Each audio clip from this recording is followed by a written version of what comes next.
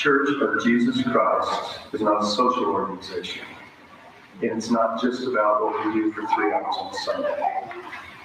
It can and it should be the doctrine, the authority, the ordinance, and the covenants are the central focus of our lives. If they are not, I urge you to consider your ways. Being a member of this church affects everything. Where you go, where you don't go. What you think, what you don't think. What you speak, what you don't speak. What you eat, what you drink, what you wear. There is no aspect of your life 24/7 that isn't influenced by your discipleship and devotion to the Lord Jesus Christ. If it is less than that, you are living far below your privileges in the gospel. It is not a burden. It is not a chore. It is the only source of enduring joy, purpose, and direction.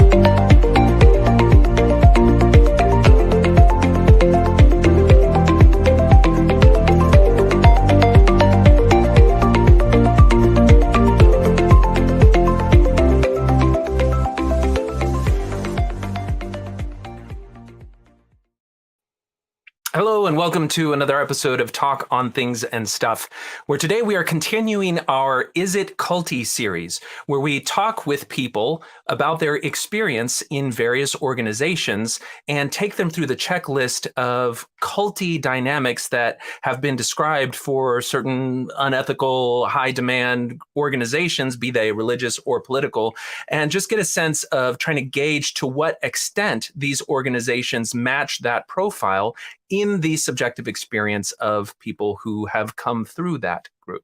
Now, we've already spoke with Chris Shelton, who was a former Scientologist. I have a couple of other interviews already in the can that will come out at a later date. But one of the things that is important to consider is that somebody's perspective on the cultiness of a group may change when they're in the group versus when they're out of the group. And some of this may actually do with proprietary experiences that a particular individual may have based on their own experience at, where the rubber hits the road, where they actually interfaced with the group.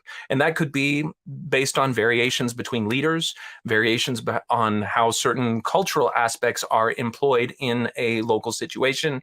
But for whatever reason, I want to make sure that when we're going through the process of using this tool and seeing how it works, that we're both applying it to people who maybe had a negative experience in a particular organization, as well as hearing the perspective of people who see the organization favorably and in a positive light. And if you can find someone who's willing to talk to you very frankly and straightforwardly about questions that a lot of the times you expect people to try to avoid because it may make them uncomfortable about labeling their group culty or anything like that, I think that there can be a lot of valuable experience in that, both in learning the way that another person interprets their interface with the group, as well as giving yourself perspective so that you don't make unnecessarily harsh or unreasonable judgments in labeling a group a cult or describing it as culty. And to that effect, it's great if you can find someone who's open and willing to talk and have those difficult conversations. And if you've been paying attention in the blogosphere or the podcast sphere of people who are in the church and faithful who are not shy about engaging with critics of the church, then the name Jacob Hansen will be familiar to you. He's shown up on Midnight Mormons, who we've had some discussion with in the past, and he has his own YouTube channel, Thoughtful Faith, I believe, and he had an older YouTube channel called Southpaw or something like that, but we'll get him to talk about it more. So without further delay, I'd like to introduce Jacob Hansen to the Talk on Things and Stuff audience. Jacob, how are you doing? Jonathan, doing well. Thanks for having me on. Hey, I'm so glad that you were able to take some time and have this discussion. I gave a little bit of a profile, but I'd like to have you give a chance to introduce my audience to where they can find you online and just a brief background of what brings you to the social media discourse. Yeah. I would, if people want to find me, the easiest way is thoughtful-faith.com. From there, I have links to the YouTube channel. I have links to the blog, obviously, is on there, and also my podcast, and also a forum on Facebook where we discuss all the things that I discuss in those various forums. Yes. What would you say is kind of the main focus that you have, your areas of interest in discussing the church online? I know everybody kind of has a little niche thing that they tend to focus on. Do you have one? So I tend to discuss, I like to say what I call level 1 and level 2 conversations. So if you were to think about level 1 conversations, like why do we believe in God at all? Or even what is the nature of reality? Kind of basic philosophical questions about the nature of being, really. And then level 2, sort of why Jesus Christ is why do we believe in Jesus Christ? Because once you believe in God and then you believe in Jesus Christ, then you can start to really have serious discussions about, well, is the church what it claims to be? Because if you don't have a belief in God or Jesus Christ, it's kind of like, that's sort of the foundation that we build on. It's kind of like the model that you hear in the Book of Mormon, when I think it's Alma the Younger or someone is discussing with them, or maybe it was Ammon, and says, do you believe in the Great Spirit or something like that? And they establish that common ground and then build on it from there. Yep. So I tend to focus on that end of the discussion. So a lot of stuff that I talk about is more philosophical oftentimes. And that's where I found it's been really eye-opening to listen to a lot of your perspectives on it, because when you approach it from that angle, you end up with a little bit different discussion, a little bit different take on the church than maybe somebody who's just attended, Sunday school and hasn't really dug down into some of those philosophical questions that expand, the range of subjects that you end up discussing. My channel, which you may not be familiar with if you haven't spent much time on it, but one of the things that I focus on a lot is something called undue influence. And for me, it was in my journey that led me eventually to step away from the church. I encountered the question of like, well, how could I have... I saw myself as having been deceived and having been manipulated. And so I wanted to understand, how does that happen? How does a group do that? And my study took me to research and read people who had tried to describe these things in a little bit more clinical terms. So you have Robert J. Lifton in his work on thought reform, looking at political survivors of the Chinese Cultural Revolution. And you have Steve Hassan and his work in coming out of the Moonies and trying to make sense of that. And his work in particular, I think, caught hold in the, the social media sphere, because he came out with a very memeable concept called the bite model. And frequently, I know you've probably encountered it. I started to see a lot of ex-Mormons will say, oh, the Mormon church is a cult. It totally matches the bite model. Is that something you encountered before? Are you familiar with that? Yeah, I'm familiar with the concept of it. I have some definite thoughts about the concept of the bite model, or even just the concept of the usefulness of the label cult. Agreed. Yeah. And so I think that's sort of maybe a more fundamental level of the conversation. But yeah, no, I have heard of that. Okay. And so people who have watched my channel for years probably have noticed that there's been a little bit of a shift of the focus in the last year or so. And that is because those dynamics that I started to try to pick apart and understand, not only in the Mormon church, but also seeing how it played in Jehovah's Witnesses and Scientology. Big focus on religions that do this, but I started to see that we were encountering it more in social media and political arena, much like where it was first described in the communist revolution of China. And so I started to see those dynamics take hold again, and I've started to see them play out in non-religious settings. So that kind of, for me, that's kind of a little bit more of an interesting conversation. So I've tried to focus on that a little bit more, but I think it's still helpful to have that reference of the churchy stuff. So what I thought I'd invite you to do today is to go through a web tool that I created called isitculty.com. This is a test that anyone can take. And I'll just kind of, I don't think I've given you the link, so you haven't really encountered it before, so it'll be a fresh, hot take on everything. But we'll just go through, it's something like 40 different dynamics. It can take a little bit to go to depending on how deep we want to get into it. But for each of these different characteristics, you'll just rate how intense your experience was in that. But it sounds like you have a conversation that you want to have or I think it'd be worthwhile taking a moment to just talk about the concept of cults or cultiness and the utility of that label. But let's do that in the context of the introductory page of the website. So I'm going to bring the website up. Okay. Let's see if I hit share screen, Chrome tab, and we'll go to isitculty.com. All right, and we'll come to it right here. If I add it right there. Okay, so I'm just going to read the intro because this is what I want people to keep in mind when they take this test. So, am I in a cult? This question is tough. Of course, people in healthy groups will answer no because that's true.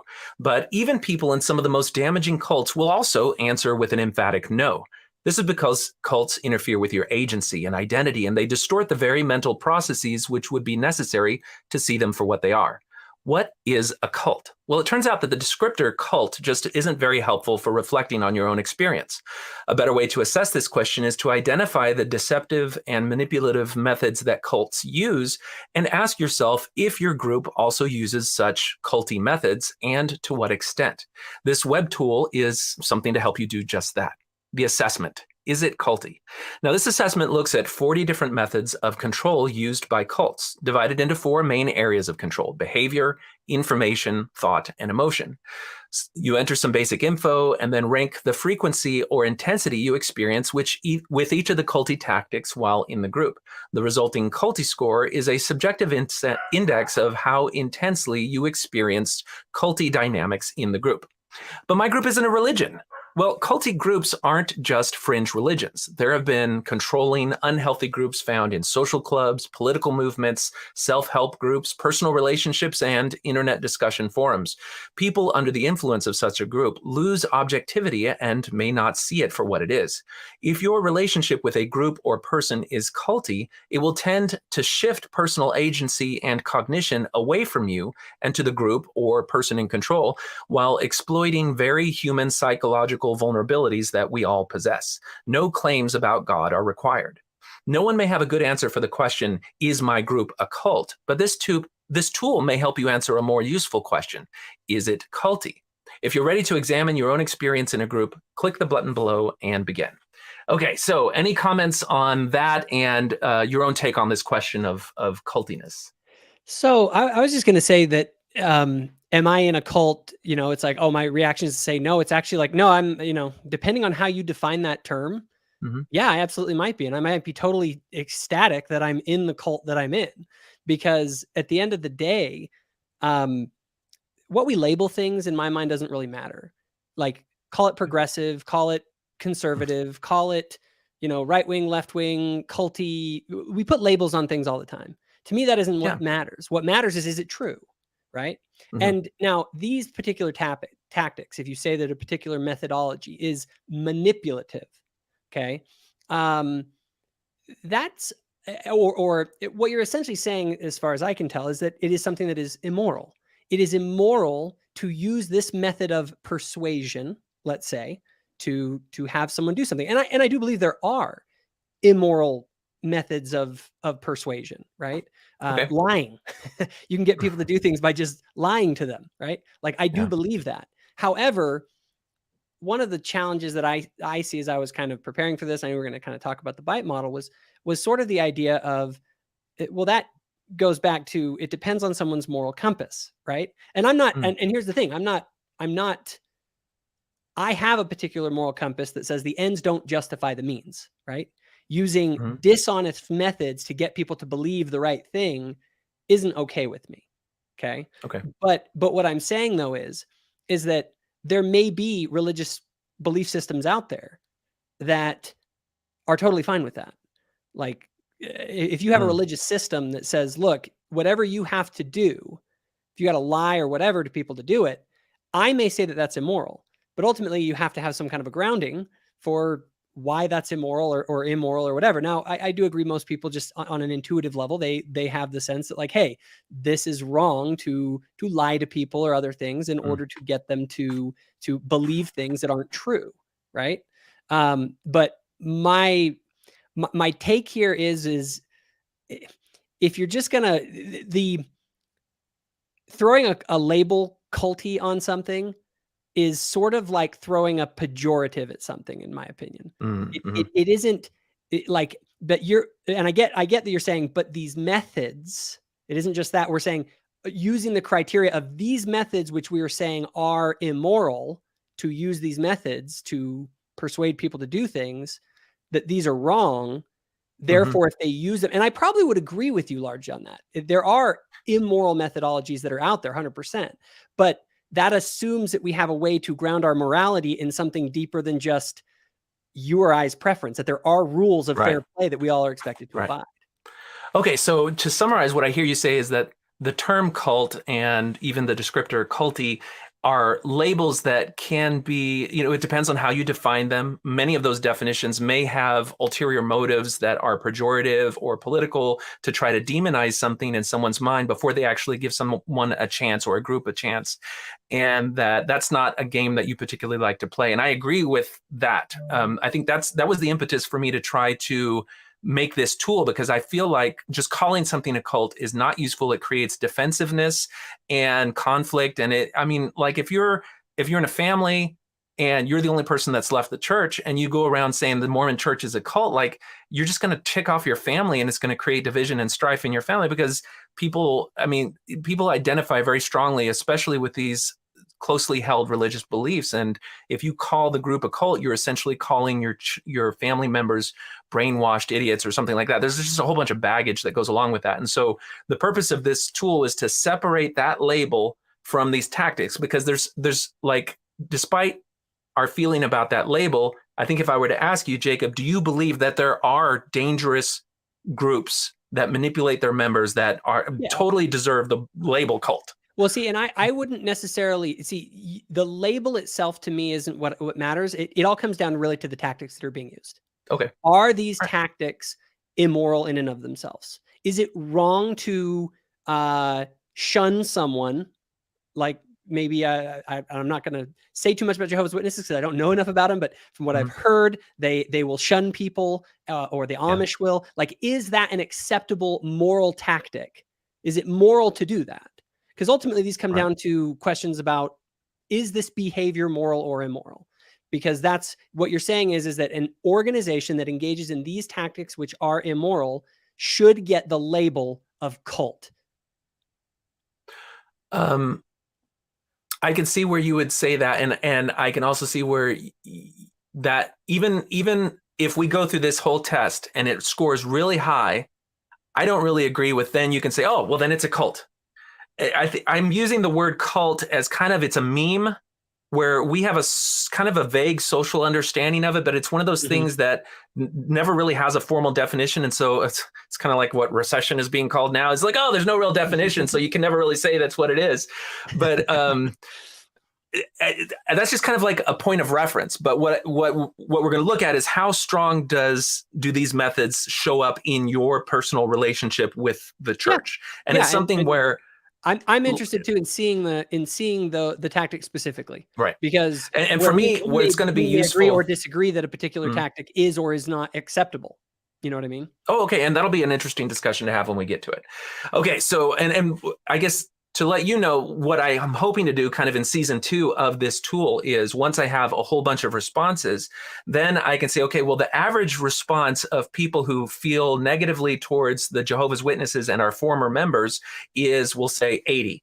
And so if you then have a score that's less or more than 80, it kind of gives you some perspective on how maybe your relationship with the organization or relationship works with that. And when I say relationship, like, there are family dynamics that you can do this type of assessment on. It doesn't have to be the church. So without further discussion, I think there were a few other questions. Would you say that you are a conventional believing member, or is your position, belief, and attitude towards the church unconventional? This is just to help people who maybe are watching this and aren't necessarily Mormon. I would say I'm pretty much right down the middle. I find that there are, I'm not in the camp of maybe some of the more fundamentalist level. I don't mean fundamentalist as in polygamist. I mean like really strict, prophet never says anything wrong, kind of thing. Like I'm not in that camp. I'm more quote unquote nuanced than that, but I'm definitely not one of those nuanced bros who just like is out there, the gospel is whatever we feel like it is. You know what I mean? We're like, oh, Jesus was a socialist hippie, and the law of consecration is socialism. Exactly. No, okay. So All right. So let's pull this up again, and we're gonna go ahead and say I am not a robot, and we'll begin our assessment. Okay. So first, some details. What type of group are you assessing? We will say that this is a religion. What's the name of the group? We will call it the Church of Jesus Christ of Latter-day Saints. I hope I got that right. Okay, Jacob, what is your current membership status? Active. Former member, outside observer? I'm going to say current member, correct? Yep. What is your level of commitment? Are you not at all, mildly, moderately, mostly, or absolutely? Absolutely. All right. How many years have you been involved in the church? Less 36. than 1 to 5, 36. So I'm going to put you in 30 to 50. And how would you describe your experience? Mostly negative, equally positive and negative, mostly positive, or all positive? I want to say all positive, but I mean, that's kind of maybe a little bit far. I mean, not every experience I always had was perfect, but it definitely right. Well, we'll just say pretty dang close. Yeah, pretty dang close to all positive. And we'll go to next. Okay, so this is all the different things we're going to go through. We're going to turn on carousel mode and go through them one at a time. All right. So first is relational control. The group dictates who the member can associate with, including who the member considers to be friends, family, or sexual partners. All relationships are subject to the judgment of the group, and none are higher in priority than the relationship of the member to the group itself. Would you say that your experience in the church, and given this is just your subjective experience, someone else may have a totally different experience, is mild, moderate, intense, or severe, or none at all? Mild. Okay.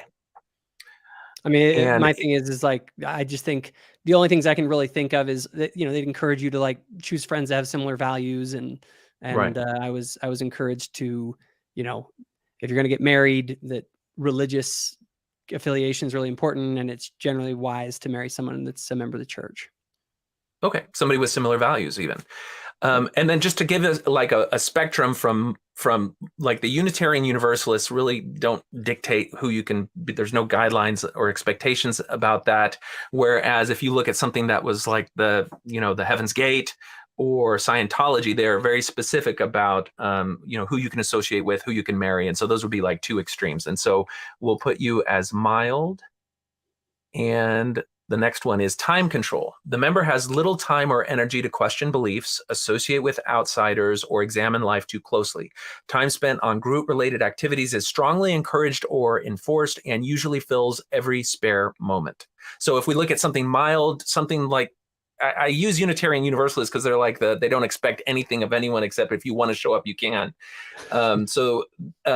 And then something that is much more regimented, if you watch any of the documentaries, for example, on Heaven's Gate, they had to register every single minute of their day. It was planned out. They could never be alone. There was just a highly regimented time, and there was a lot of things that were expected of them. That's kind of the spectrum of it. So what would you rank it as? Just mild. Okay. I had normal church duties, but I had plenty of time to, I didn't associate much with members of the church generally as I was growing up. I went to Catholic schools, for instance, and Protestant schools. Okay. And if you were to give somebody, I know there's different seasons of your life as a Mormon. So there's the season when you're when you're primary age, when you're a high school student. There's that brief window of when you're on a mission that may have a little bit more time control. But that one was total time control. However, that was voluntary and something that I chose to do. I wanted to go and give my time during those 2 years. So yeah, and so I'm not ranking. If I wanted to do this assessment on someone about their mission experience, I would have someone and talk specifically about that. I'm talking more now. If you were just to gauge your life as a general adult, how much time would you say you devoted on church-related activities each week? In that, the thing is, the way this is talked about, the member has little time or energy to question beliefs, associate with outsiders, or examine life too closely. I mean, I spend ridiculous amount of time doing those very things. Okay. So, and I kind of always have. Have I been involved in group related activities? Sure. Like I've served in a bishopric, and I've worked with the young men and done all those sorts of things. But those, it wasn't like the group made me do those as much as I wanted to do those things because I enjoyed them. So I never felt like they were controlling my time. I've always felt that I had control over my time. And I I guess chose with the way to look at this invest would it in those be things. the way to look this would be things that the group expected you to spend time on that you would feel as though you were personally failing the group or out of favor if you chose not to do them, or that people would see you as somehow not being valiant enough or not being good enough. If there's a negative dimension to you not doing it, that I would still go with mild, just because it's just like, I mean, just like even with my work, you know, if I'm doing my work and I don't do my job, like, yeah, my job takes some of my time, but the church's time control over me, I've always had control over my time. And if they were to ask me to do a calling that I couldn't fulfill, I would say no. Like I would. And there wouldn't be any negative consequences, or you wouldn't be made to feel like you were somehow less than ideal because you said no. No, I wouldn't. I personally, if I can't do a calling, you know, I would say so. All right. Okay, Yu-Gi-Oh's getting crazy. All right, so I will hit mild on that. Okay, demand for purity or perpetual inadequacy. This is where lofty moral goals are set. At first, the goals seem achievable, but the standards for achievement grow ever more impossible to meet, keeping the follower perpetually inadequate. What's your take on this? I have to go handle this dog real quick. Keep talking. No problem. I'll let you go ahead and put the dog away and we'll talk about this one.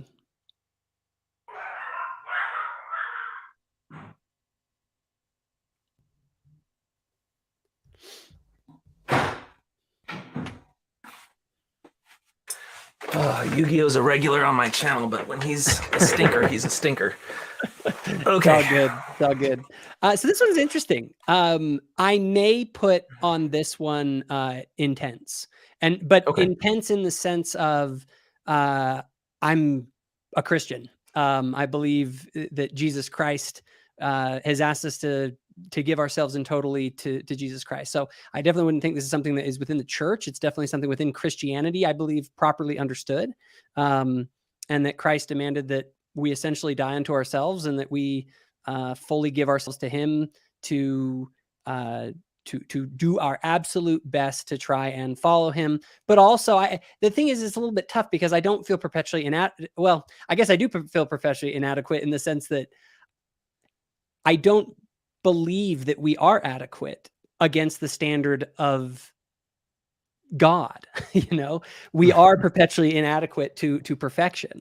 And I believe in perfection and ideals, and I believe in striving for them. But I believe that Jesus Christ provides us with sort of the hope to the inadequacy is always there. What he provides us with really is hope, that those inadequacies don't doom us, and that there is redemption from all inadequacy and all shortcoming. And so I would put intense on this just because I believe that is the way that Christians should.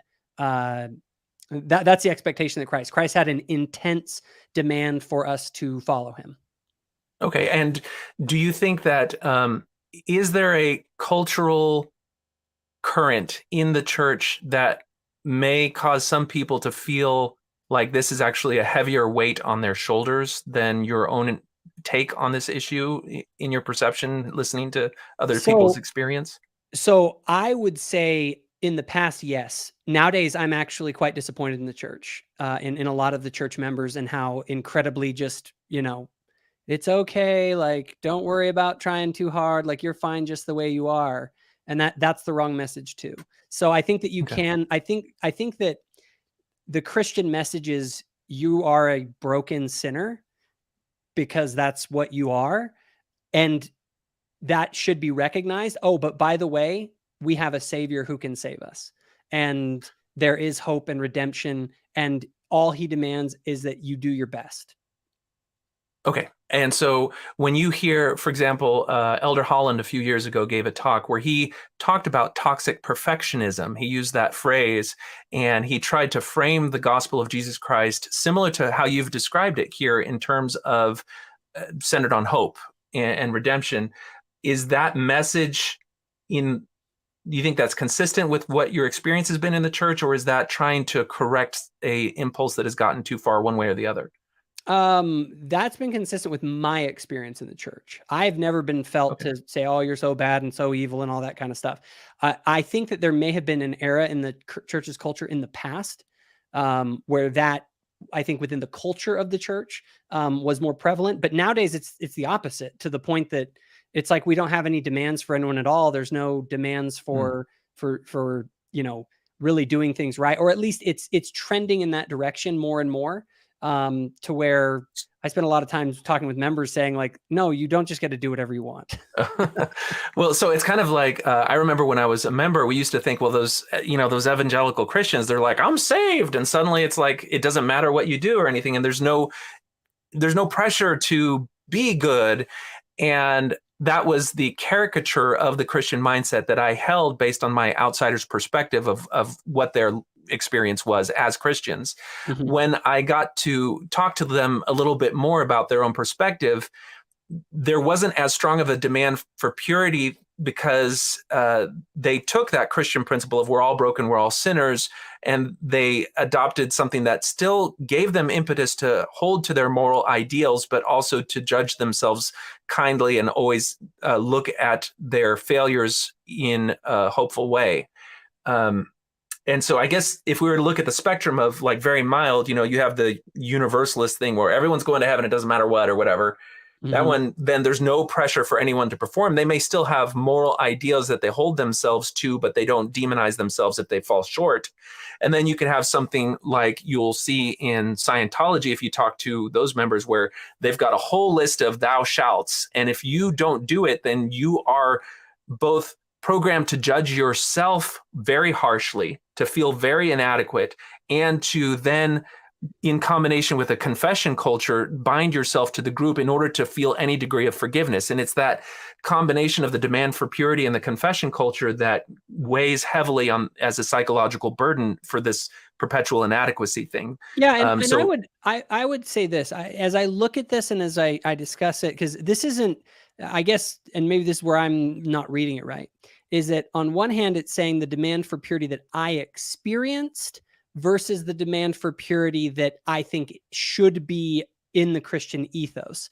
So I experienced maybe a moderate demand for purity, not an intense demand for purity. Like, there were expectations that I do what's right and those kind of things, and that I follow the commandments. And in my mind, it was a very healthy level of a demand for living the commandments of God. Not too intense and crazy, but enough that it was a strong influence. But so from what I believe it should be for a Christian is what Christ demands of us is pretty intense, his demand for purity. But what I actually experienced in my life was more of I would judge it more of a moderate demand for purity based on, I was taught to take my religion seriously and the commandments seriously. Okay. And so then taking that a step further and helping you assess this in your own mind, what some people will do when they look at this question is ask themselves, well, what happens if I mess up? Because it's the consequences for failure that drive how intense this weighs on you psychologically and how powerful it is as a motivator, as a potential manipulator. Mm-hmm.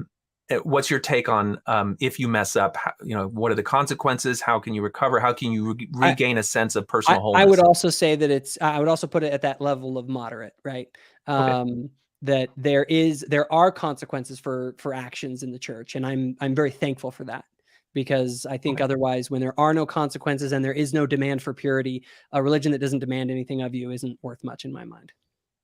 Okay, so I'll put you as moderate. Anything else that? Well, we'll move on. We had a good chance to discuss all that. I keep forgetting when I click the button, it goes to the next one. So I have to make sure that our discussion is done before I click the button. Okay, material control. The group dictates the material choices of the members. Food and drink may be strictly regulated. Clothing, hairstyle, makeup, or physical possessions may be forbidden or prescribed by the group. So you can take something where a group doesn't really have anything to say about what you drink, what you wear, or your hairstyle, or a group, for example, Heaven's Gate, where all of them had the same haircut, they all wore the same tracksuits, there were certain foods that they, shied away from, or something like in Scientology, where they say you can't take prescription medications for psychological illnesses or something like that. There's a whole bunch of different dimensions to this. What would you rank your experience as? I'd rank mine as moderate. Again, and if you were going to describe someone where that showed up in your experience with the church, what would it be? What was that one more time, that question? If you were going to describe to a non-member where that type of guidelines or control happened, what would it be? The word of wisdom, quite obviously. I mean, my whole high school career, it was like, Jake doesn't drink, Jake doesn't smoke, he doesn't, do that stuff. And you're a Mormon, you can't do that. And, that sort of thing. And then obviously there's a level of modesty that's expected within dress and grooming and tattoos and those sorts of things. And I would say that it was never intense to the point that it was overdone. But strong encouragement was there to obey the commandments and to avoid certain sorts of substances and things like that. So again, for me, in my experience, I would rate it as a moderate level of material control. Okay. And if you go to a meeting of the group, like the regular services, and you look around, will you find that people have a wide variety of their appearances, or is there a relatively uniform look to a Mormon church meeting? Yeah, obviously there's a fairly uniform sort of look that comes with it. So, okay. All right. So I'll put moderate in there. And next, imposed dependency. A member comes to depend on the group for physical, emotional, social, spiritual, or other needs. The member has a high stake in continuing to stay loyal to the group. So you might see this in someone in a group that would score low. The individual isn't given the idea that they need to turn to the group for guidance for many decisions in their life. They're given autonomy to make their own decisions. And somebody who ranks high on it would be a group where you get the impulse that you have to either turn to the leader or turn to the doctrine in order to guide many, many decisions in your life, not only decisions about the belief or your interface with the church, but it spans the entire breadth of your life. And that imposes a sense of dependency in the mind of the individual where they feel like it's unsafe or difficult to make decisions on their own. They have to always turn to the guidance of the group. This one's kind of a tricky one in my mind, because the question itself, sort of this imposed dependency, where I might call it recognized dependency on God, and that is something that's part and parcel of the Christian worldview, generally speaking, is that we depend on God.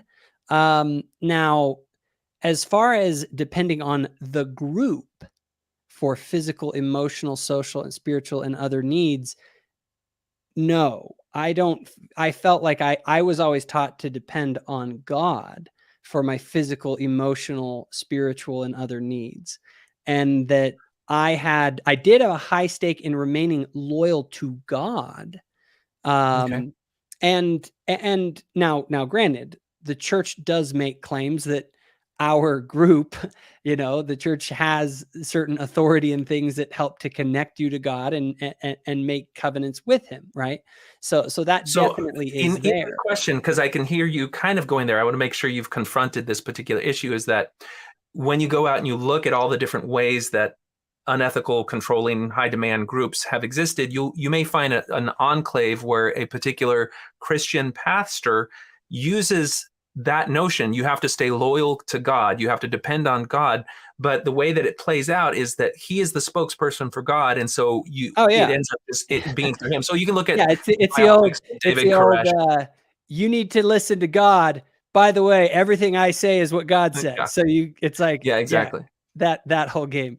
Absolutely. And the thing is I believe that there are sort of, again, I consider them more fundamentalist in their thinking within the church that have a a hardline view of that. Basically, anything that the prophet says, it's like God said it, right? And it's the exact same thing. Now, and I do believe that there is a sense to which that's true when the Spirit is acting upon them or whatever. But my experience in the church wasn't, I've never felt dependent on the church. I really never have myself, because I have always felt that I have chosen the church, not that, and I'm the first person to say, and a lot of members aren't this way. I'm the first one to say, I will leave this church in a heartbeat the moment that the brethren stray from what I believe is the doctrine of Christ. If they betray Jesus Christ as I understand him and experience him in the collective witness of his prophets and all that kind of stuff, if they turn around and turn and do something contrary to him, I'm gone. I'm not dependent on them.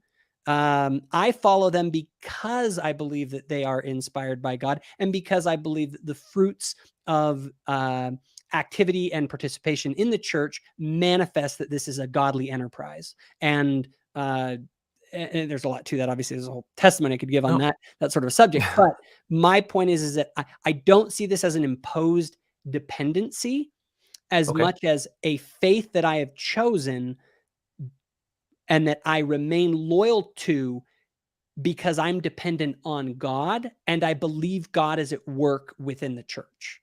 That's the way that I would frame it. You wouldn't say that your loyalty is to the group as much as it is to the gospel of Christ as you understand it. And to the extent the group meshes with that, then you're happy to find your spiritual home in the group. Yes. So my whole thing is very much that. Right. And that's very different from someone who has become spiritually dependent on an organization where the locus of their agency, the locus of their judgment is not within themselves, as you're describing. It's within the group and its dictates. And so I think that's a really good distinction to make there. So that's why I reject sola scriptura. Tell us about that. What is sola scriptura? So sola scriptura is, I actually did a debate with a couple of evangelicals, they're Reformed Baptists, Calvinists, and we went over the doctrine of sola scriptura. And for them, basically, the Word of God, the Bible, is the standard of all truth. I mean, if the Bible says it, it's true. It doesn't matter what your eyes say, what science says, nothing. The Bible is the sole infallible Word of God. And it's funny because then their loyalty becomes 100% to the Bible. And in the debate, one of the things I brought up was, well, what if God came down here and said to you, you're wrong about the Bible? They would be forced to say that wasn't God, because he can't contradict his word in the Bible. And so what happens is it's a form of idolatry where the Bible literally takes the place of God, right? And so and when you say within myself, I don't say that my ultimate authority comes from me. And it's actually a very long discussion we'd have on this, but my belief is that it is direct encounter with God, direct experience with God, that is the ultimate authority. It's kind of like if God comes down and is here with me and says, this is the way it is, well, that's the way it is, right? And so it's this direct encounter, not necessarily that I'm the ultimate authority, God is, but our belief is that God can speak to us. And so my direct connection to God is really the ultimate thing. But I also reject what I call sola feelings, where it's sola. And we looked at the Latin word, I can't remember what it is, but it's another heresy in my mind, where basically if you feel like God is talking to you, therefore God is talking to you. And it's like, and so I believe that there is a check on your own crazy ideas with the collective witness of God's prophets, because they provide, hey, God doesn't just talk to you, he's also talked to other people. And they have written down what he has said to them, and we hold that as authoritative if you believe in the scriptures, and that acts as sort of a check. So again, just to kind of come back to this question, my loyalty is to God, not to the group. And this group only has any meaning to me in relation to its connection to deity. All right. So with that being said, how do you score it? I put it as mild. I wouldn't put it as none, simply because Okay. there is still a there's always a loyalty factor there. And How much of a you have a concept of what God is, what he represents, what his character is, what his principles are. How much of that concept originates from the church? actually very little. Most Where of would you say it mine, originates from? Christianity, generally speaking. And what informs that Christianity? Um, for me personally, it was through my own independent study of Christianity and the New Testament, so I make a distinction. Just if the church is talking about Christian principles in general, which we do most of the time, right? I would say that we don't generally focus on uniquely LDS doctrines, right? We focus a lot on general Christian principles all the time. Prayer, scripture study. We read the New Testament, we read the Old Testament. There's a lot of general Christianity. So obviously the church has informed that, but that isn't just from the church. And I've read plenty outside of the church within the Christian tradition generally to understand Christianity. And I can say, at least in my experience now where I'm at, it's absolutely, if the church were not true, I would still be a Christian. Okay, so I will mark you as mild. Is that right? Yep. Okay, excellent. Okay, let's see. I've got somebody putting crazy stuff in the comments. I have to block them. Okay, next, destabilization. Barriers are torn down that would otherwise prevent acceptance of new beliefs. Includes those who have already been destabilized by life situations and the indoctrination of children who have not yet formed a sense of self. So this may be seen in groups that intentionally proselytize and target people who are at destabilized points in their life, such as the death of a loved one, moving to a new location, losing jobs, targeting college students. Those are all where you go out and you look at the groups that end up being harmful. They specifically target those people. And then the doctrine in many of these cases includes the ideas that people are broken and they're nothing. And it's only through their relationship with and conformity to expectations from the group that they can be made whole. And so these two things deal with capturing a person in a moment of and keeping them in a state of destabilization. So this one's, again, it's one of those things where I go, there's sort of a presupposition in this question that seems to say that it's bad to go and provide someone with a message that you believe will help them if they're in a time of need. Generally, I would think if there's sort of a presupposition here that what we're doing doesn't actually work, to bring people to help them when they lose a loved one, you know what I mean? Or that it doesn't help people who are in a bad life situation to get their kind of act together.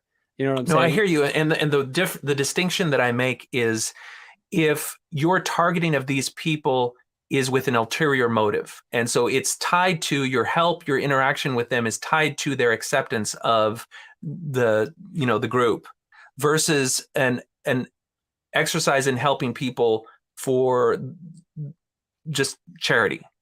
I guess if you there was a show called The Path that Hulu had for a while, and it was like this new agey group, but they specifically went out and targeted people who survived natural disasters because when they helped them, part of their goal was to bring them into the group so they could be new acolytes. There was an ulterior motive to that. I mean, I think we're pretty explicit in our motive to bring people into the church in order to have all of their things that are basically to be redeemed by Jesus Christ from both temporal and spiritual ailments. So if you see someone with a spiritual or temporal ailment and you think that the church could be beneficial to that person and you talk to them about how the church might be able to benefit them, is it directly like targeting them? And that's sort of maybe what you're getting at, is that there's some sort of a concerted effort to target them. Personally, I've looked at us wanting to share the gospel with whoever, but we've always had in our mind, we want to share the gospel with everyone, but hey, if someone has suffered, and Preach My Gospel even talks about this, if people have suffered some sort of a tragedy, oftentimes this is when the gospel will actually speak to them. And I mean, I don't think that's anything unique to the Church of Jesus Christ of Latter-day Saints. I think that that's something that's a general religious principle, is that religion tends to be something that people find meaningful. You know, there's old no atheists in foxholes. You know what I mean? So if someone's in the middle of a war or having some horrible thing happen to them, a lot of times they'll open up and actually be open to these things. So does the church target people who are whose lives are unstable, that maybe need that we think could maybe at a point where they're open to the gospel because of a certain life experience? Yes, absolutely. And I don't necessarily have a problem with that. So I might say moderate on this one, in the sense that we try and preach the gospel to anyone, but we also do recognize that there are people that maybe are in unstable situations that could benefit the most from it. And I think some of this also goes to your belief that the effect of adherence to and participation and belief in the church does have both a stabilizing and positive effect on the lives of the people who do that.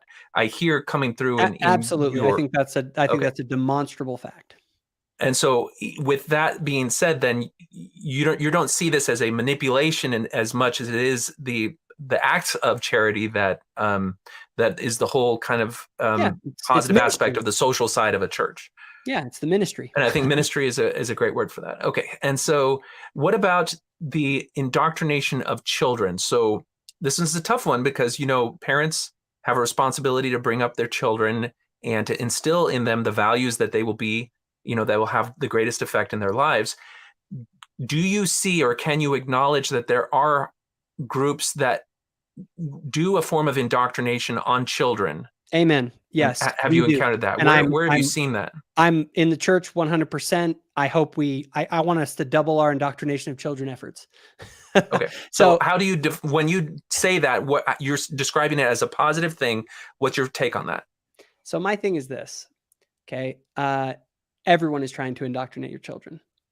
Everyone is trying to, like, you don't live in a neutral world. It's not like, oh, here, I'm just going to like step back and let them decide. It's like, no, people are pulling on your kids right now. In order to just keep them neutral, you'll probably have to pull really hard just to keep them from going down a crazy path, because they're going to be pulled by influences all around them in the world. And every movie they watch, every song they listen to, there are constantly influences on them. And the question is how big of an influence are you going to make on them through the gospel of Jesus Christ? Now, I do think parents can go crazy. I'm kind of being a little hyperbole here. I do think that, you know, you can't shelter your kids and not let them get out into the world. But the job of a parent is to instill in their children the truth about the world. Like every parent, you as a parent would be irresponsible if you didn't try and help your children to see what is true. And I think if your child was starting to believe things that you thought were not true, and that you thought were not only not true, but harmful to them, any good parent would want to correct the record and would try to inoculate their children against false ideas and ideologies from the perspective of the parent. That's just what parenting is. But at some point, I mean, you obviously, you want to teach your children their values, but then at some point as a parent, you have to begin to step back and hopefully allow them to spread their wings, because if you do crush them with, you know, your own controlling, like my way or the highway thing, that also generally doesn't work. So it's sort of, and it's funny, me and my wife even talk about this right now with my kids are little, like I'm kind of a total dictator. It's just like, it's sort of like, yeah, they do what dad says because they're 5 or 6 years old. Like, you don't know what you're doing and you need a dad to help you to know how to just behave in public. You know what I'm saying? And then as they get older and they show greater levels of responsibility, I will ease back that and give them more and more levels of freedom as they show that they are capable of being a responsible person who understands what the heck they're doing. And I think that's just part of parenting, right?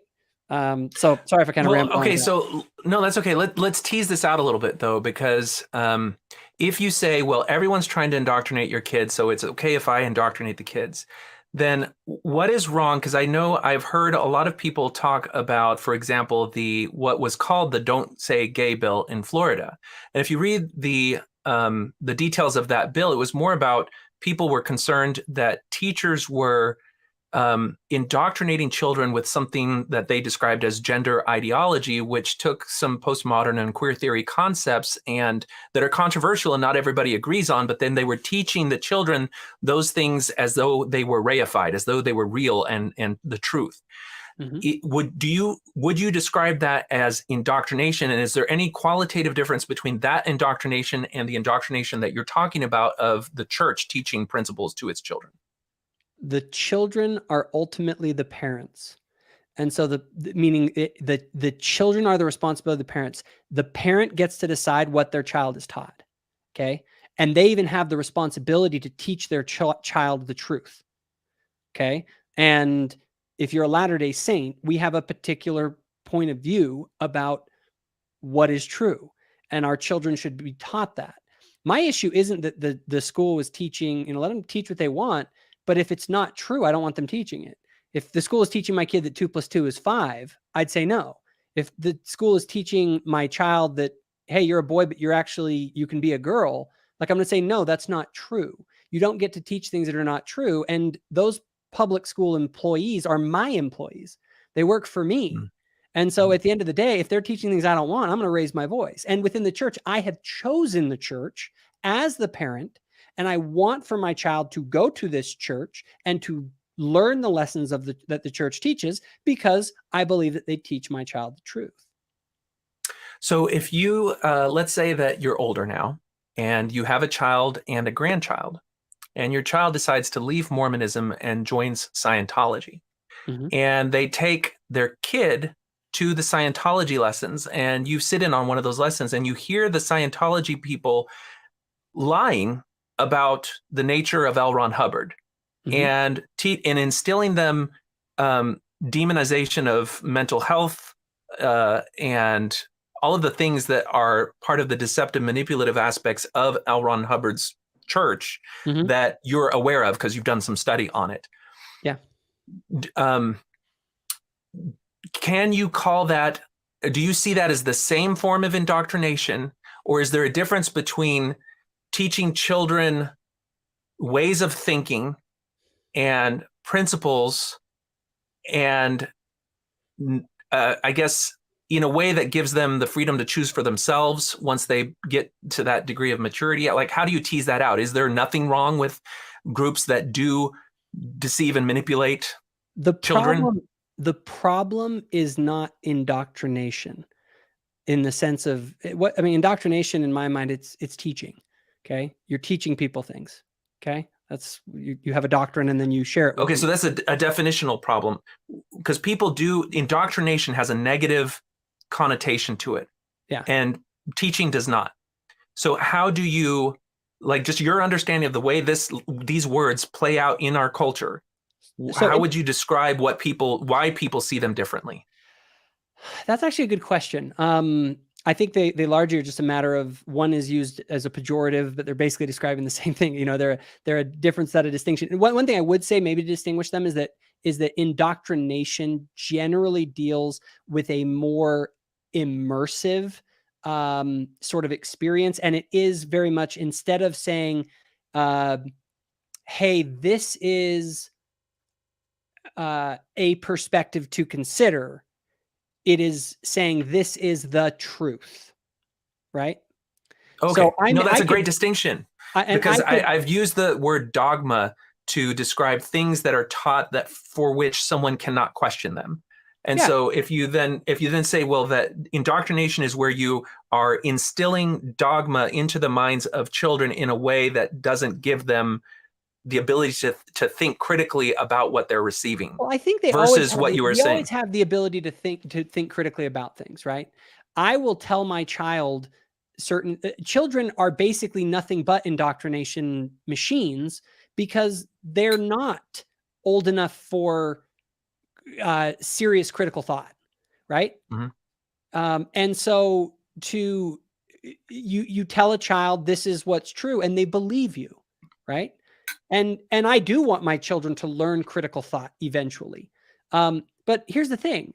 It's like the way evolution is taught, for instance, like, or certain scientific facts, like we indoctrinate kids in those things. You don't tell them, well, here's a possible way of viewing the world, that it's round. It's like, no, we tell kids the world is freaking round. You know what I mean? And that's because it's true. The thing is that we live in a world that is very, a lot of people don't want to say this is true, this is false. We're in this world of sort of social constructs, but the gospel isn't like that. The gospel is there to tell people, hey, this is true and this is not true, when it comes to certain truths, right? Now, should children be indoctrinated? It isn't even if they should be indoctrinated. They will be indoctrinated. The only question is who is doing the indoctrination and under what dogma are they doing the indoctrination? And for a Latter-day Saint, I say your child needs to be indoctrinated by you in the gospel. And then as they get older, you should help them to also understand how to think critically. Now, why should they think critically? Because the gospel teaches us to use our rationality and our mind. And anyone who says otherwise, in my opinion, is speaking false, insane, and I don't care who says it. You are to be able to think critically and study things out in your mind. God gave you a brain for a reason, and that's part of the process. So, yeah, I think when it comes to kids and indoctrination, it's sort of just a matter of who's going to do the indoctrination, not if they're going to be indoctrinated. All right. Okay. Well, we've dug pretty deep on this one. I know that the scoring is not quite reflective of the nature of our discussion, but what do you want to give it? I'd put moderate though, just because Okay. the church does go for people that are destabilized. I can see how people might have a problem with that. I don't, because I think that it's based on the idea is someone's unstable. Well, hey, let's go stabilize them. Yeah. Well, and just to be fair, when I spoke with the Scientologist and they told he talked to me about how he felt when he was in the believing mode, and he reflected some of what you're saying, even though it's from a different perspective. You wouldn't acknowledge that what he's saying is true. You hold to the truth of your position. But he said that he did feel like they were going out and saving people because they have the idea that the methods of Scientology are the things that are going to help people overcome the negative things they're experiencing in their life, whether it's their own thought processes or the environment that they have. And it all comes down ultimately to, is it true or is it not? Because if it's true, then their position would make total sense. So the real question here is what they believe actually true. Yeah. Okay, so we'll go to moderate on that one. Okay, belief follows behavior. Action generates the associated beliefs. Groups may encourage members to follow group teachings in order to gain belief. Focus on proselytizing and missionary work is to promote belief in the member as well as the investigator. So you could have groups like, again, Unitarian Universalists, where they don't prescribe what your belief is. Their position is just to help, mentor people in their own journey. Or you could have something like Scientology, where he told us that, a lot of the times you're expected to go through the motions, and it's in the going through the motions that the truthfulness of the teachings will be proven to you. And but there's a whole bunch of controlling in that. And obviously within the church, there's the whole, you gain a testimony in the bearing of it. But I would say this isn't even a Latter-day Saint thing. It's very much a Christian thing. And Jesus himself in the Bible talks about, if you do the doctrine, you'll know if it's true or not. Now, the thing is I do believe that the church does this, and I don't have any problem with it, because I believe that when we talk about belief, it's kind of a loaded term. There are beliefs that you gain through experiential knowledge. There are things like we can talk all day and study love and all that kind of stuff and that, and then you can have the experience of holding your dying child. You know what I mean? And then those two people are going to have very different experiential knowledge different experiences with love. One is just sort of in your head versus another one that you actually experience it. And so, and because of the experience, you can gain a witness of something because you went through it that you just can't do through sort of discussion and rationalization. You know what I mean? It's experiential knowledge. It's careful. You're going to standpoint epistemology. well, I have a lot to say about that actually. But the idea is that there is, in Spanish, for instance, I served in Argentina. There's saber and there's conocer, right? What's it really? Don't tell me right. I have no idea. I don't speak Spanish. Oh, okay. Oh, sorry. So saber is to know with your mind. Conocer is like you, if I met you, now I can say, I know you conocer, like I conocer you, right? Whereas saber would mean like I read about you in a book. You know what I mean?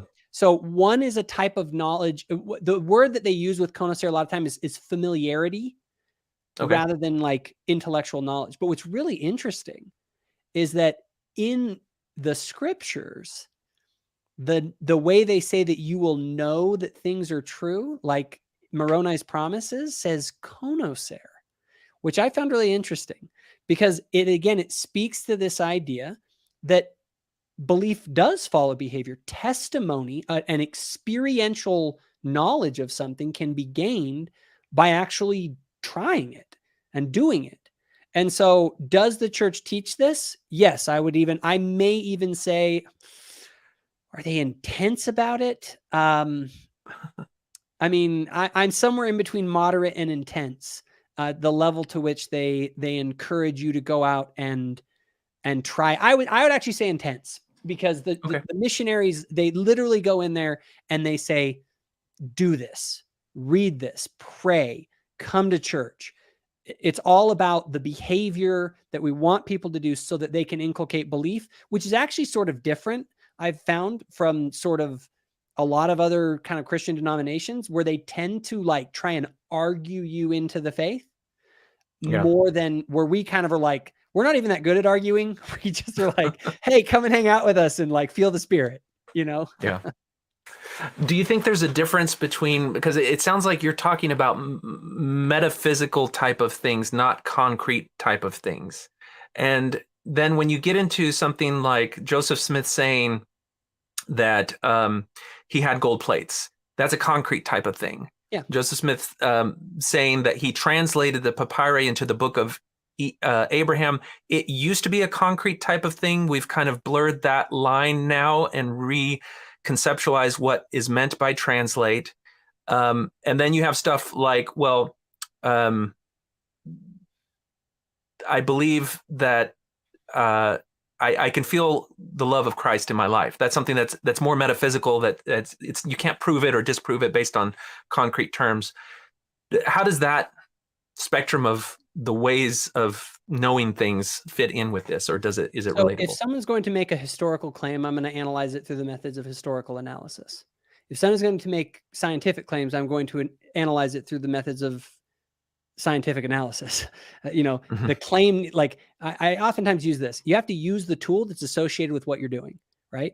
And so if I want to taste a cake and see if it tastes good, I don't stick my hand in there and feel it with my fingers, right? I need to actually put it in my mouth and use the sense that's made for that. And so if we're going to evaluate certain claims, we need to utilize the tools appropriate to that. Now, there's something to be said for sort of by the Spirit, all things can be known. And I think that's actually I have a whole series I'm planning on that actual sort of concept. But no, I believe that belief follows behavior. I do believe that that is a valid form of gaining testimony, having a witness, an experience of something that witnesses to you that it is true in a spiritual sense, in the sense that from the I can know through experience certain things that I can't know any other way. Sort of like the color green. I can't know the green by having you tell me about it. I have to go see the color green, And these things are, because of the limits of our language, in my mind, like they get into what's the ineffable, the things that words can't quite capture. And I do believe that though, but the problem, and I do think this is a valid critique that you make, is when people then say, well, I had a particular experience and that validates certain historical ideas, for instance. And that to me is harder for me to reconcile. If indeed the historical facts don't line up to support that idea. Right. So, there's instances where some of these things may trip on each other. For example, we talked about imposed dependency, where someone may turn to the group itself to know how to act or see their lives. And then you have this belief follows behavior. So you can go back and look at episodes in church history and say, well, how did these things play out? So I've done a series on something I think you're familiar, which is the letters of Laurie Nelson as well as Stuart Udall to the general authorities and the prophet prior to the lifting of the priesthood ban. And both of those individuals presented the church leaders with what we would now say are true principles regarding how we see all of God's children on earth. But at that time, both of them had those ideas rejected and themselves personally rebuked for doing that. And so we also have Elder Oaks at the B1 celebration, who described his personal struggle with the issue. And his words were that he decided that he needed to be loyal to the church leaders rather than act on the fact that he didn't receive an answer about the truthfulness of what was being taught at the time as the justification for the priesthood ban. And that loyalty is, he was modeling what had been taught to him by church leaders, is that it's safe to show that loyalty and things will make sense later, which is sort of like this belief follows behavior thing. What's your take on how to contextualize that particular issue? Because I know that's one that comes up a lot. Yeah. So the brethren were wrong, in my opinion. They were following traditions that were incorrect. That actually, interestingly, originated from Protestant ideas. It wasn't our invention. The curse of Cain and Ham and all that, the Hamitic hypothesis and all that. These things are all very old in sort of the Christian tradition, and Brigham Young and some of the others latched onto it. It never had any good scriptural basis. And so those members were indeed correct in the sense of they understood the doctrine better than the brethren did. I do not believe in blind loyalty to the brethren. However, I will say this, and I recently talked about this. I do believe that you have to be careful about undermining the institution of the church itself, because the church fails in certain ways. I use this example. If you had 12 of the greatest brain surgeons in the world, right, and you found that they were actually making an error, and you were right, and they were actually making an error, and you went out and publicized it, and we're all about how bad these brain surgeons are. Well, here's the problem. Once people lose faith in the brain surgeons, they might say, well, brain surgeons are not worth listening to. They screwed up this thing. And then you end up with people dying, not listening to what their doctors have to say. And this actually has some real ramifications in the COVID sort of thing, when you undermine faith in the institutions themselves. So there's a level to which, and that's a tough one. I'm not going to say that I have a perfect prescription for this principle, because there's a the way society has handled that is that surgeons have to be board certified. And so if a surgeon is acting outside of the accepted area of evidence-based practice, they are accountable to an external agency which can check them with the accepted standards of practice. And that's a way to maintain faith in the system while allowing for legitimate criticism. Yeah. And I would say that within our church, if I do not want to sustain the brethren, then I won't sustain them if I think that they've gone far enough off the rails to the point that I don't think that they're worth sustaining. So there is, even within the church, the idea that if a prophet goes off the rails, that they're going to lose their ability to maintain the loyalty of the church. Now, I do believe, though, that they are trustworthy. And I would say the number one reason I'm a member of the church is because of the fruits of the gospel. and the demonstrable outcomes that improve when people live according to the general teachings of Christianity, and specific the Latter-day Saint tradition. And when you do that, and I look at what the brethren have done, yes, I will say, Joseph Smith screwed up with the Kirkland Safety Society. All right. That was a dumb venture and he screwed the pooch. The brethren with blacks in the priesthood, huge error on their part.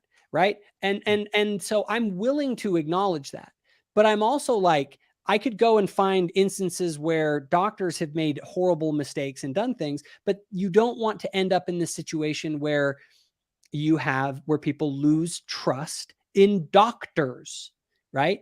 And you're right, they have the board certification thing but it depends on the outcomes, because the demonstrable outcomes of doctors doing things is the way the board certification things works, and they'll lose their license and all the rest of it. And within the church, if the church is producing terrible fruits and bad lives and all these problems, and I would leave. I'd say, this isn't God's church. Like, this is there's no evidence here that God is at work amongst this institution. Okay. It sounds like the fruits that you are using to gauge truthfulness of the organization or the integrity of the organization are at least partially outward fruits in terms of, absolutely. 100%. And then there's probably an inward dimension to those fruits as well. I wouldn't say that it is. Well, I guess maybe, kind of my own personal experience with the gospel and the way that it's affected me.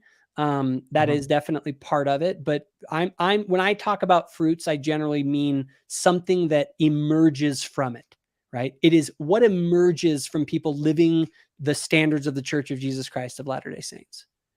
Right. Okay. And that's where I think there's an LDS sociologist from BYU that lists just a whole bunch of metrics of happiness and well-being, and makes the case that membership in and obedience to the principles of the church maps pretty well along with scoring high on a lot of those different metrics. Everyone can go check out thoughtful-faith.com, and I have a full summation under an article called Fruits of the Gospel, where I go through basically all of the major metrics for human flourishing, and basically across the board, Latter-day Saints are doing phenomenally well, and it correlates with the level of dedication that they have to the gospel, things like temple attendance and things like that. Okay. So on this question of belief follows behavior, you mentioned you were wavering between moderate and intense, and you settled on? I'm going to go with intense. We have a big focus in our church on experiencing and gaining a testimony of the truth. And the second part of this, where it mentions that proselytizing and missionary work may actually be a means of solidifying the experience of the group in the member that does the proselytizing, and benefit them as much or more than even the people they may be targeting for their proselytizing. Does that also reflect? Okay. And that was my experience as well. Okay. Public commitment. Commitments are expressed aloud. Public statements reinforce belief and dedication to the group. So you may have some groups where there's really no culture or opportunity to stand up among the believers and talk about your experience of the group. Whereas you have other groups, like if you listen to the Jonestown's recordings, there's, in these high demand groups, getting up and then praising the leader, praising the doctrine, praising the work of the group becomes a performance that not only proves, that not only proves your allegiance to the group, but also marks you as favorable in amongst the group, and allows you to feel more acceptance, and the social effect of having more acceptance in the group becomes a controlling element of that dynamic. Those are kind of like two extreme ends. What do you think? Kind of like posting a black square on your Facebook profile. Yeah, I think we're seeing interesting ways of that show up in social media. Absolutely. No, the correlations between the religiosity and the woke movement is pretty obvious to anyone who's been watching. Yeah. But so public commitment. Obviously, I'd probably say intense on this. We very much are believers in sharing our testimonies with each other and publicly we're big on witnessing. Testimony means to witness, right? Mm-hmm. And so to provide our own sort of, hey, I had this experience and it's something that's meaningful to me. And in the doing of that, you create an experience for others to have as they interact with that, and sort of that experiential level of knowledge. Okay. Anything to add on that? No, I think that's about it. Okay. Proselytizing. Members are encouraged to propagate teachings to outsiders. This not only maintains or increases the size of the group, but also soothes cognitive dissonance, consumes time, and provides opportunities for public commitment. So you may have something like certain Jewish traditions where there is no proselytizing culture. It's just not part of the group, versus somebody like Scientology, where there's like, centers in every group, or even Jehovah's Witnesses, where you'll go to train stations or malls and you'll see people out there handing out pamphlets, and certainly people are familiar with Mormon missionaries. Yeah. And this one's kind of a weird one because it's hard to, are we gauging it on my personal experience with how much I was encouraged to propagate the teachings to outsiders? Or I'm going to step out for just a second. No, you're fine. I think I'll wait till you get back here.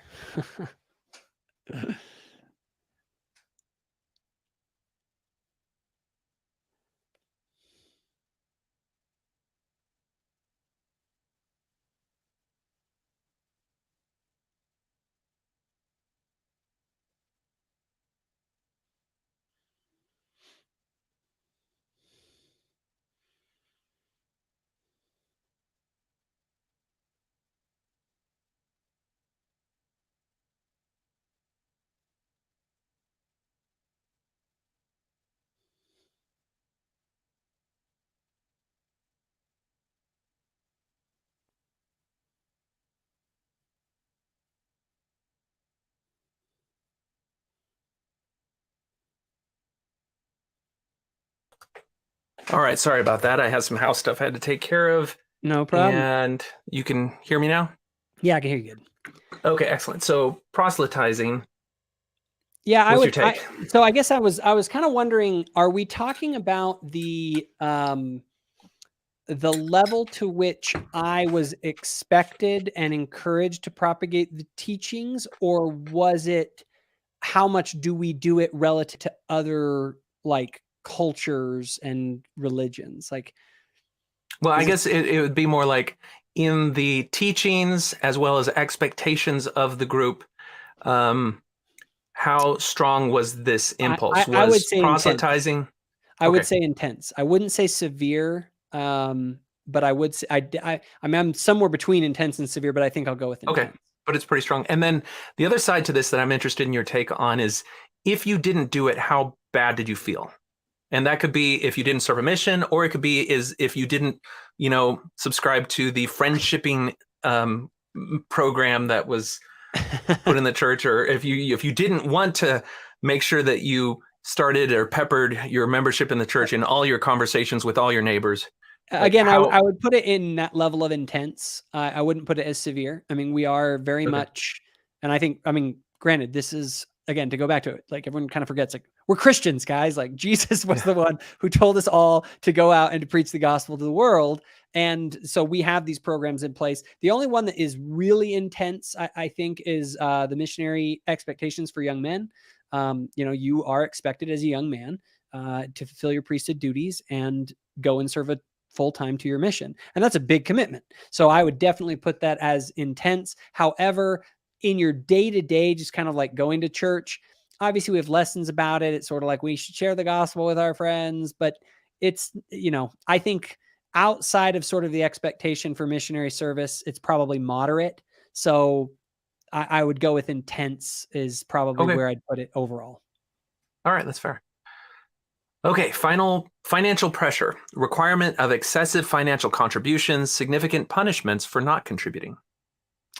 I'd put that as moderate, in the sense that, we're Christians and therefore we believe in tithing. Now people may have a different interpretation of it, but it's very clear that the scriptures talk about, making financial contributions is not something outside of Christian doctrine and ideology.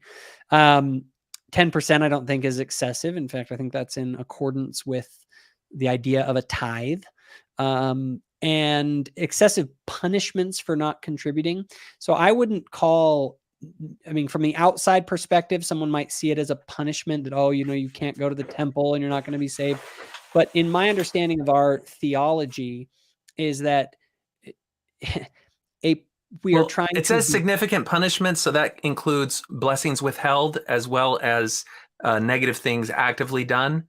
And so if you were describing to someone who was unfamiliar with Mormonism between those different types of punishments, how would you characterize it? I would characterize it this way. I would say we are trying to become something. We should talk in terms of being instead of what we're getting. Like you're getting blessings. You are trying to transform yourself.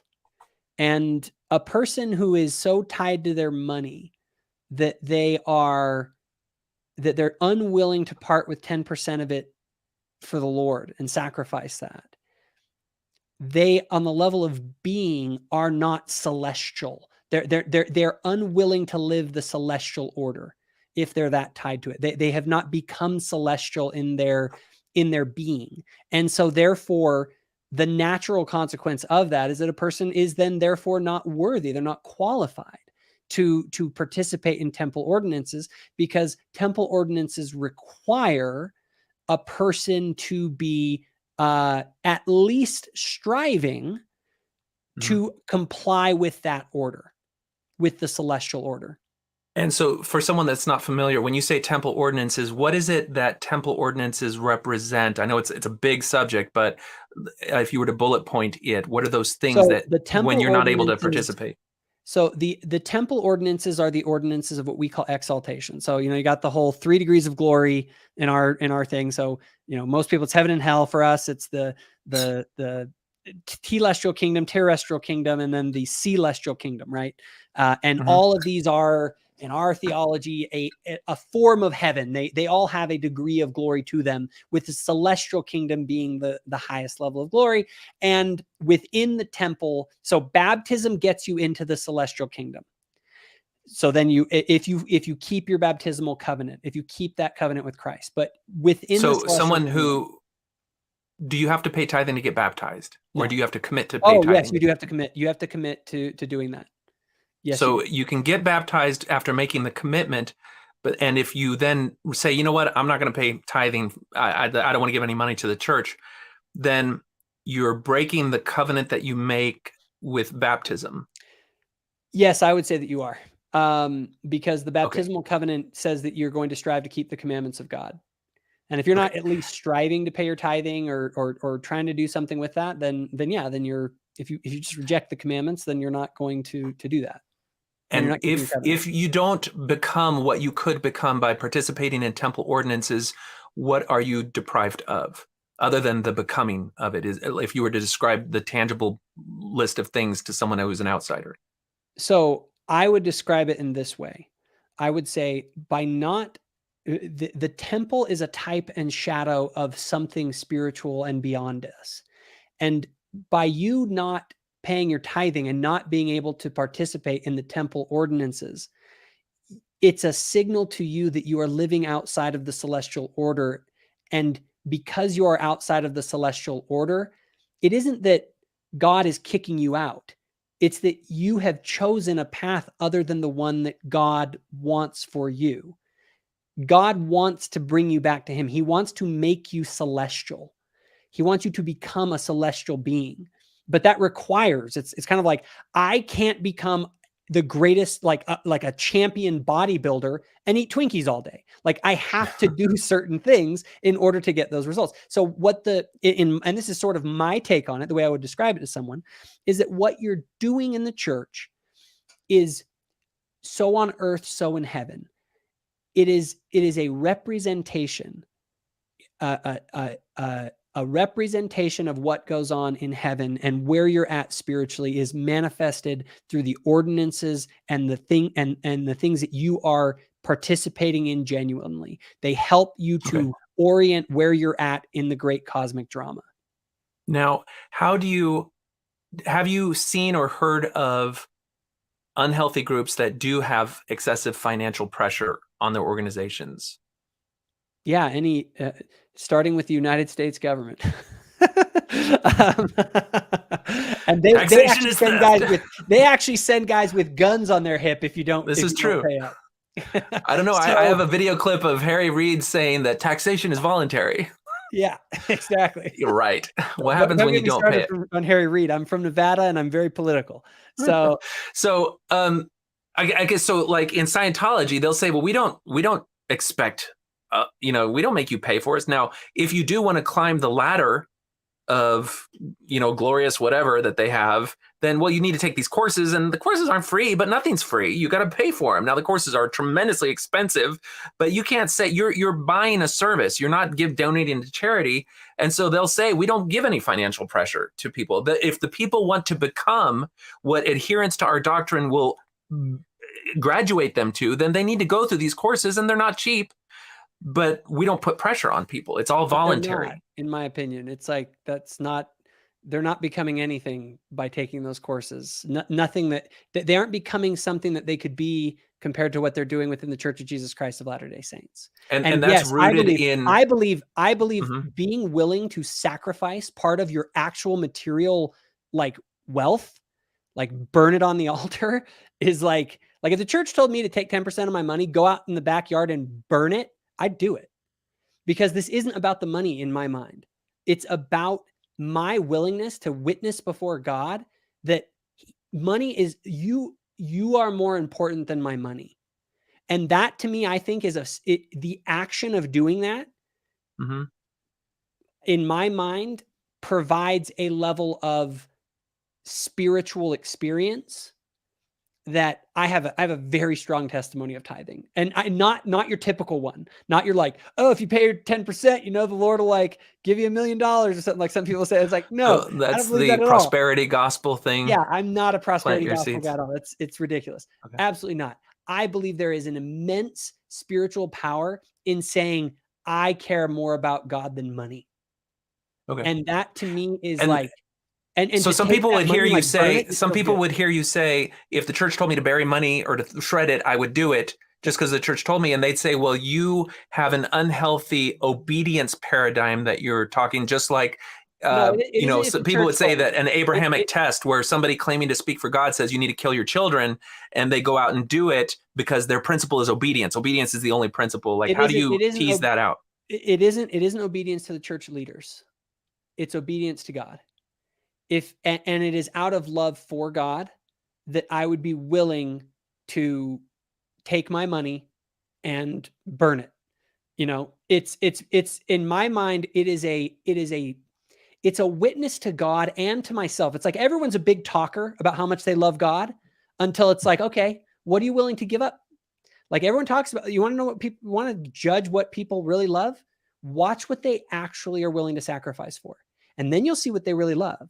And so for me, it's like, it stands as a witness to me and to God to say, this doesn't matter as much as you do. And I don't, just so you know, I'm hardcore with this. Like I'm full on law of consecration. I covenanted. I would like, what if it was from God? Again, not from the church leader per se. We can, obviously if the church leaders are corrupt and not, like, all of this doesn't make any sense. But if I am willing to commit everything I have, am, and will be blessed with, just like they say in the temple, to the building up of the kingdom of God on earth, because I can't think of anything that's more important to that. And that's much bigger than the church, mind you. Everything that I do is consecrated to it. Why do I work? I work to make money so that I can raise my family and provide for them for their physical needs. That's part of building the kingdom. I do these things to build the kingdom of God in me, in my children, in my ward. If I get a boat, I'm going to be taking the youth out on that thing. I'm going to consecrate everything I have to the building up of the kingdom of God. And frankly, that enriches my life to where everything I do is part of this great, big, beautiful mission of building the kingdom of God on earth and trying to create Zion on earth. And what's crazy is it's not just like this far off thing. Like, sorry, I'm kind of rambling on this, but it's a point that I made. Like, I had a bishop, and he does pretty well financially. And we were out on his boat. He had a boat, kind of doing the youth activity on the board member who has some money, and he has the boat. And I was thinking about it, and I was looking at the boys that were on the boat, and I realized that a lot of them, there's no way their families could ever afford a boat. And these aren't kids that were friends with their family because of like they were friends. It was literally because of the church and the way the church has the boundaries drawn that these kids had the opportunity to go out on the lake and have this great experience. And it was because this good bishop had consecrated essentially his time and his money and his wealth with that boat to providing these kids with a great experience. And in my mind, it was an experiential testimony to the power of consecrating your wealth to something bigger than you. And tithing to me is part of that. Is that a way then to contextualize? There was a leak a few years ago where there was a ranking score for how to choose a stake president, and one of the first things that they looked at was who had paid the most tithing, and so the contributions of tithing were one part, not the only part, of the calculus of who would be an ideal candidate for a stake president. And people said this kind of maps out with why it seems that stake presidents tend to be successful in their material endeavors.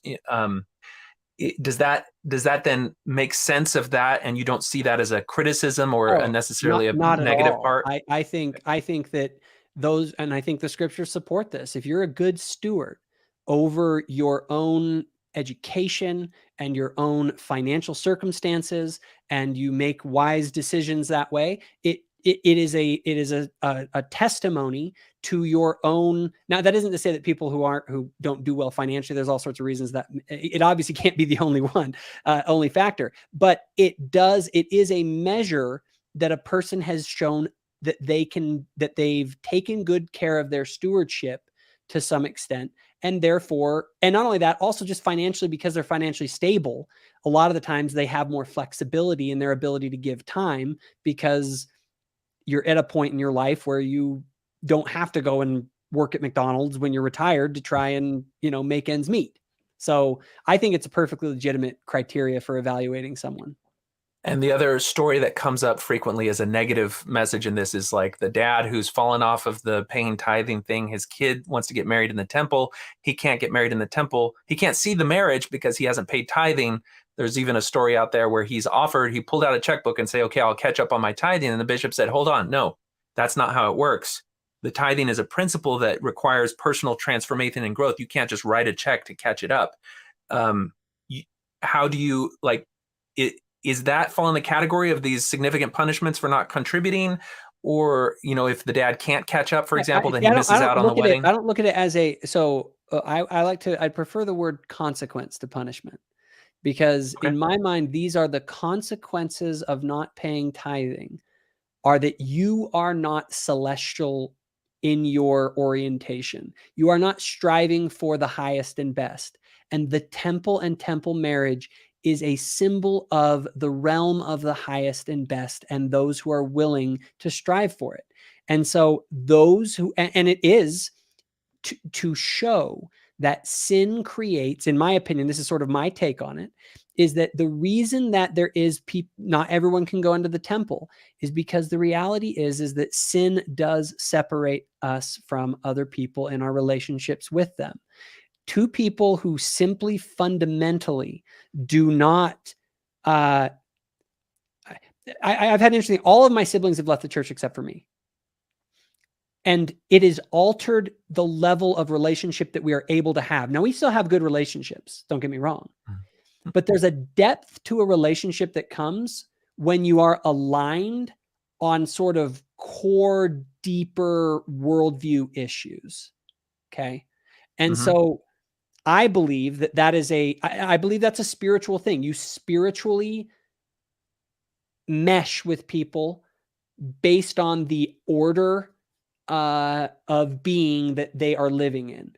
And so now someone listening to this could take all the different things that you've talked about where adherence to the principles tends to favor material affluence or improvement, with this idea that sin separates people because they can't spiritually enmesh, and they could say that's a recipe for a very cliquish culture where people who have material goods because of perhaps circumstance in addition to personal choices tend to feel like they are entitled to their position in the church as well as their association with other people of like material position. And if they are, and because they don't mesh with other people. And if they are, then when their bishop asks them what their relations are like with their members of their family and their ward and other people, they should be honest and confess that they're prideful and sinful and they aren't living the celestial order and they probably shouldn't be in the temple anyway.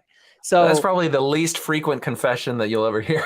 You're right, but here's the wonderful thing. God sees everything.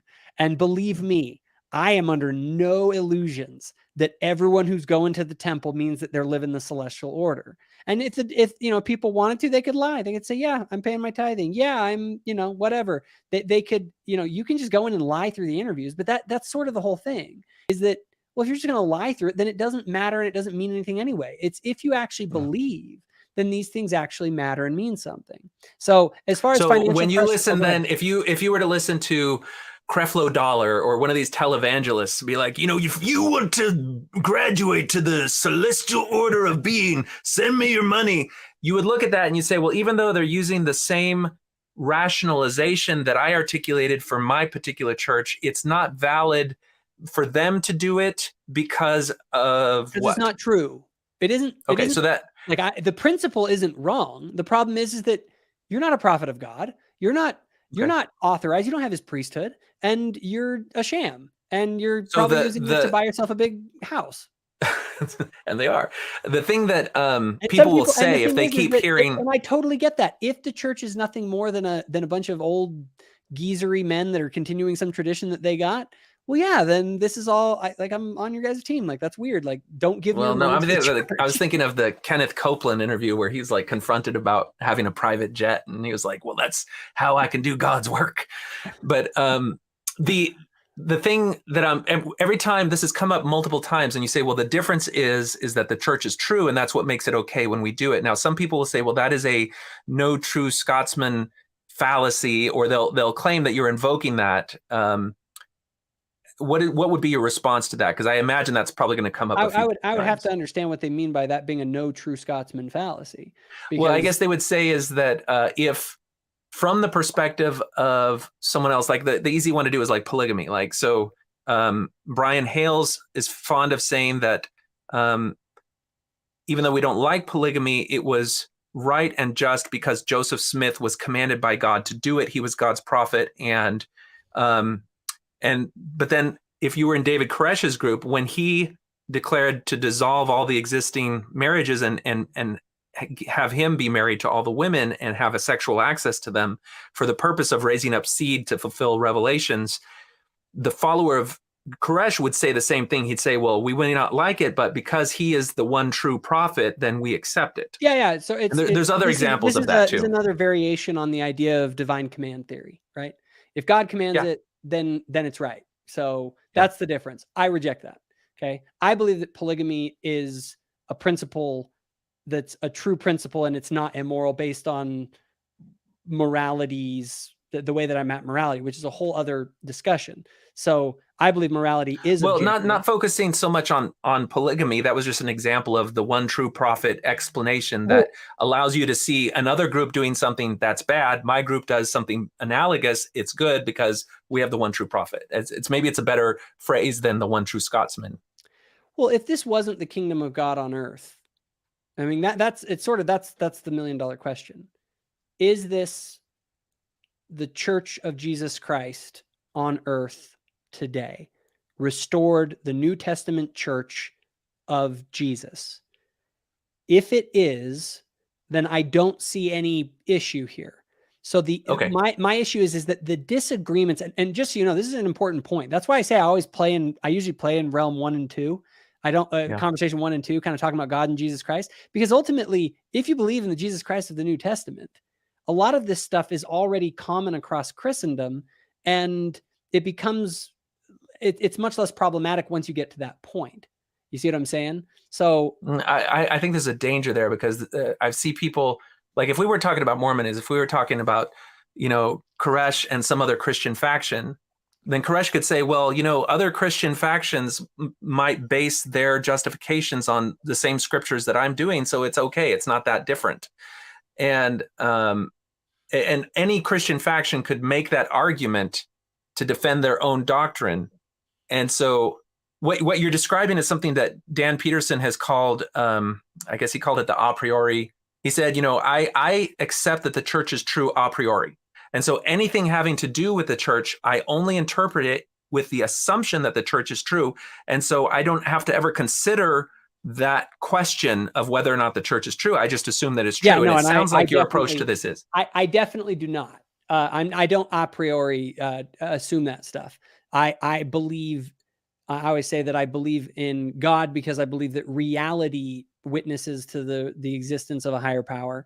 And then I believe that the best explanation of God is Jesus Christ's New Testament narrative. And I believe the best explanation of that narrative and what that means to us today is the restoration story. But what I would, but I mean, those are totally huge separate conversations. What I'm saying though is when I'm going to figure out, okay, is it wrong for a group to demand money of people in order to participate in some ritual in some building? Well, you're going to have to tell me about, well, why are they giving any money in the first place? What's this building about? What are they doing? Why would anyone give their money to these people? And so there's all this sort of baggage behind all of this that ultimately, if that's all bunk, well, yeah, then it's all just a bunch of nonsense and it makes no sense at all. But the thing is that the issue isn't the financial thing per se. It's more fundamental. And so, and I think this speaks to why it's different. If you talk to a current Jehovah's Witness versus a prior Jehovah's Witness, they're going to have a very different take on some of these things, because the prior Jehovah's Witness will have come to the conclusion that all of the justifications, all the rationalizations, all of the reasons why those things were not manipulative or deceptive, that because it was true, that will be gone. And so they'll see it very differently. Yes, and certainly there are Mormons who see these things as not true. And so they would answer these things very differently. You're coming to this with some premises that inform how you see these things. But I think it's also useful that you're putting a more realistic framing on this, because some people will say, well, financial contribution, if money is talked about at all, then it's corrupt and immoral, when organizations have to have something to exist. If you want to say that no church anywhere does anything positive for the community that participates in it, I think there's ample evidence that's wrong. But all of those things that these churches do require some material input from the people who receive those benefits to make it work. And I think is it D. Michael Quinn or Michael D. Quinn, or how do you say his name? D. Michael Quinn. He did a big, he said one of the most faith promoting things he ever did, and this is after he left the church, was to study the church's finances and how incredibly disciplined the church leaders were in actually using these funds for good and doing good with them. And here's my whole thing. Is we all bring presuppositions to the table because the presuppositions that we have form our worldview. Okay. They're the things that they're the lens through which we see the world. Okay. You and I, and where the really interesting conversations that I find come from is when we stop talking about the things in the leaves like financial contributions and we start examining the presuppositions that we bring to the table and why we have those. Because those form the lens through which we see the world. And that's why I believe it's very important that truth matters so much, because truth is like a lens that accurately reflects reality. Yeah, people have different perspectives out there, but it's like, yeah, but your perspective is built on a lens that's flawed. But I'm willing to have that conversation as to why your lens through which you see the world is flawed and why yours is right. Well, but the thing is like, I want to hear from atheists and from other people about what they think. I personally do you approach these things as though you have the absolute unquestioned truth on these things, or a way that I really like people have articulated it in the past when talking about the scientific method is that we don't have absolute truth, we have provisional truth, and that provisional truth is always subject to new data, new contextualization, new circumstances, which may alter our understanding and expand the nature of our truth. And in rare cases, it may upend our understanding. Yes. What's your take on when you talk about 100%. truth? It's funny, if you were to watch us in the debate that I did with the Calvinists, that was one of the things they brought up, is they have a conception that, like, no, what the Bible says, that is the absolute truth, and it just is what it is. And the debate was largely centered on me saying no. And honestly, going back to people like Rene Descartes and showing that, who very famously, his skepticism was to kind of break down that idea that you can't have this perfect, that you have the infallible truth, and now I'm just saying it because it is what it is. I don't believe that. I do believe I have provisional truth. I believe that I am, and I will witness to the things that I believe are true, or that I use the word that I know are true, because I believe that knowledge is not 100% rational certainty, but rather a super high level of confidence. Okay, so these things that you say are true, you're not saying that you're never going to examine the nuts and bolts behind their I examine them belief all the of time. truth, right? And you're open to, I guess, understanding a new provisional truth that may be totally different wrong from your current understanding. I Okay, can be totally wrong. well, I mean, I think that because that speaks to a measure of epistemological humility that I think that you don't come off as projecting. And I'm just saying this from when I first encountered you in Facebook groups and everything. You rub a lot of people the wrong way because you talk boldly, but you talk as though you have unquestionable truth, not as though you come from a position of epistemic humility. Yes. Okay. So let me address that, because I think it's actually a very important point for anyone who's interacted with me on social media forums. So a lot of times, if someone ever wants to have like a nuanced, serious conversation with me, like, hit me up, let's get on my podcast and let's like have a real conversation. A lot of what I'm doing online, honestly, I'm testing my own ideas and I'm testing the ideas of others. So I'll put out an idea out there and I will then argue it, and I'll put it out there as though it's true. And I've tried to be better and put out like, okay, here's my hypothesis, and I'll do that sometimes, but I am very much someone who, I've used this analogy recently. I will get in there and I will defend an idea like to the death to see how strong it is against criticism. And then I will take someone else's idea and I will just go after it mercilessly. And people hate on that. The other side of the coin. Yeah. But the thing is, I'm testing. I'm saying, how strong is this? Let me really bend it. Let me see what happens. And then at the end of all those conversations, that's where I'll like, go watch some of my videos, go read some of my blogs. That's where you'll see me actually, like, that's the sausage. You don't want to see how sausage gets made. You just want to see the sausage at the end. And the reality is in a lot of those conversations, that's kind of me making sausage, and it's kind of ugly and smelly. And sometimes I drop some memes. And here, now, one thing to be true, I'm not always serious either. Sometimes, like if I feel like I'm engaging with someone who isn't serious or isn't being genuine or whatever, and I don't think a lot of us are always serious and genuine at all times in our online interactions. And so I kind of give it back the way I get it. If someone makes a serious point or critique, like I'll provide a serious response. If someone's just like, you're a big fat doo-doo head, like I'm going to drop something funny to like make fun of that response. Okay, well, I can see that there has been an evolution in how you approach things, just in terms of like your old YouTube channel had like a boxer as the logo, and it was that's kind of like in your face aggressive, whereas Thoughtful Faith is a little bit different attitude on it. And well, the reality is, on a level of epistemology, I am 100% open to being wrong. And I think that I probably am wrong on a number of things, but what I want to see someone provide me with the good case for why. And I'm not going to change my position based on social pressure and groupthink and you're a bigot and all this. It's like, I don't care about that. Like, make an argument. Well, I think people can go to there's a Midnight Mormons episode where you talk about the 5 pillars of your epistemology. And I think there's Like, I would have a lot of criticism of that particular framing of epistemology, but I think people can get a good sense of how you approach things from that. But I want to make sure that we make some good progress on this. Yeah. So let's go to on financial pressure. I'm hearing from you that you see it as an internal motivation. It's not immoral to ask for financial contributions. They are not excessive. They're part of a larger principle dealing with your own personal convictions and commitment to the entire project of the gospel. And that there are consequences if you vary from that, and you would frame it as a consequence, not a punishment, even though you understand that they may be seen as significant to people who are outside who don't hold the same perspective on how it's all framed. I'd put moderate on there. Okay. So let's see, I'm having more crazy stuff. If you need to have a break at any point, then we can take a breather. Let me block this user. If you need to, you can do that, but I'm good. Right.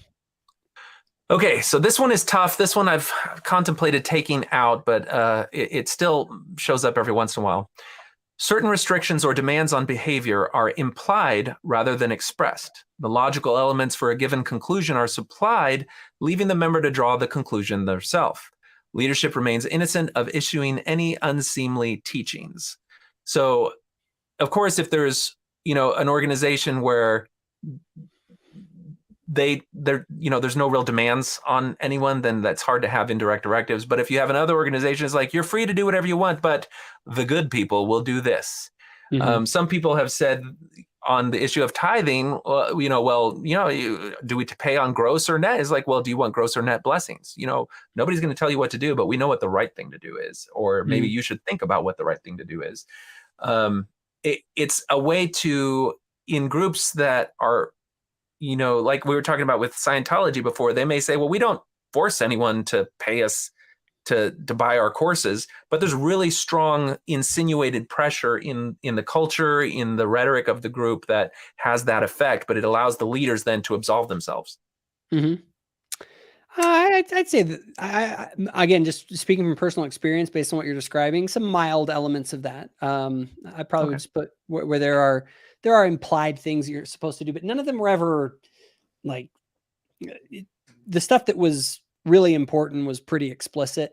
There's kind of the cultural stuff in there, but I think that's sort of in any group you're going to have. I was on a football team and there were certain implied directives as to what you're supposed to do as a football player. You know what I mean? So some of that's just the natural consequence of being in a group in general. So I would say mild. There's a really popular video by a guy named Keith Walker where he's exploring the issue of what is Mormon doctrine. And he, of course, uses the book Mormon Doctrine. But he goes on, but the point of his video is it's really hard to pin down what Mormon doctrine is. And it seems to be this nebulous thing that exists because leaders refer to Mormon doctrine. But if you try to point to any specific thing and say, okay, is that doctrine? Then suddenly the list becomes a little bit slippier. It's hard to say what is and what isn't Mormon doctrine. Yeah. Do you think that's a mischaracterization, or is that, because that might be kind of this room for this? So that the whole, what is Mormon, what is doctrine, what isn't, what's policy, all that kind of stuff. There's an endless debate. My personal take on it is, I look at it a lot like the common law system, in a way that legal sort of precedent sort of weighs into it, and you have authoritative sort of documents and sources that kind of guide it. So I often use, I say, kind of a collective witness. Like, just because one prophet says something doesn't mean that it's doctrine. Even if one scripture says something, I use more of a collective analysis to say, on the whole, is this supported in general through all of these authoritative sources, meaning the people who have the keys of the kingdom or who have been given the authority to speak for God over generations and over different cultures. And when you find consistent themes, those themes are more sure doctrine. Because again, it also comes back to an epistemological question. Well, how do you know that it's doctrine, right? And if you want to, the only way you can do that is that the official doctrine of the Church of Jesus Christ of Latter-day Saints is what the Quorum of the 12 and the president of the church right now, what they say it is. That is the official doctrine of the church, because they are the officials of the church with the authority to say this is the official. They're the and when you pick apart that statement, you have to kind of do it legally. It has to be all of them in concert. Yep. In a contemporary setting now. Yes. And so, like today, if you and I went to them and said, and asked all of them, is God our eternal Father? Is that our doctrine? They would all say yes. And then you could say that that is the current doctrine of the church. But here's the thing. I don't care if it's the doctrine of the church. I care if it's true, because the doctrines of the church have been wrong sometimes. Well, I mean, that's a bold statement. So, because most people will be like, well, if there's ever a doctrine that we would now say is wrong, we will say, well, that was actually just a policy or a rationalization. It wasn't actually doctrine. And that's where the critics then jump in there. And I think that they'll come out, and it was the church's doctrine that black people were cursed in the whole 9 yards. That was our doctrine, and it was not true. I don't care if it's doctrine. I care if it's true. That goes back to the label problem. All right. So as a treat, I am going to play Keith Walker's video so I can take a quick break, and I'll invite you to do the same if you would like to as well. If I go to share screen and Chrome tab and share tab audio, put this up and add to stream. Here we go. So 5 minutes. Quick questions for Mormons. There's an issue right now going around in the field of Mormon apologetics that I would like to address. In Journal of Discourses, Volume 1, page... No, we have this little saying that goes like this. Not official. Even if it was Brigham Young speaking in General Conference? Not official. Okay. Then the teachings of the prophet Joseph Smith on page, that's not official LDS church doctrine. It's Joseph Smith. Nope, sorry, not official. The prophet Joseph Smith taught it. Not even close. Okay. Spencer W. Kimball, in his book, The Miracle of Forgiveness, states that is not official church doctrine. If it's not official, does that mean it's wrong? That's officially not official. Spencer W. Kimball was a prophet. I mean, he was an apostle when he wrote this book, but he was a prophet. No.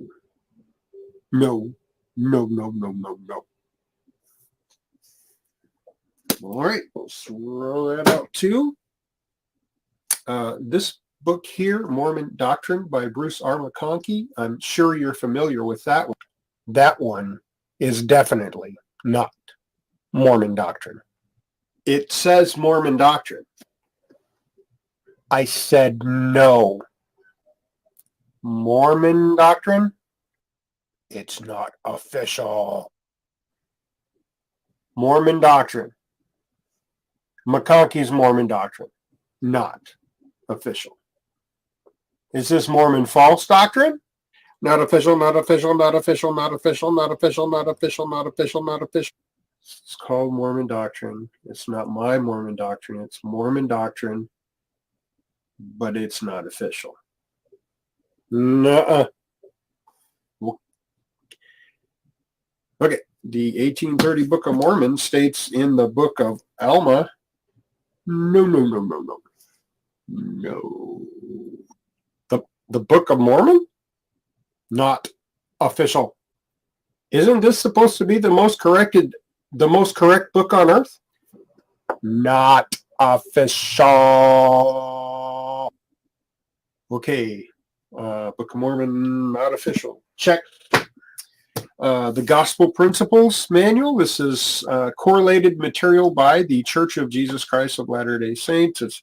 It says published by the Church of Jesus Christ of Latter-day Saints. And I mean, surely that's not official church doctrine. It's correlated. Schmorelated. It's not official. All right, let's go an entirely different route here. This is the Joseph Smith translation of the Bible. Not official, not official, not official. The Bible? It's not official. No. Forget about it. Okay. All righty, moving on here. This is the Achieving a Celestial Marriage Manual. The student manual. It says Church Education System, Department of Seminars and Institutes of Religion. Let's see here. Copyright by the Corporation of the President of the Church of Jesus Christ of Latter-day Saints.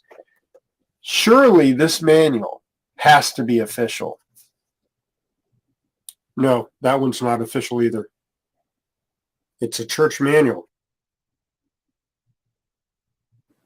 It's copyrighted by the Corporation of the President of the Church of Jesus Christ of Latter-day Saints. No. That is so not official.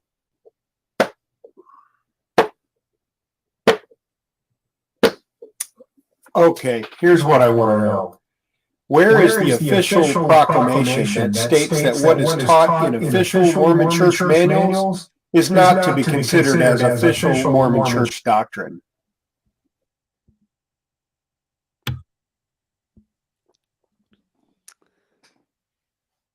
Oh, can you hear me? I can't hear you. Okay, I fixed it. There you are. Okay, all right. That was a nice humorous break. Yeah, I luckily have a solution to that, and I don't really care much about what's official doctrine. I just care what's true. Yeah, that makes it easier in some ways and difficult in others when it comes to disagreeing with the people who purport to purvey truth. Okay, so with that being said, how do you rank it?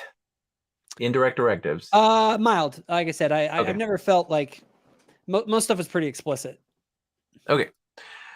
Elitism. The members of the group are chosen people, exalted, righteous members made to feel special when compared to outsiders. So it's funny. Growing up, I would probably say moderate. You know, we do have the we're the one true church on the earth and all that kind of stuff. Yeah.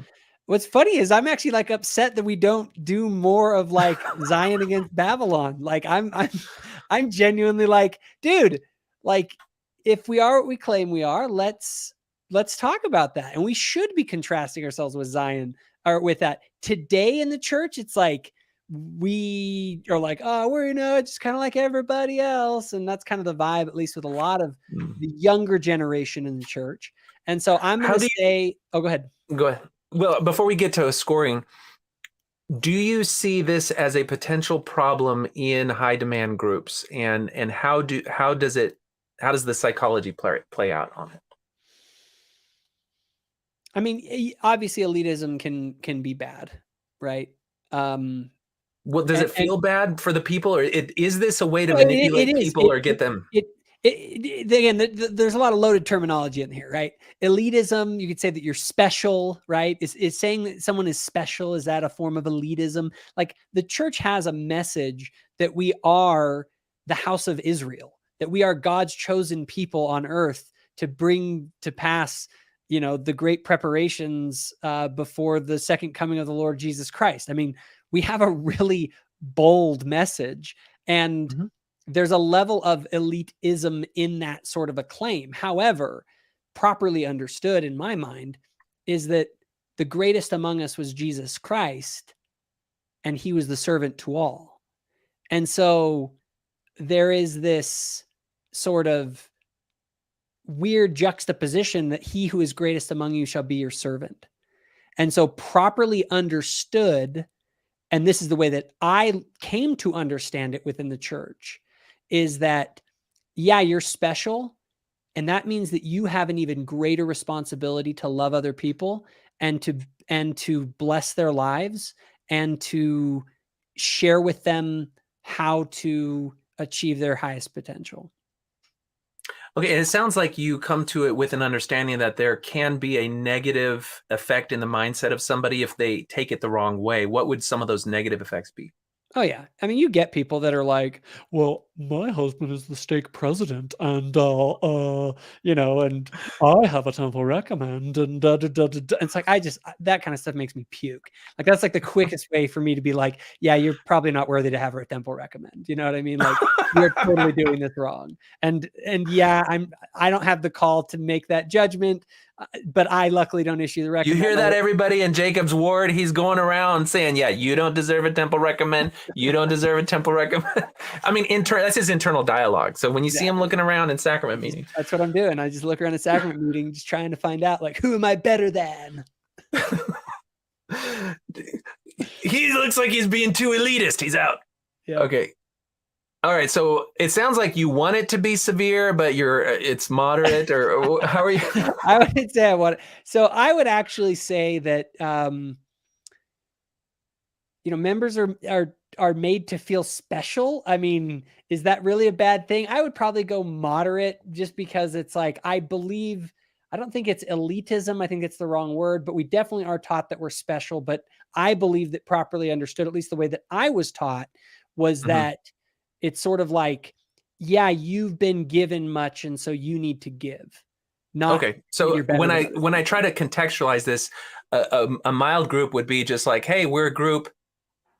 We're just like everybody else. Yeah. We're going to help each other out, but we're no better or worse than anyone else. And then you have the other extreme end of the group, such as the Heaven's Gate people, who are like, you are the elite, the chosen. It's only you who have been deemed worthy enough to be able to be in this class that's going to graduate to the next level of human. Anyone else who doesn't believe or accept our doctrine, that's proof that they are not at our level of goodness, righteousness, superiority. Yep. And frankly, to hell with them. And so that we're, that's why we're going to do what we do and close it off. So those are like two extremes, and you putting yourself at, I put us at moderate, just because I would say that there is a level to which we are a chosen people, we are special, but that is framed not as that you're better than other people per se, but that you have been blessed, and so you need to go and bless others. And if I recall correctly, and I don't want to put words in your mouth, but there is this idea that more is expected of you. It's not just that you're chosen of God. Oh, goody, good for you. It's now you have higher standards. And there's things you have to live up to that other people may not have to live up to. Absolutely. Okay. Dissociative states. Trance induction and dissociative states. Critical thinking skills are reduced through regular encouragement of receptive mental states. They can be mild and seem normal and include concentration, fatigue, boredom, and hunger. There's this really interesting documentary in Netflix called I can't remember. It's this like new age group where the leader was this charismatic guy, but he was really into meditation. And so they would go out into the mountain retreats, and they would like do long periods of meditation, and there may be even some psychedelic drugs on it. But what it did is it put them all in a particular frame of mind, that when he then graduated some of them with a particular ritual, it just gave them this, they were very receptive to it, and it elevated what that ritual represented in their minds, because they were so open to the suggestibility of it all. So something that is heavily on that side of things may be severe, whereas, it's hard to say, because if you just say that boredom is part of it, well, some meetings are just boring for the fact that they're boring. But and it isn't the boring ones that actually make the impact. No, so there are a couple of things I would say here. So calling it a dissociative state, again, some of the language here I feel like is a little loaded. Does the church put you into, like, for instance, I believe that there are certain activities that open you up experientially, that I don't believe the gospel is merely an intellectual exercise. I think some of it is experiential. In fact, I think key parts of it are. And I would say, like with the young men, for instance, I know for a fact that if you go out into the wilderness with the young men, and you guys go hike up a big mountain or do some high adventure trip, and then you have a devotional, the devotionals a lot of times are really good and they're impactful, because in my opinion, you have put them in a state that actually gets them out of the sort of typical life buzz that's constantly ringing in their ears, and it actually clears their heads. So there's some connotation in this that I would have to explore as to, like, I don't assume that a person going into some sort of a meditation or out into nature or something like that somehow is a form of manipulation. In fact, it could be a form of enlightenment to get, I personally find that I have more clarity when I sometimes get out of my normal sort of, standard sort of situation. Also ritual. Obviously the temple is a big, wild ritual that we do, in the sense that it is, got clothing and all sorts of drama in it. And for a lot of people, it's really weird, and it is kind of weird. But the thing is that ceremony for me is sort of, that's sort of the point, is to participate in a ritual, because rituals impact us different psychologically than do a rational discussion. And so people, I believe, I heard echoes of Jordan Peterson. Oh, well, yeah. And I think, it's funny. I actually got that not from Jordan Peterson. There's a great blog, The Art of Manliness, has a blog about rituals and the way rituals have associated with the male ethos over time, and why they're meaningful and why they matter, and why, like, societies have ritual. And so anyway, my point is that in all of these things, do we have them in the church? Yes. I would say I'm somewhere between mild and moderate, because I don't think it's like trance induction and, these are more just experiential things. So I tend to see them more mild. Well, I guess, it's weird, because anytime you look at the way it happens in your own group, you look at it I'm not saying you particularly, but just psychologically, you would look at it more favorably. If I describe some weird New Age group that goes and hikes in the mountain, and they get tired and hungry, and he keeps them awake for multiple days, and then they have an experience that they come out, they're like, wow, that was just an amazing experience. Well, they're surrounded by nature. They've got a leader who's trying to expand and provide a narrative for that experience to create the experience. And then someone would listen to you describing the camp of the priesthood going up into the mountains and having an experience, having a testimony meeting maybe, and they would see that as just a different rhyming type of procedure, but falls under the same category. I can definitely understand how that doesn't mean it's manipulative. Like, sometimes these experiences of connecting with nature or engaging in ritual can carry a great deal of meaning that don't involve deception or manipulation, but they can be abused. And it may be something as simple as, you'll hear very frequently, like when people go to, especially in evangelical Christian moves, they'll go to some sort of youth camp. And there's a pattern for youth camp where they do something hard and challenging. They come together at the end of the day, and there's music, and everyone, there's energy in a mob. And if everyone's, swaying or participating in the music, and you participated as well, there's something in our psychology that resonates with that. And it creates a type of experience that is outside of the norm, that if it's then tied to the truthfulness and the goodness of the group, then you've got a way that it's bound to them there, if that makes any sense. Yeah, no, it makes perfect sense. So you say it affects your psychology. I a lot of times have a hard time drawing a line between the psychological and the spiritual. And when you're talking about the mind and consciousness and spirituality, the reality is that we have these sort of conscious experiences that are very powerful and impactful, and like can be life-changing. And whether you're religious or not, like, people know this because a lot of times they've experienced them. And so in the church, the language we would use to describe these sort of spiritual experiences, we don't, in our theology, believe that all spiritual experiences come from God. We believe that spiritual experiences can actually be manipulated to false purposes and to false ideas. I always tell people, not every spirit is the Spirit of the Lord. And that's why I believe that your feelings need to be checked against something else, such as the fruits that come from it, such as what do the scriptures say? What do authoritative sources for the truth say on this matter when it comes to spiritually authoritative sources, if those such things do exist? So I don't have a problem with any group having, let's say, spiritual experiences, as long as those spiritual experiences are healthy and lead them closer to the truth. All right. So the ranking for dissociative states then for your experience in the church? I probably put it mild, just because Okay. I that's just my personal experience. Sure. All right. Guilt and shame. A cycle of guilt and shame comes from repressed doubts, social pressure, or failure to meet impossible standards.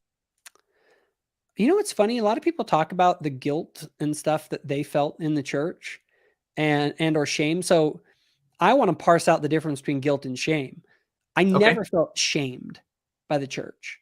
Like no one ever. Well, how do you define guilt and shame? What's the difference between them? Guilt is internal, shame is from the outside. So like if someone was coming and wagging their finger at me, that's them shaming me, right? The guilt though is something that you feel internally. And frankly, I think it's healthy. Like if I do something wrong, I should feel guilty for it. Like you're a psychopath if you don't feel any guilt ever. You know what I'm saying? Like, why would we think that guilt is like all bad? So in my mind, the guilt that I felt within the church, if ever I did feel guilt, it was merited. I should have felt it because I did violate things that I believe are contrary to my values and the things that I believe. Now, I see that as kind of a level above. Maybe it's your level 2 discussion, because if you were then to hear somebody who, for example, there's parents whose kids have gotten in car wrecks, they're Jehovah's Witnesses, they struggle with it, they decide to allow their child to get a blood transfusion. And then they feel a great deal of guilt because they believe they've betrayed Jehovah because of their blood doctrine. So the guilt is real. It's a real spiritual phenomenon or psychological phenomenon. It is brought into existence because of a doctrine. And the doctrine is based on an authoritative interpretation of scripture that they believe is true at the time. How would you say your perception and experience of guilt is different from that, or is it the same? And where do you see that? Because a lot of people look at the blood doctrine in particular and how Jehovah's Witnesses experience it as a problem with the way that they frame that. Well, let's examine the presupposition behind that whole scenario. Why should we feel guilty about anything? Ever.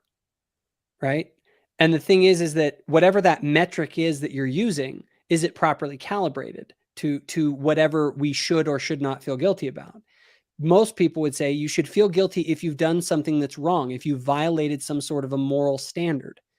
And so if there is a moral standard that you have violated, that begs the question, is there actually a moral standard that can be violated?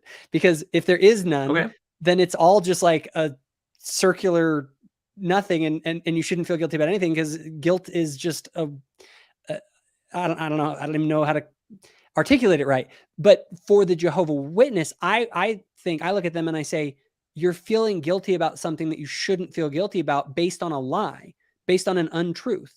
It is not a moral truth to say that giving your child who's about to die a blood transfusion is a violation of the moral code. It's not.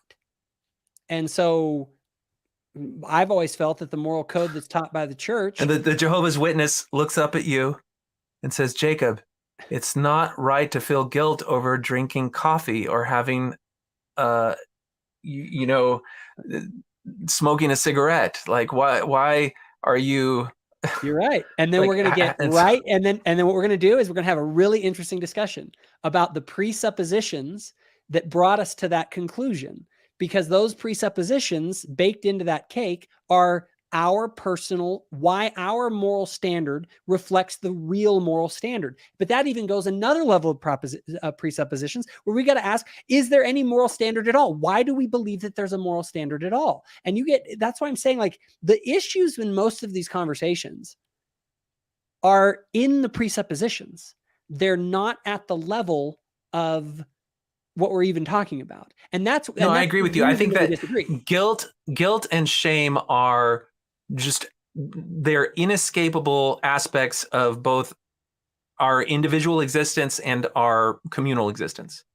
And individual existence, so long as you're not a sociopath or a psychopath who has no internal sense of. Nietzsche would look at you, and Nietzsche would say that's only because you've been socially indoctrinated in slave morality because of Christianity and the way that it's dominated the culture that you've grown up in. So you feel guilty for not like, for instance, you feel guilty for conquering another person or taking vengeance or all these other kinds of things. And he'd say, that's because you've adopted slave morality, which is the idea that weakness is actually strength. And where actual morality, the original morality, was the morality of the good historically in his analysis, which I think is brilliant, is that the good was the noble, the triumphant, the guy on top, the winner, the champion, and then what happened is that his conclusion is that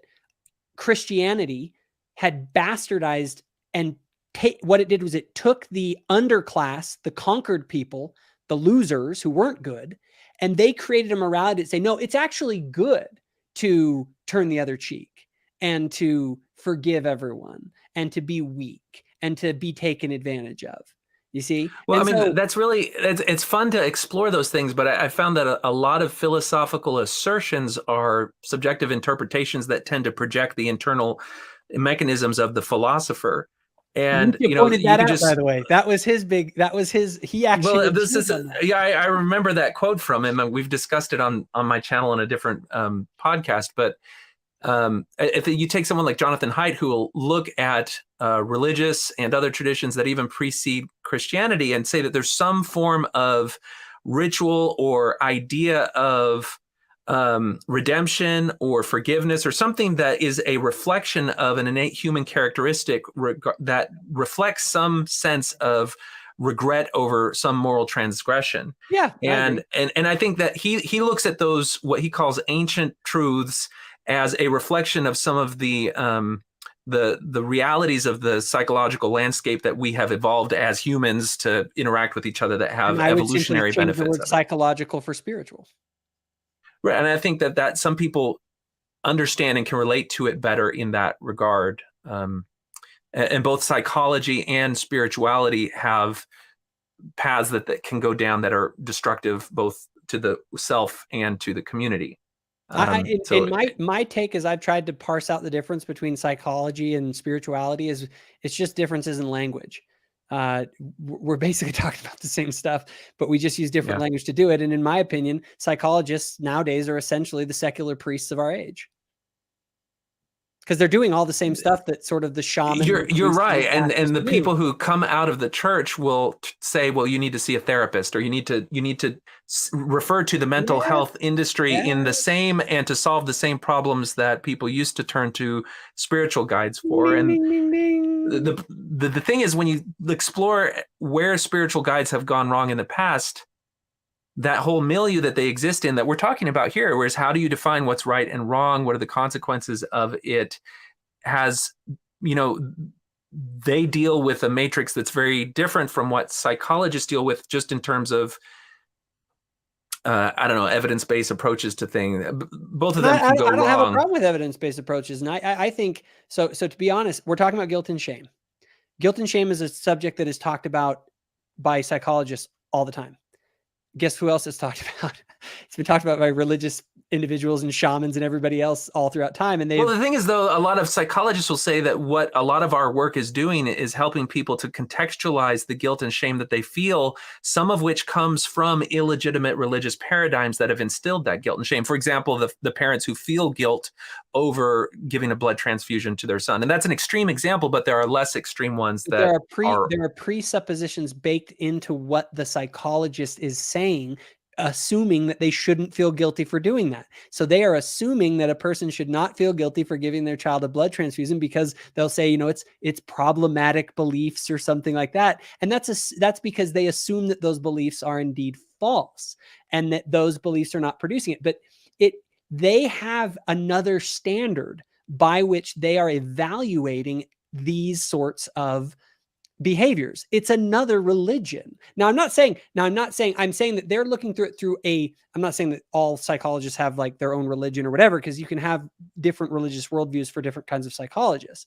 But what I'm saying is that it's fundamentally a topic in the realm of, I think one of the reasons Jordan Peterson went to the Bible and got so much out of it as a psychologist is because what he realizes is that the Bible has a lot of psychological principles within it, because it was human beings who've been basically relying on these stories and ideas to treat their psychological sort of issues. And I say, yeah, because there's not really any meaningful difference between a person's psychology and their spirituality, because they're all dealing with the consciousness of the human being.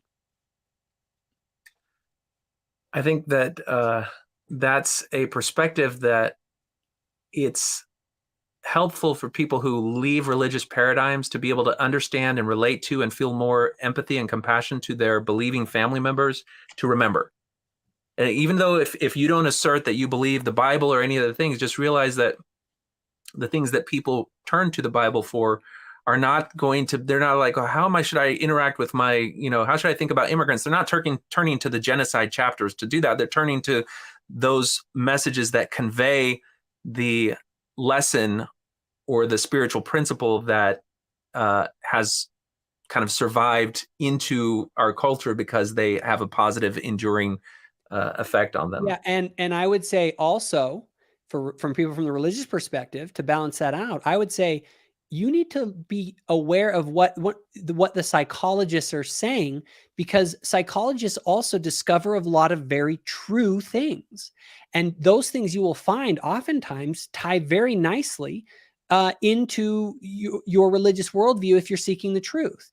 And so psychological principles, true psychological principles, oftentimes are true spiritual principles. And I think that's one of the reasons I'm such a raving fan of Jordan Peterson, is because I think he is actually in that nexus where he's having that conversation. He's saying, look, these two things this is true psychologically.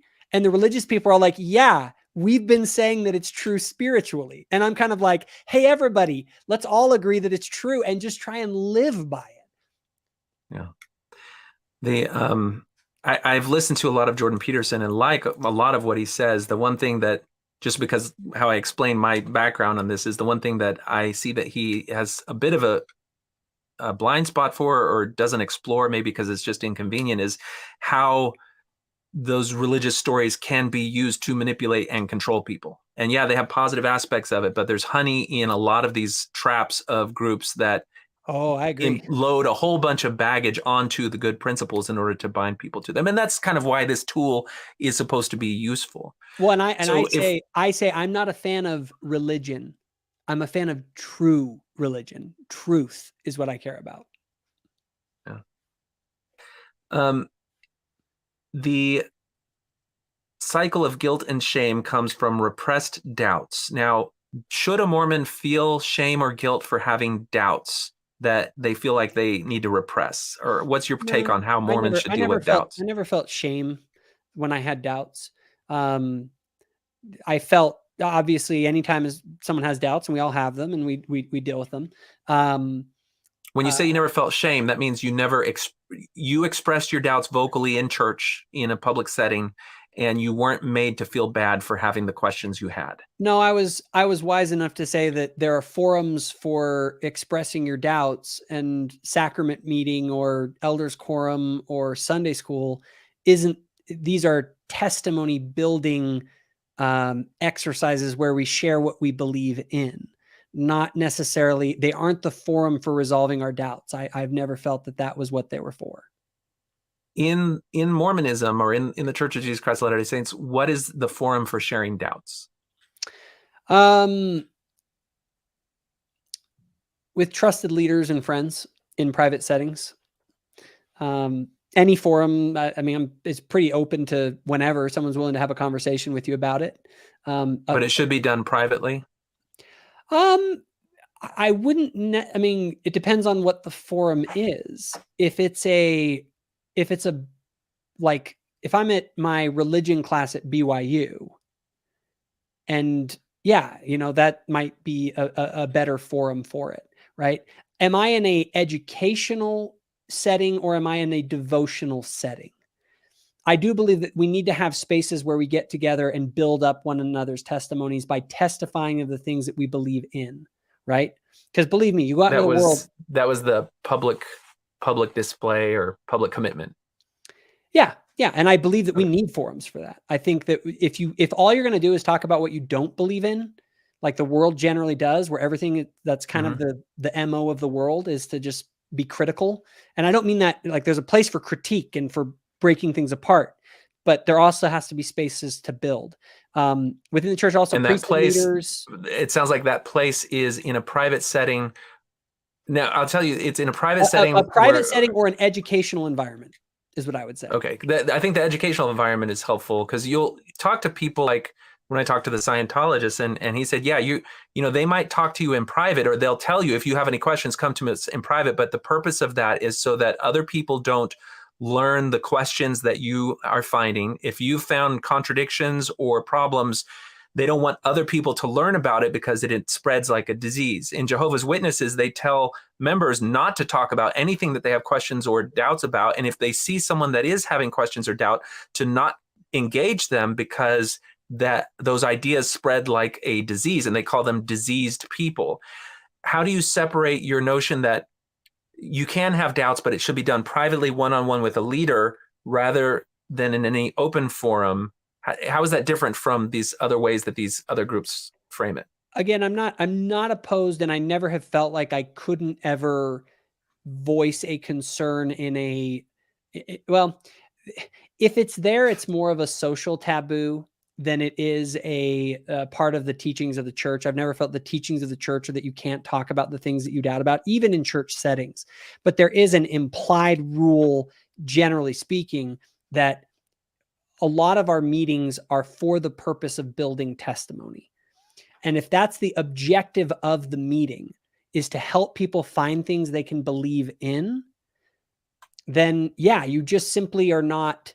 Like I got kicked out of a couple of Facebook groups, rightfully so, because they were very much sort of personal ministry groups. They were like, hey, how do we like talk to people about, keeping them in the church or whatever? And I'm kind of like, well, here's why your idea is wrong and stupid. And it's like, yeah, that's not the right forum. Hey, you're supposed to build up my personal ministry. Exactly. And so, I've had to draw a line between what I call public advocacy and then private ministry, right? And so okay, I hear you on this thing about coming together for building testimony. Now, the last time I went to a church meeting with my family, with my brother, I got in trouble. And I got in trouble because I was like, okay, I'm going to be good. I'm going to go to Sunday school. I'll be there with my brother. It's going to be fine. No problem. So we go to Sunday school. The lesson is on obedience versus sacrifice. And the scriptural story that is used, and this is from the lesson manual, is I think it's like the Midianites or something, where God's prophet commands them to go and do something in the land and destroy all the cattle, don't take anything. And instead they like bring stuff back, and then they get reprimanded. And the moral of the story, I can't remember the details of it. The moral of the story is that obedience is greater than sacrifice, because they brought the stuff back and said, we're going to give this as sacrifice to God. And so the moral was obedience was sacrifice. And I'm like, well, hold on a second. Let's go and read the story. And when you read the story, they like killed everyone except for the girls and they kept them as sex slaves. That's like in the scriptures. And I'm like, shouldn't the right moral be, if any man claiming to speak for God tells you to commit genocide and keep sex slaves, then that is not a prophet of God. Like, that's a higher moral principle than obedience is greater than sacrifice. Why is the lesson not that? Like, we don't want, like, our highest state of moral and spiritual evolution should not be blind obedience. And so I couldn't help myself. I made this point. The bishop's wife said that the spirit has left the room, and she got up and left. And I got chewed out by my sister-in-law because people came up to her afterwards. It was brought up again in priesthood, and this guy got up and said, actually, if we can be spiritual enough, then hopefully we'll get to be blindly obedient in the future, because then that means we'll take ourself out of it and we'll be blindly obedient. And I'm just like, this is like, okay, so for me, having that type of discussion, I feel pushes for a stronger moral core at the heart of Mormonism. If you want to keep Mormonism moral, but the social dynamics were such that you couldn't do that. Yeah, and to some extent, I think that there's some legitimate critique there. I don't think that we always get it right, and I think that people are afraid of sort of controversial subjects. But I do. So while I think that it can be overdone, and I do think there needs to be some room for dealing with some of those issues, even within those forums, I do see the primary purpose of those is to build people's faith. And if you come across a story like the Midianite stories or others that are really difficult to deal with, on a variety of levels, and they have different morals there, that are challenging, I think that they can be addressed and they should be addressed. But the whole idea is all of us in that meeting are meeting not as skeptics, but as believers. And we then will, as believers, do our best to interpret the scriptures in a way that fortifies our testimony. And if we don't, it's like, okay, these guys went, they killed a bunch of people, they took sex slaves. Like, obviously we all know that's wrong. So what the heck are we supposed to get out of this story? Well, the thing is, Mormonism has the context for that. You just say, oh, well, this is like, it could have been manipulated by the historians who write it. Like, the Bible has all sorts of untruth. Like, that actually doesn't apply hold that. well as it being, well, there's other ways to deal with it. But no, the reality is that I think that doubts, we live in a world that focuses on critical analysis, okay, to break things down. And that's good to an extent. But I think if you don't, like, one of the purposes of religion and of our faith is to get together and to testify to one another of the things that we do believe in and what can we believe in. Because, and that, I think that's a legitimate thing and that it's necessary. And so I think that there are spaces to discuss your doubts and deal with them, even potentially in public settings. And I wish they did it more so. I think it can be. But so it in my mind, it's kind of a balancing act between the two. But I would say on this one, guilt and shame, honestly, my personal experience, if we're going to go with that, I have felt very little shame ever from the outside. And if I did ever feel guilt, it was from probably deserved. So I would probably put mild. Okay. All right. Love bombing. Friendliness, flattery, praise, and affection are used to entice participation and attendance for potential recruits and to retain members who may be showing less enthusiasm or are thinking of leaving. Members must project an image of happiness for the sake of the group. And if they're genuine? Well, I think wrong with it? Authenticity is an important dimension to this. I think it's the whole dimension to it. Because if you're like, I'm literally called to genuinely love bomb as many people as I can, as often as I can. And if we see someone struggling and you genuinely like, oh no, like I care about them. And ultimately, like, if I really do care about you and you're a member of the church and I see you faltering, like, I'm going to try and do something to help you. And because I do care about you. The opposite of love isn't hatred. The opposite of love is apathy. If I don't reach out to you in friendliness and kindness or whatever, because I think you're struggling, like, to me, like, I hope we do love bomb just as many people as we can. And I would say, if you're going to do this, I would say that it is, it's pretty intense in the church, and I'm all for it. What do you think about the idea of projecting an image of happiness for the sake of the group? The last meeting I attended, there was a whole talk in the Sunday school group about how we really need to have a happy countenance because people are judging the church by how our lives are. And so if we don't project an image of happiness, it'll reflect poorly on the church. And I feel like that was maybe not the right way to approach this. And that would be more in this category of love bombing. what is your take on it? Because I know there's also another dimension of there is some again, power it comes in. down to some of the authenticity. Like, am I authentically happy or not? Do I feel some pressure to project an image of happiness? Like, I don't. I never did. I always felt like if I was happy, I was happy. And if I wasn't, I wasn't. And I think with women, that's maybe more common. But I don't know that that's just a Latter-day Saint thing as much as it is just a suburban keeping up with the Jones kind of thing that is common in any white middle-class American suburban culture. Well, I mean, people do have this notion that Mormons are just really nice and friendly, and some people describe that as love bombing. The people who have been love bombed in more hurtful groups will say that once they were a part of the group, they got a great degree of acceptance, involvement. Maybe even they were given roles, and it gave them a really strong sense of belonging. But then they say whenever they had doubts or questions, in some cases, those things were actually withdrawn from them.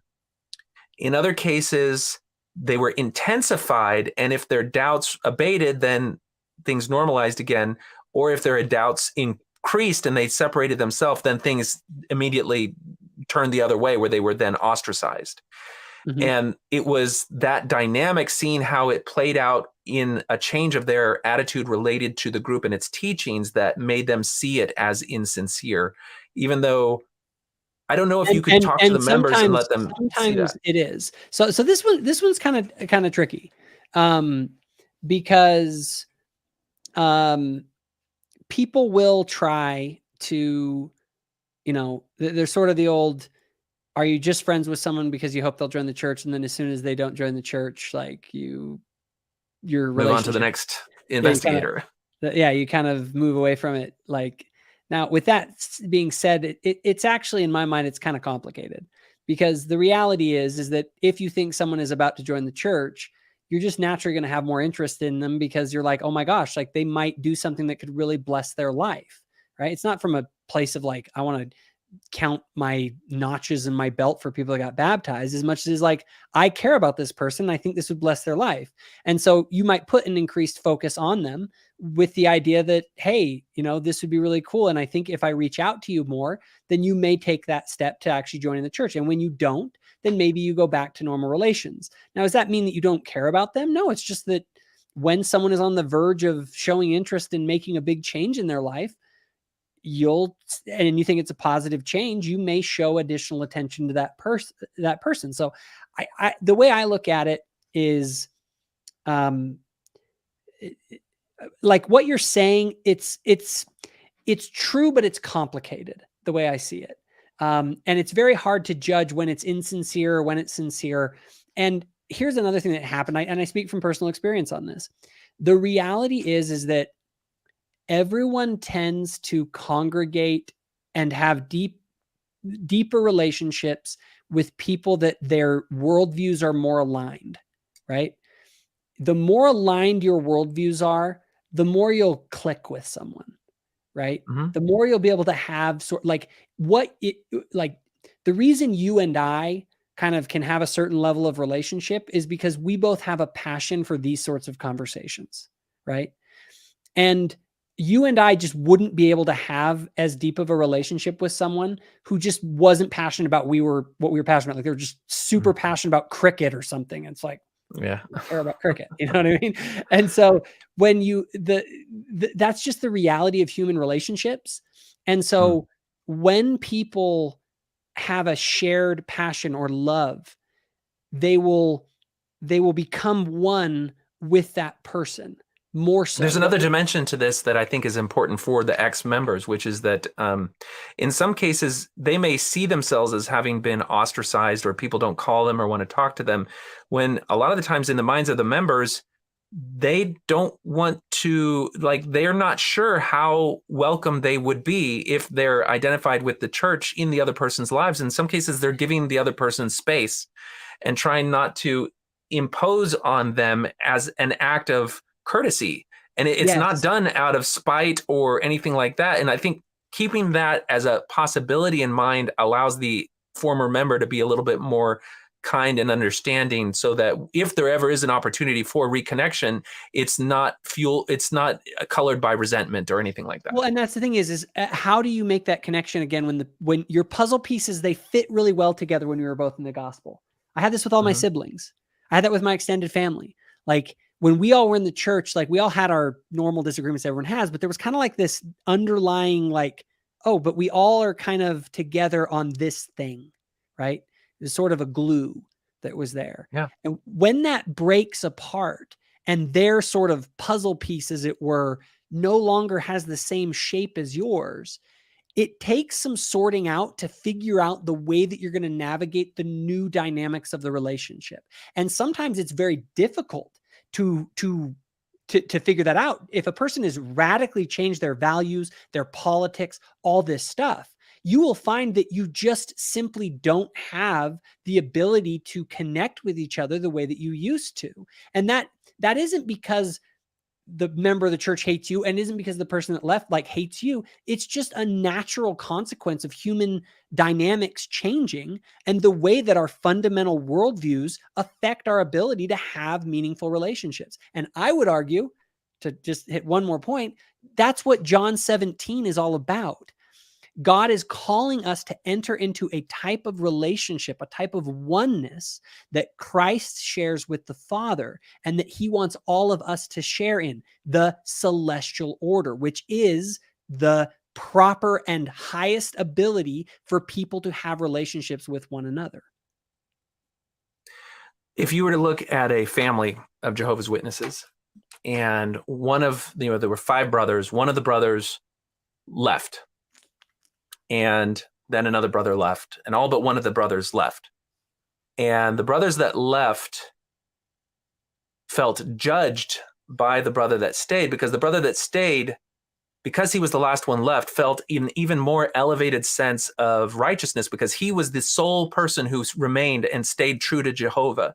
He was the last proof of the goodness of the parents at instilling the right values. He was the golden child, and he felt not only the importance of his position in relation to his relationship with Jehovah, but he felt in judgment of his siblings. Now, the siblings look at him and say, I would like to connect with him, but because of his devotion to Jehovah, he has an attitude of judgment and condescending perspective towards me. And that creates a distance that is, I know it's because of the things that he believes about Jehovah. It's not really how he would be if he understood what we understand about the illegitimacy of the things that he believes about Jehovah. But it's a distance that is colored not only by human psychology, but by also false doctrine that is interfering with those relationships. Now, in the Mormon church, there may be a similar dynamic. And I tried to model my example there on what maybe, I don't know, is experiencing in your own family dynamic when you mentioned that all your brothers have left the church. It's something I struggle with even in my own dynamic with my brothers. We were kind of loosey-goosey Mormons. We did family home evening every once in a while. I was very dedicated to trying to do it right, even though I failed a lot of the times. I didn't have daily scripture study all the time and things like that. But I can see when I left, I was kind of the Nephi of my family. When I left, my brothers, who were kind of also loosey-goosey, they kind of got a little bit more devoted and took it all a little bit more seriously. I'm still the only person that's left in my family, but the closeness that you're talking about that's not there anymore may also be because of the difference of shared values and shared beliefs. But then when I hear you talk about paying tithing, going to the temple, all those are signs of the personal spiritual growth that you are expressing as a commitment to it. That is real in your mind because you've decided that the assumptions of Mormonism are true and the assumptions of the Christianity behind it. And you feel those effects in your life. Whereas people who have left have examined those questions and felt like there was not that importance there. So it's kind of like the inverse of love bombing, where there's a distance between people because of the separation after, the dust is settled. I guess I would I put don't know it if I this have way. a question for this. Is like, No, how do you bridge that? Well, I think what you're describing is the nature of the reality. Everyone has a fundamental belief system that they base their behavior and morality and their way of looking and being in the world on, right? And so, Some of those belief systems divide people yes, more than others. absolutely.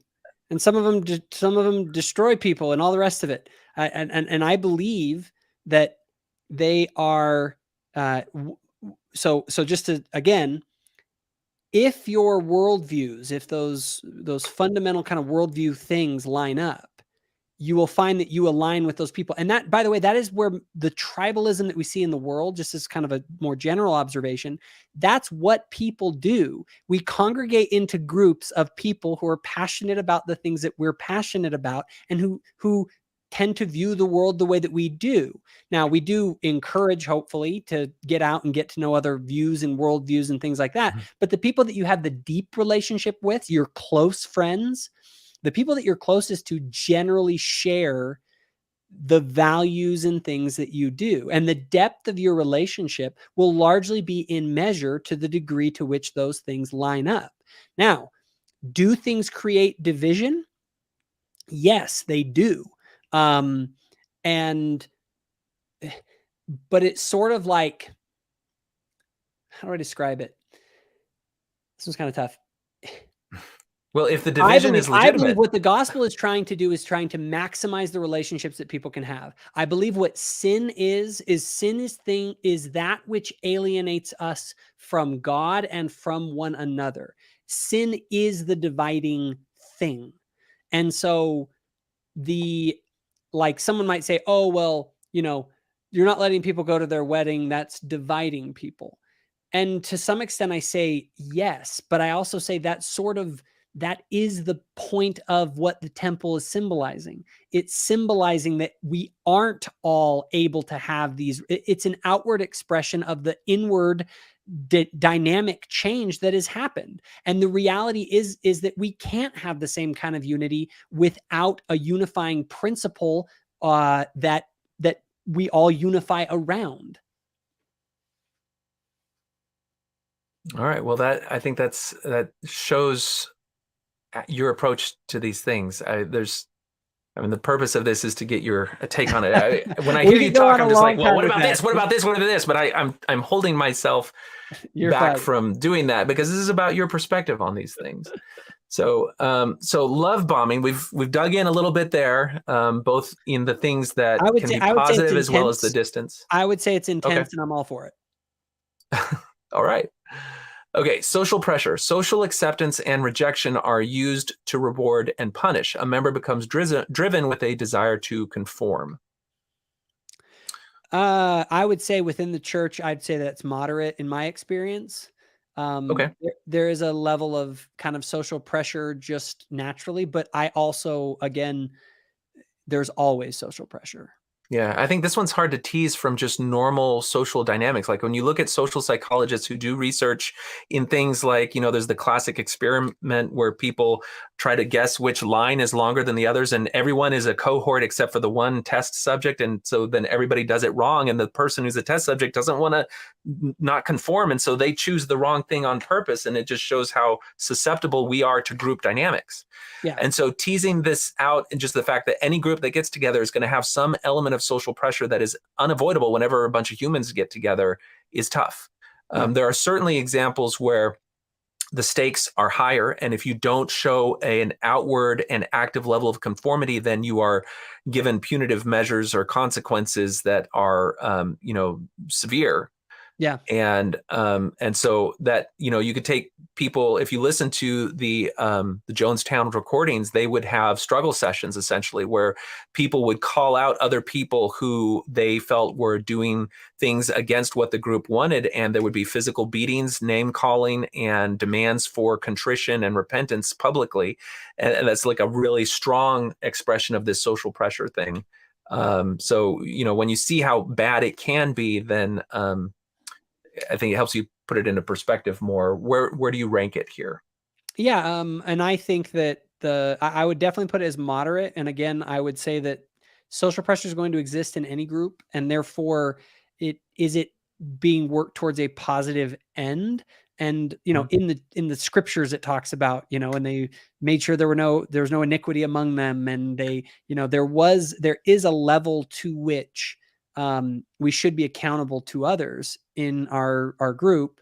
But I think that that's pretty normal in most groups. And so I'm not necessarily opposed to social pressure. It's kind of one of those ones that's just, it depends on the context, because we use social pressure all the time for all sorts of positive things. Yeah.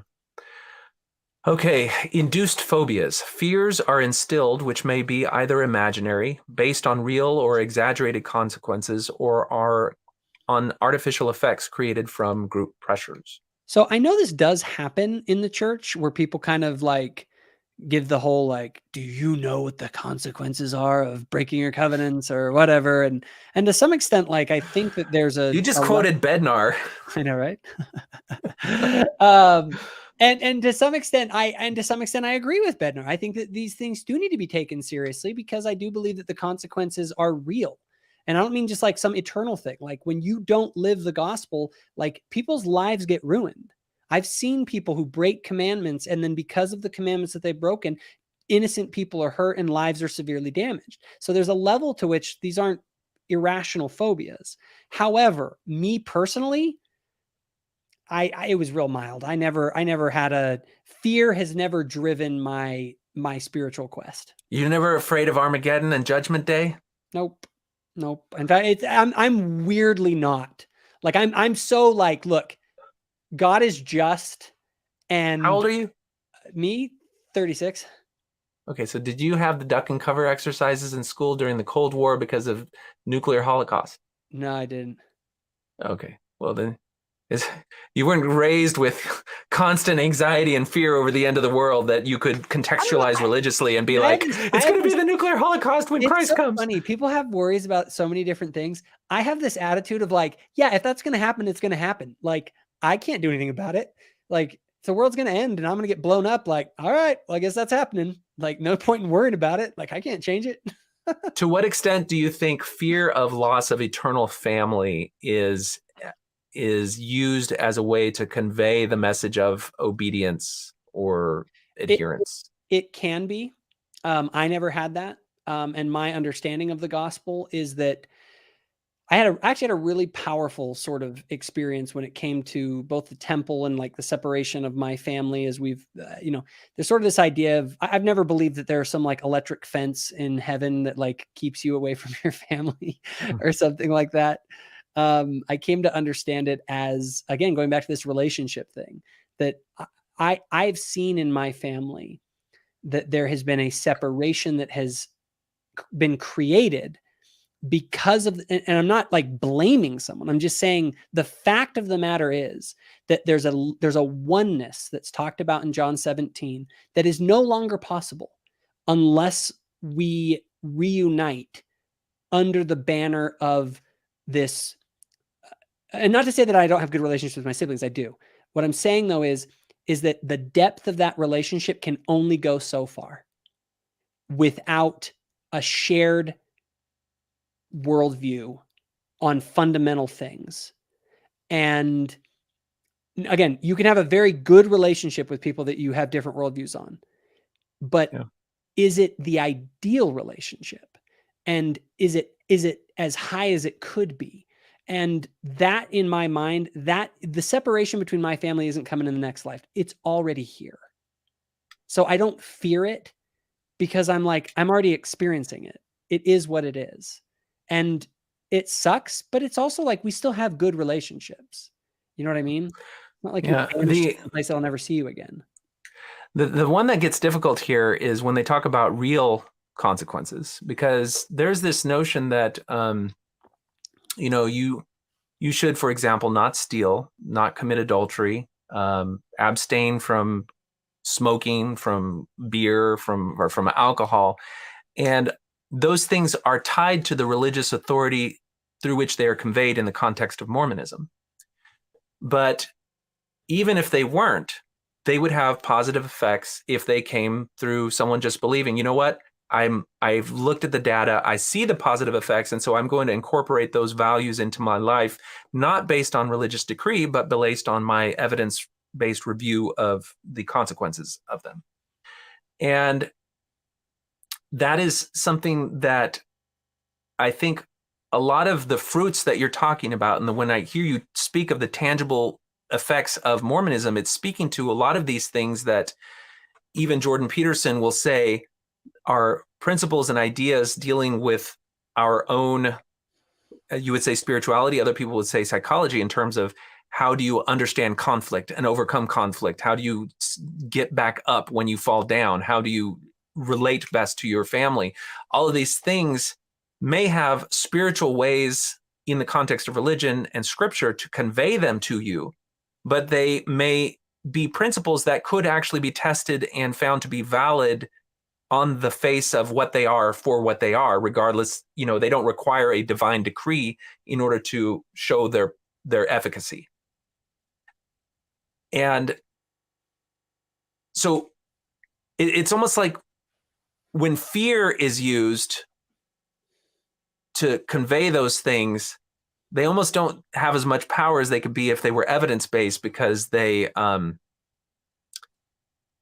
I don't know, there's a way to push back against this. I know, just in terms of, stories and mythology have more power in conveying, and replicating. That sort of is the answer in the sense of, like, I use, like, with my kids, right?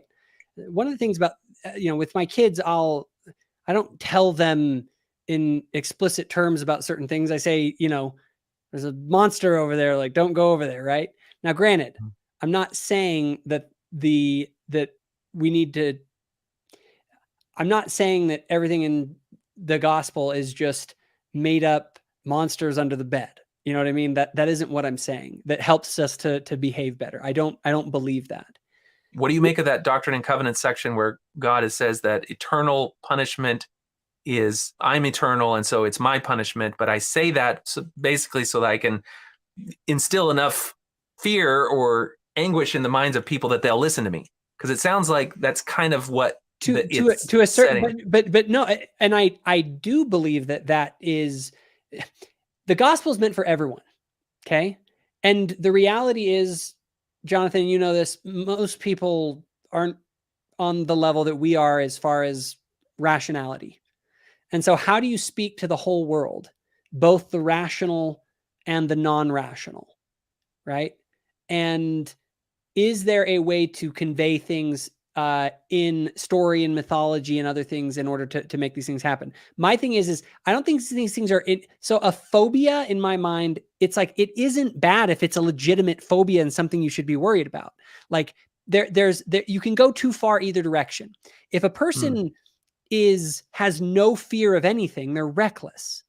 And you should be worried about certain things, right? But then there is going too far. I'll use climate change as an example, right? People have very different feelings about it. Some people are like, the world is going to end in like 12 years and we're all going to die. And now, that was 20 years ago. Exactly. And so, and then there are people that are like, no, nothing's happening. We don't care at all. It's like, what is the proper amount of phobia that we should have? And within the church, I think that there are people that go too far in both directions, in my opinion. It's, again, this is one that's complicated. It's a little bit tricky. However, I do know that for me personally, I would put mild, but I know that there are people in the church who have had relatives or some, grandpa was telling them about something and then they get like really freaked out, or people that are worried that, they're going to lose their eternal salvation. And in my mind, these are, that they go too far. But I found that the brethren, generally speaking, especially in the past, in my lifetime, have been more like, hey, don't freak out here. Like, do your best and God will work it all out. It's so funny when you go back and you read old Jehovah Witness publications from like 50 years ago. They're talking about how terrible the world is, and the impending doom and apocalypse are gonna, it's like the end of days, and they're still doing that. They're still saying that, and that's a type of phobia induction that has been used very reliably in especially groups that rely on the Bible, and they'll turn to Revelation and they'll find the worst, scariest things and cast a spell of fear that then binds their followers to there, because by obedience to their group, inclusion in their group, it saves them from that thing. Yeah, I can't stand the apocalyptic kind of fervor that people get into. I've never got it. I've always been like people like, it's coming. Like, oh, it's like next year, I swear. And it's like, okay, whatever. Like, I'm not thief in the night. So you're not a prepper then? No. Or you're a prepper, but because you've seen what happened in China. Yeah, no, I got my food storage and I'll do what I'm supposed to do. But half of that's like more practical than anything else. And so, well, latter day sounds better than apocalyptic end times. Yeah, but it's true. There are people who say, well, that it's in the name of the church that they are invoking the imagery of the apocalypse or the Armageddon, and that's how people. So I want to finish my thought on that though, which is that there was a talk given by Dieter Uchtdorf a few years ago where he specifically calls out fear mongering, and he says, we don't need to speak from a position of fear mongering. It's basically by almost every metric, we are living in the best moment of history. Yes. In terms of violence, famine, poverty, disease, longevity, and it's true. Yep. And then he warns, he's like, don't listen to people who are using fear mongering to try to control you. Now, of course, in that same general conference, there's like another leader who talks about the terrible end of times that we're all living through. And so there's a little bit of mixed messages there, but it may be on what thing you're focusing on when you make those statements. But I think that falls in the category of induced phobias, and so much so that at least one high-ranking leader of the church says this is something I need to talk about, because fear-mongering should not be the way that we articulate our existence in the church. Yeah, and I would say like I said, my experience was pretty mild with that. I mean, if you were to go back to the 1800s, I probably would have a much higher opinion on this, but I think that we rightfully have mellowed out the end time fear. Okay, I'll put you on mild. Okay, blame reversal. The leadership, the group, and doctrine are above reproach. So any failed promises or bad situations are always the fault of the member. So you can have a group like Scientology, where the guy said that if you were in a bad way, if you had doubts, if you had questions, or if you pointed out something that you thought the group or the leader was doing wrong, they would always turn it back on you. You were always the one. You didn't do the program right. You weren't committed enough. You interpreted it wrong. The group was never accountable for anything. They never apologized. They never admitted that they did anything wrong. Even when they would silently change things behind the scene, there was no admission of it. And so the only people who were ever wrong were the leaders, were the members. Does that show up, or did it show up in your experience in the church? This is one where I would probably be more like, yeah, this is something that can happen sometimes in the church. I think we have so this is where I'll give the sort of apologetic answer, and then I'll kind of give the other. I do believe there is something to be said for trying to retain institutional trust. I do actually believe that that is a principle that doesn't only even apply within the church. Okay. And so I can see why you might want to minimize mistakes under the guise of trying not to undermine institutional trust, because you still believe that the institution is trustworthy. Now, with that said, I also would say that the church does, there does need to be more of a recognition that when these mistakes are made, it isn't always our fault. And I think maybe in other days that may have happened, but I don't feel like that's, I mean. When you say when mistakes are made, it's not always our fault. Who's the R that you're talking about? The general membership, right? It might have just been a dumb policy. You know what I mean? It wasn't that the members took it the wrong way. But the leaders were right. Okay. Yeah, it could be. The thing is that both happen, though, in my opinion. Sometimes I think that there are good, true, and right principles and things that come out, and we as members and as a church blow it because we suck. And then there are other times where Joseph Smith starts the Kirkland Safety Society. And it's like, yeah, that blew up because it was a bad idea. Okay. And hold on. I will be right back. Give me just a sec. You're fine. You're fine.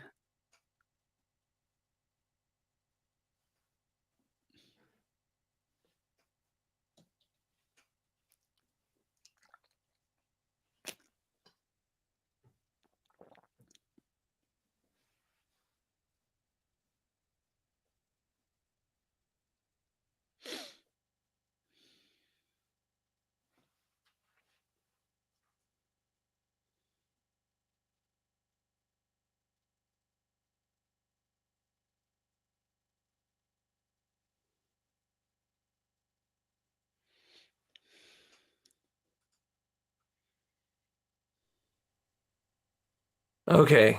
Well, I've already heard that from you several times where you've been pretty bold in saying, there were times leaders made mistakes. That's you as a member calling out those leaders as making mistakes.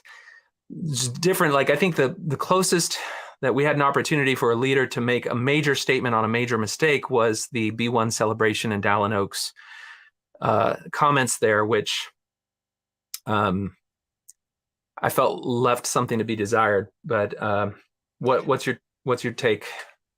Yeah.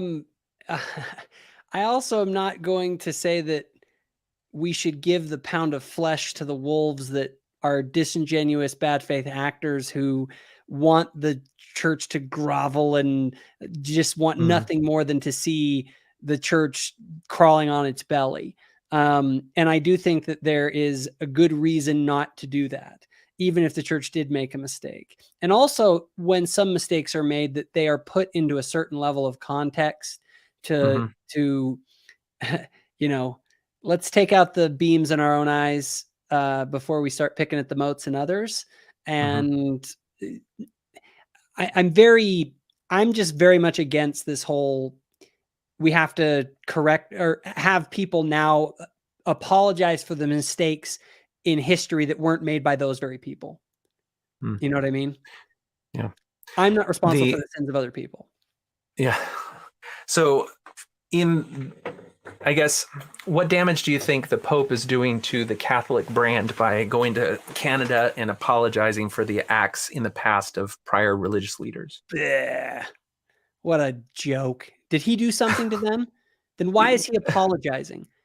Did the Catholic Church here? Then let me do this. Let's make it even. Then let's have all of those native tribes go up and apologize for all of the things that they have done to different tribes and groups throughout their history.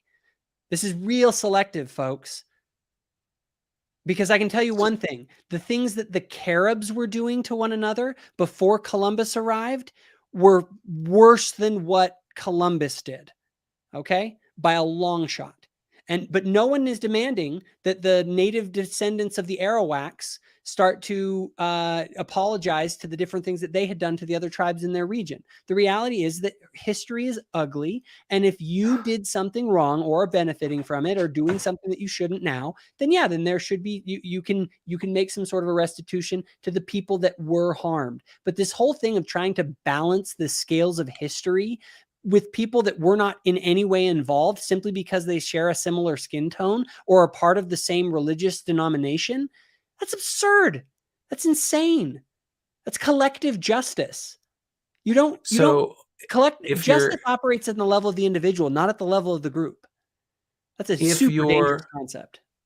If one of your kids does something wrong and you told him to apologize to the person he hurt, and then he says, well, that person hurt a bunch of other people too, so if I'm going to apologize, he needs to apologize too, then you say, you know what, you're right, and that game of apology doesn't end, so therefore you shouldn't apologize.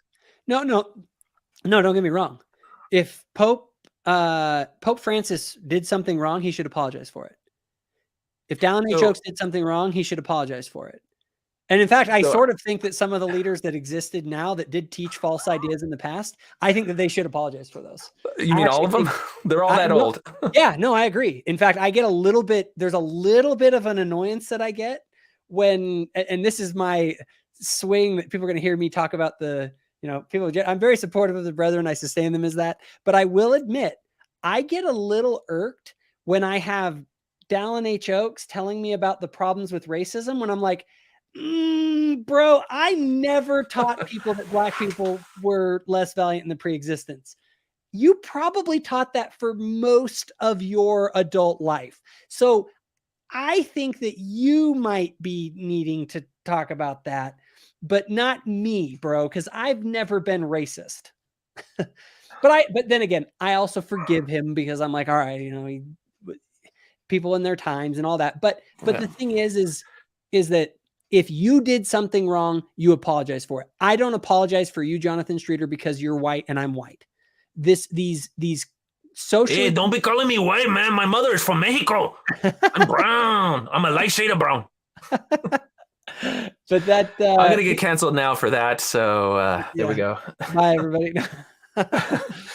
No, I could go into a lot more conversation about that because, you want to talk about the utility of things that can bring people together. There's like evidence-based research on the power and efficacy of apology and reconciliation. And there's also a conversation to be had about, things that were done, acts out of a group from a seat of authority, and that seat of authority has continued in continuity and never acknowledged the wrongness or the harm of things that were done that were above and beyond normal social things. There are things where like people around them were fine, but they held on to this harmful thing and it kept going. We could go for a while on that, but I want to make sure we get through all of these because there's a score at the end that is going to be the important thing. And I don't want us to go so long that we don't get to the end. So blame reversal. We've talked about it quite a bit. Sounds like you acknowledge that there may be some issues there. How do you score it?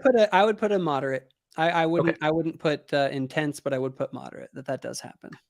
And then examples where you can put as evidence that it's not more than that, where the church has owned up and said, you know what, we did get this wrong. There have been talks where they, like Elder Uchtdorf came out and said, the church has made mistakes. And which mistakes did he acknowledge? See, that's the thing, is that's why I'm going to put it as moderate and not intense, because I think that they could have come out and been more specific about some of that stuff. So if they were more specific, you would put it at mild? Yeah, the church doesn't have, no, if they were, I might do it. And if he hadn't said it at all, I might put it as intense. Like if the church just refused to ever admit that it made mistakes, then I would put it more up towards intense. The church is willing to admit that its leaders are not infallible. And it is willing to offer general apologies. What's an example of a general apology? Well, the admission that they've made mistakes. I wouldn't say, okay, maybe general apology, that probably isn't the best way to phrase it, but they're willing to admit that mistakes have been made, but in order to protect the institution and the trust in the institution, they're not so willing to get really into the details and spend a lot of time on it. And to some extent, I agree with that. Like, I think you can, there's a time and a place, and I think that people go overboard. I think they might be able to be a little better about some of that stuff, but okay, we'll give it a moderate then. Yeah. All right. Euphoria induction. The euphoria of group participation and fulfilling the members' ideals motivates good behavior and reduces doubt while proving the validity of the group. So examples of isn't sort of the point of participating in any group to like elevate your to feel better? I think we've acknowledged several times in this conversation that there are normal human psychological mechanisms that can be strategically design. You can design an experience to trigger that mechanism. And so using that induce euphoria, like, heck, man, those are great.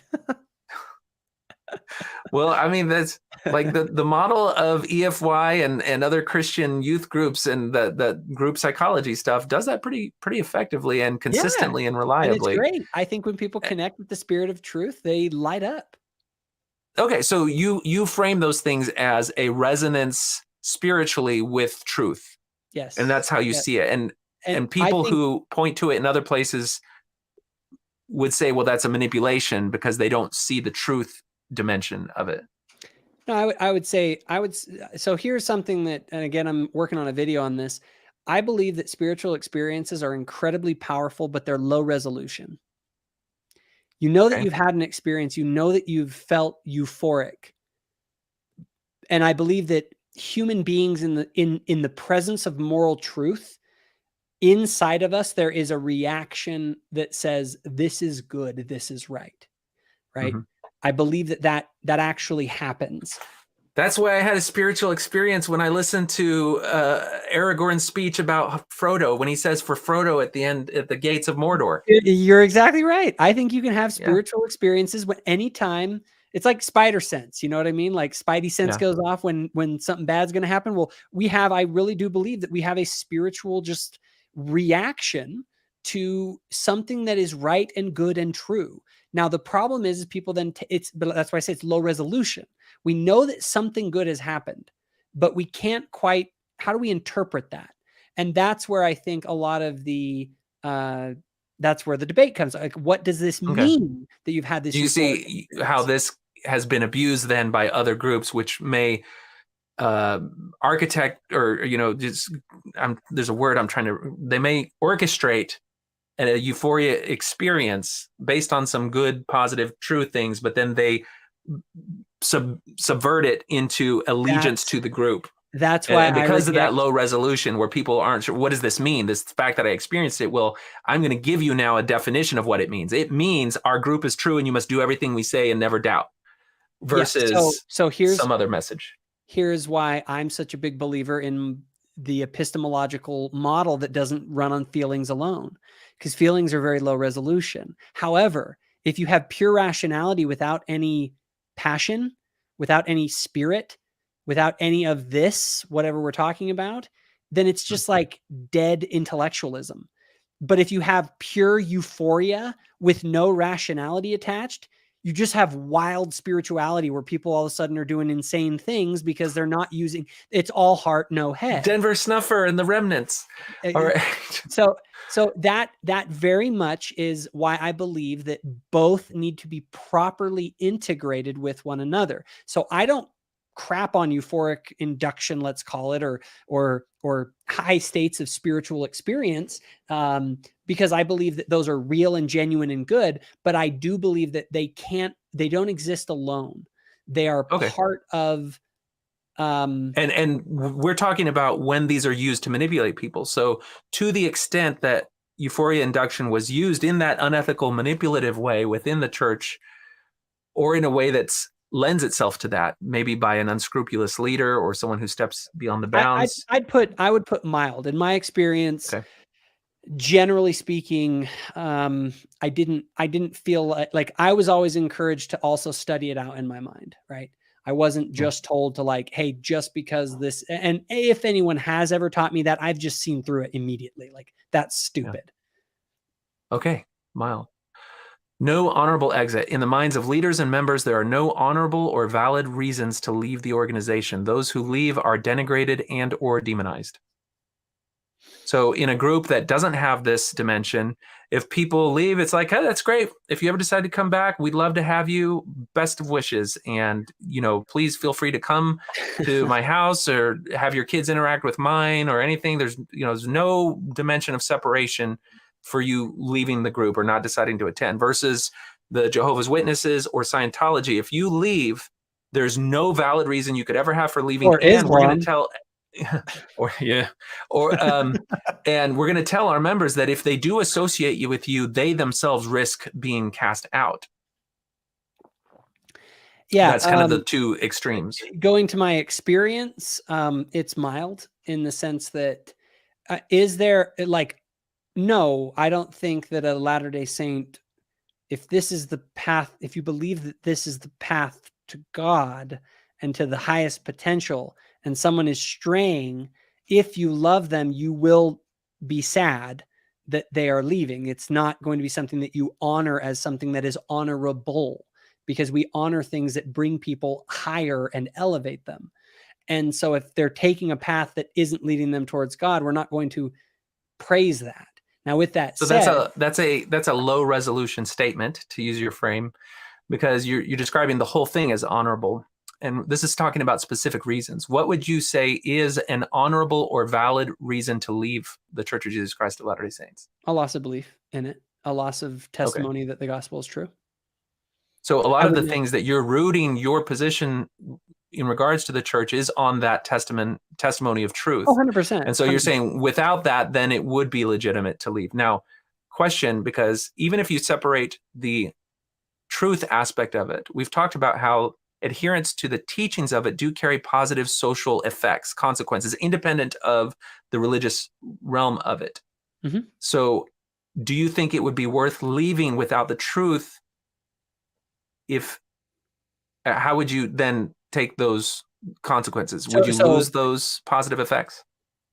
So basically, if someone doesn't believe in the claims of the church, but they still attend, would they still get the benefits? Is that sort of... Are the benefits worth staying for, even without the truth?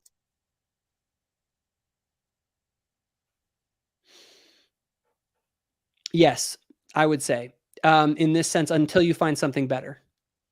The problem is that the way I frame the entire issue is you have to have some sort of a narrative that grounds why you exist, like why you live the way that you do in the world, right? Why do you value what you value? Where do you ground your moral viewpoints? Like you have to have some sort of a worldview. And my thing is this: if you find a superior worldview that you think is better, a new religion, as it were, in a broad sense, then yeah, then it makes sense. But I can also see where someone says, look, I don't believe in the church, but I really can't see any better way to like live my life. And so I'm going to live my life, kind of to pull the Jordan Peterson thing, I'm going to live my life as if this is true. Yeah. Right. Even though it's not. But I also would say this: it's wrong to lie. So if you're going to act like it's true, you shouldn't go and tell people that like, I have a perfect testimony of the gospel if you don't, you know what I mean? Like, so I'm not saying to be dishonest. So, but I don't have any problem with people who follow the church's teachings and participate in the church because they think the church is good and that's good enough for them. So you've mentioned that there may be an honorable or valid reason to leave the organization if someone has come to the conclusion that it doesn't meet their truth criteria. I'd call it valid, not necessarily honorable. Okay.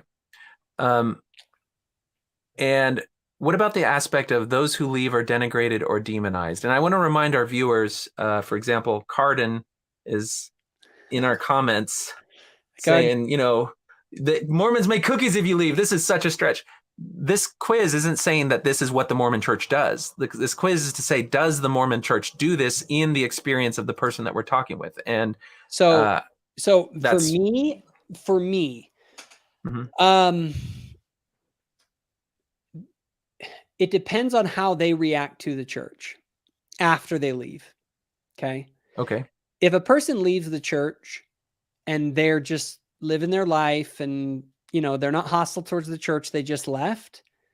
I've never seen anyone like go and demonize and attack the person. They may disagree with them. They may say, I think that they're making the wrong choice, you know, that kind of stuff. But as far as like, Hold on, before we go to the next one, in a family that's faithful and they have a family member who leaves, it's a different dimension because they can't just leave and disappear. Like, how do you feel like a family member, in keeping with the way the church, the values the church instills into a family, how do they then interface with a member who chooses to leave? And you probably have personal experience with this. Yeah, I think that you should have as good of a relationship as you possibly can have with that person without compromising your values. So you don't see them as less than or absolutely not broken or denigrated or demonized? I would say this: we're all broken, but what I would say is that they are choosing to walk down a path that I believe is less than the path they could have taken. There's a better path and they're stepping off of it for, you know, they're trading something better for something worse from the way that I see it. And you can't ever be happy about that if you really love someone, you know, you want them to have the best that's possible for them. So it isn't a denigration or a demonization. It's a disappointment, I think, is more commonly the sentiment, and a desire that they, you know, come back. But it's if a person where it does change and a person does get demonized and attacked is when they attack the church and they begin to become very open and hostile and all that, because then it's like, all right, you want to attack what I believe? Well, let's look at what you believe now.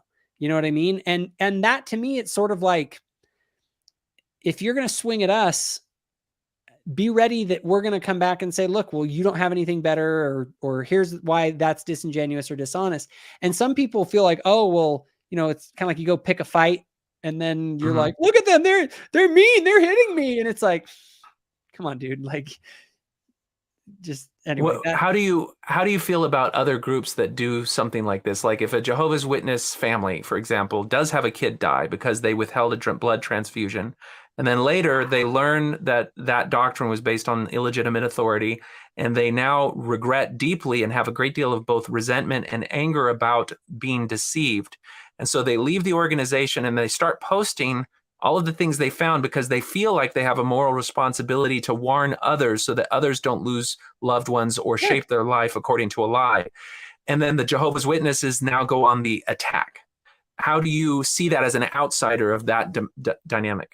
I look at it as a fair game in the sense that they like, and I, to be honest, I actually have, like, I'm sorry, I'm laughing. That's the Scientology term for going after apostates who criticize the church. It's called fair game. Yeah. All right. Well, here's what I mean by that, just to clarify. Okay. If you want to attack the church, be prepared for people to defend the church, right? Mm-hmm. And you're now engaging in intellectual battle, and that's fine. Like welcome to the world of intellectual warfare. Like that's what happens. And I believe you should try and keep that from not being personal as much as possible. I'm not totally perfect at that, as anyone might know, but I try and attack ideas, not people. Your bans from multiple Facebook groups will attest to it. Honestly, though, I really do. You'll notice if people look at what I post, I will mock ideas. I will attack ideas. I will crap on ideas. I will meme ideas. I try not to like go after you personally and say, hey, like you're ugly or whatever, or your mom is, I try not to do that. Anyway, but the whole idea is if a person leaves the faith and then they come back and begin to attack because they feel like they need to warn other people, by the way, I'm fine with that. Like, I'm not saying like you got to leave the church and you now cannot try and warn people. Like, I totally get why they're doing it. I would do it too. Like if I had lost a child because I had been a Jehovah's Witness, like I would go out and warn people about it. But also I wouldn't then cry foul when they defend themselves and say that I'm if they defend themselves. Yeah. If they defend themselves by calling you a liar or by saying that you broke your covenants and therefore cannot be trusted, as outsiders, we would probably see that religious organization using its own ecclesiastical power to poison the well of its doubters, and that's a form of manipulation. Yeah, and I would point out that all of those people that are responding to that are being totally irrational. And and the thing is though, if they don't value rationality, like that's the other thing. If a person doesn't value rationality at all, like, yeah, there's nothing you can do. Like, you can't use reason to reason with the irrational. So with all those things said, how do you score it? I would say my thing is mild. I have not seen the church go after people, and if they do, if I engage with people, or it's because they're swinging at the church. I'm not going out of my way and being like, you left the church, you're just terrible. So you'll hear people like John Dehlin and other people say that this is actually a huge factor of the church. There's no way for you to leave with your integrity intact. People will always see it as a moral failing if you leave, and that they'll, the messaging to the members is that you are now tainted goods and distance should be kept. And he'll point to statements from some of the leaders like L. Whitney Clayton, who in a graduation speech invoked the idea that, you need to have some distance from people if they start criticizing the church. And then even D. Todd Christofferson, who said sometimes association or support should be withheld from family members, even because we're to hold, love Christ even more than family. how do you knowing that those messages are out there and that some people could interpret and act on them when a family member leaves, you just didn't have any of that experience in your personal life and you don't see it, or you just think that it's mild if it happens? No, but I mean, those are generalized statements, and I'd have to look at the specific context of a situation. I do believe that there are situations where I should withdraw support. Like, for instance, if my son comes out as gay and he wants me to pay for his gay wedding, and I paid for my other children's wedding or whatever, and now he wants me to pay for his gay wedding, I'm not going to pay for his gay wedding. Like, that would violate my principles. And I don't think that there's anything wrong with that, to do that, because I don't recognize that marriage as a legitimate marriage at all. So there's a level here to which I agree with what they might be saying, but again, taking one particular statement by a leader on a generalized level and saying that therefore means that they want you to go after everyone who leaves the church, when they say there might be some occasional situations where that might be necessary to distance yourself from someone who's totally just like ripping on the church 24/7. That's good advice, by the way. If someone is a total, like, believe me, there are people that get into emotional spaces that even later they'll admit, like, yeah, I probably wasn't the right person to be around because I was really angry. I was in a bad place. I just left the church. And it's like, no, dude, you're totally right. Like, it's part of it's almost like the natural, like, there are stages that you go through. I went through it myself. My family, I'm sure, is having to roll their eyes a lot of the times with me, but it's just like, even very rational people who try to keep things in check, like, there is there's a spiritual / psychological need for validation, for acceptance, and for the sense that, if you were deceived, you want to show other people how you were deceived, just because it kind of tells you that you're not crazy. And that, in addition to the anger over lost opportunities, over choices made by false information, all of those things go into that. It's a very real experience. Like you said, there are some things where you just have to experience to know what it is. And I know you went through your own faith journey, faith transition, faith evolution in the past, but that's a real thing that happens. And I would say, even if you have to keep some distance from your ex-Mormon loudmouth, constantly criticizing person, as long as you're, keeping a door open for when they calm down, then you can reconnect. And believe me, the church teaches that. Like, John will go and select those quotes because John is disingenuous, okay, in my opinion. He's not a good faith actor. He has an agenda, and he's just trying to push it. And so if you actually look at what the church says and take into account all their statements, you're going to find way more statements that talk about ministering and kindness and trying to maintain relationships than you're going to have about, like, oh, and you might in an occasional situation have to distance yourself.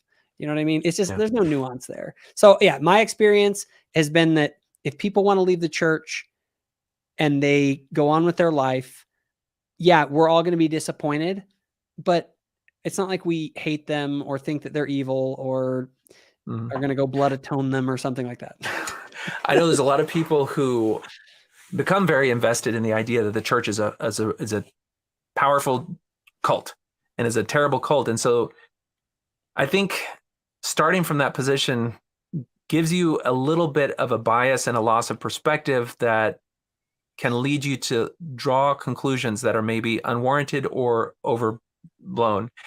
The thing is, it's hard to know that until you go out and you look at how severe other groups are. Like, the culture of shunning in Jehovah's Witnesses and Scientology is so severe that when you compare it to Mormonism, you have to admit Mormonism is way softer in that regard. Now, there is still some element of separation.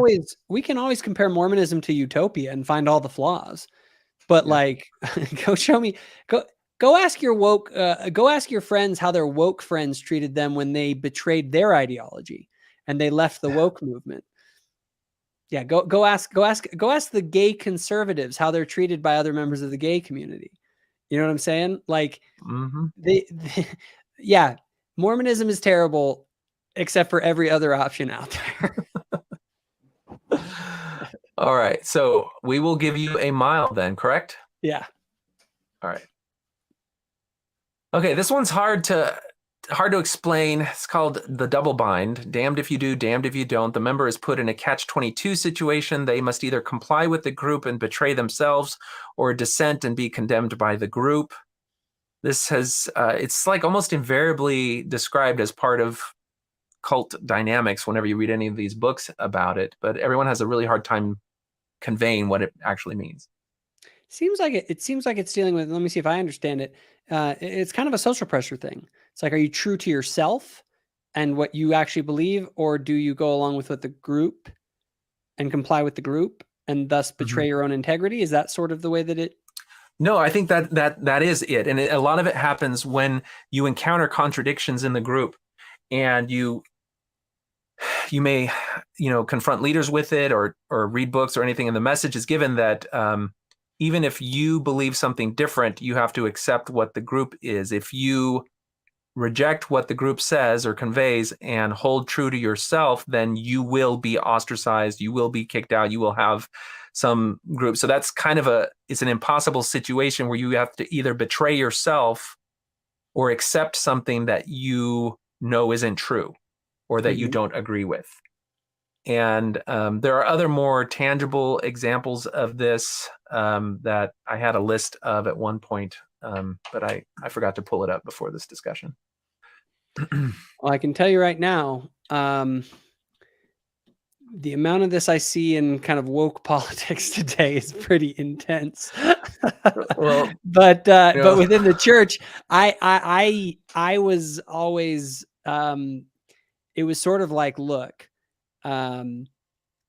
yeah, you do have to believe certain things in order to remain a member in good standing, for sure. But my integrity was always such that I was like, well, yeah, if I don't believe those things, I'll leave the group. And frankly, it bugs me when people don't, and they don't leave.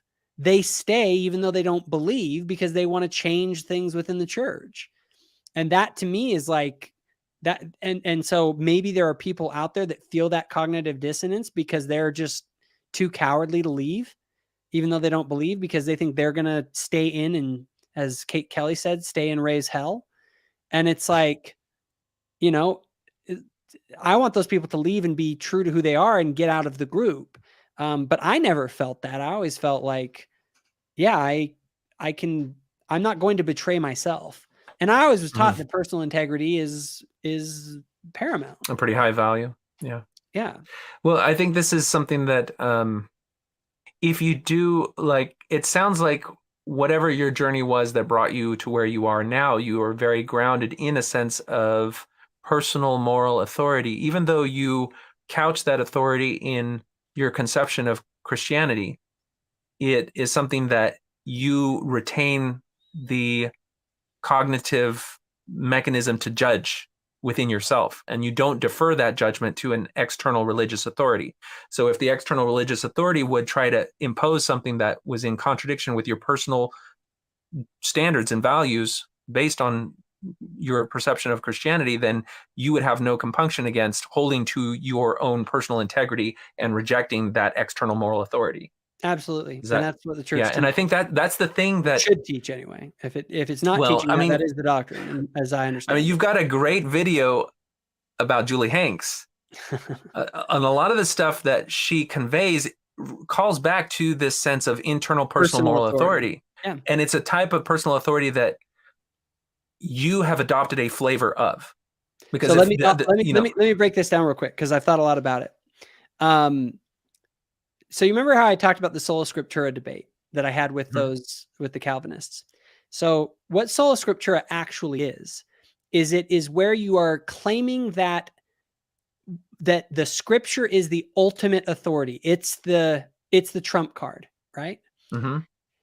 And it's so funny. Every time I hear anyone say that, I'm like, you do realize that means the interpretation of the scripture. Yes, and so exactly. There's always and the filter of the interpretation. That literally was my whole thing. But the thing is remember, that is the scripture. Those are just written words of prophets, right?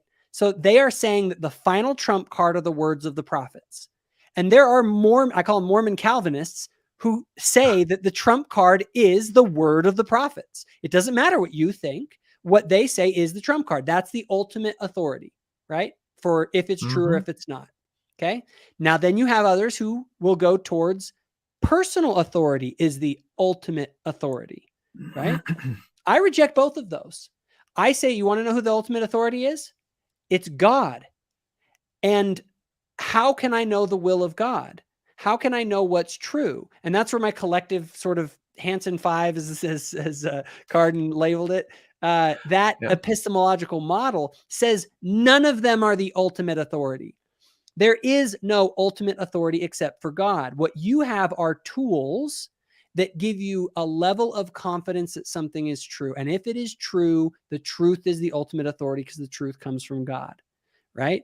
And so the way that I look at it is that Julie Hanks has placed her personal feelings as her ultimate authority. Others have put, like the Calvinists, have put prophets as the ultimate authority. And I reject both of those because I don't think there is an ultimate authority except for God. And I think that you get to know God through the collective witnesses that you have being, I say intuition, I say our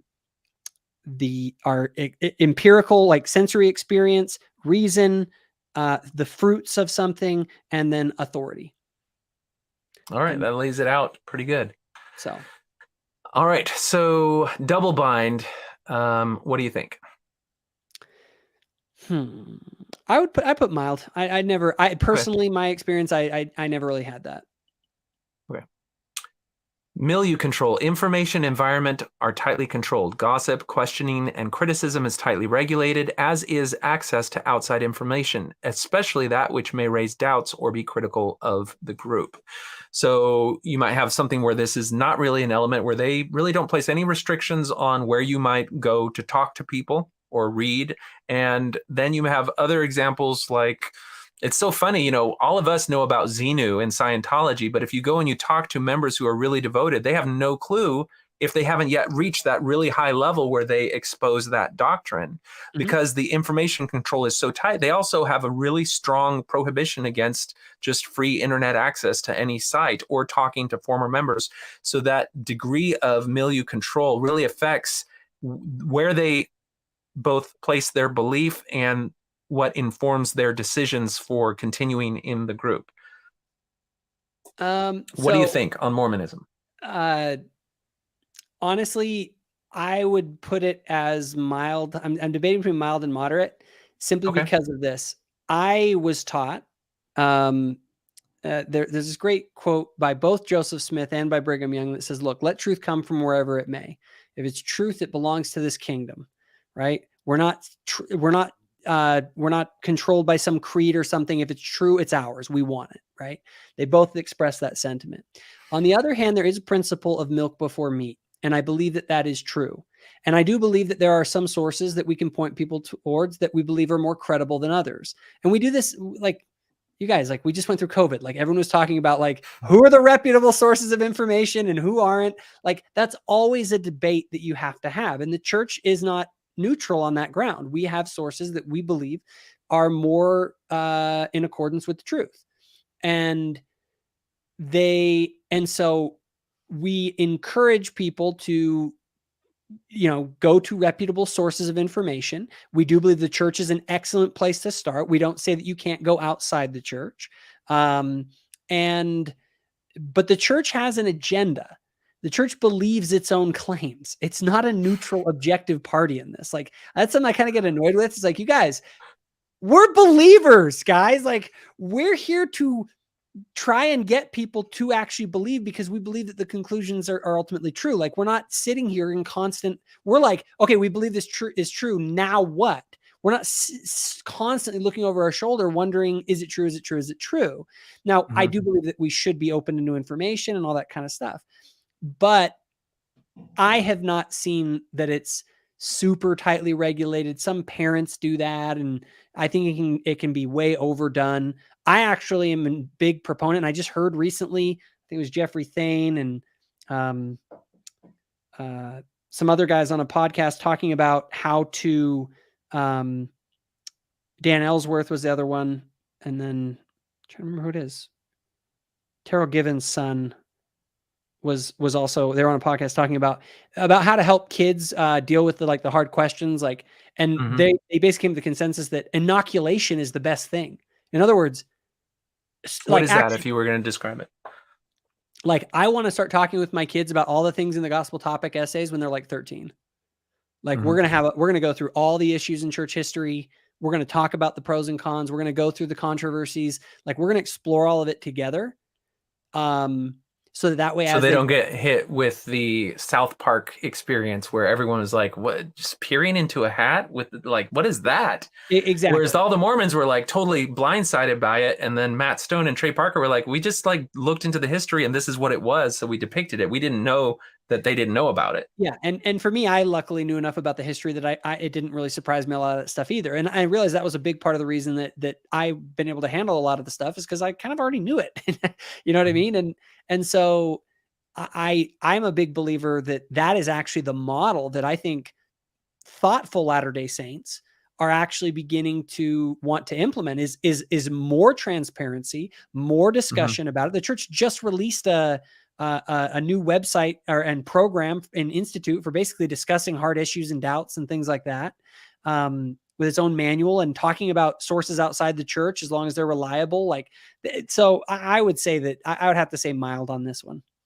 Okay, so if you heard that there was a program in Scientology where they were introducing their kids to all of the criticisms of L. Ron Hubbard, and they called it inoculation, but critics said, well, actually what you're doing is you're capturing the narrative. You're providing ready-made answers to the criticisms that you're not actually presenting the full breadth and depth of the criticism. You're presenting an readily accepted narrative that can be a thought-terminating cliche so that people don't dig deeper.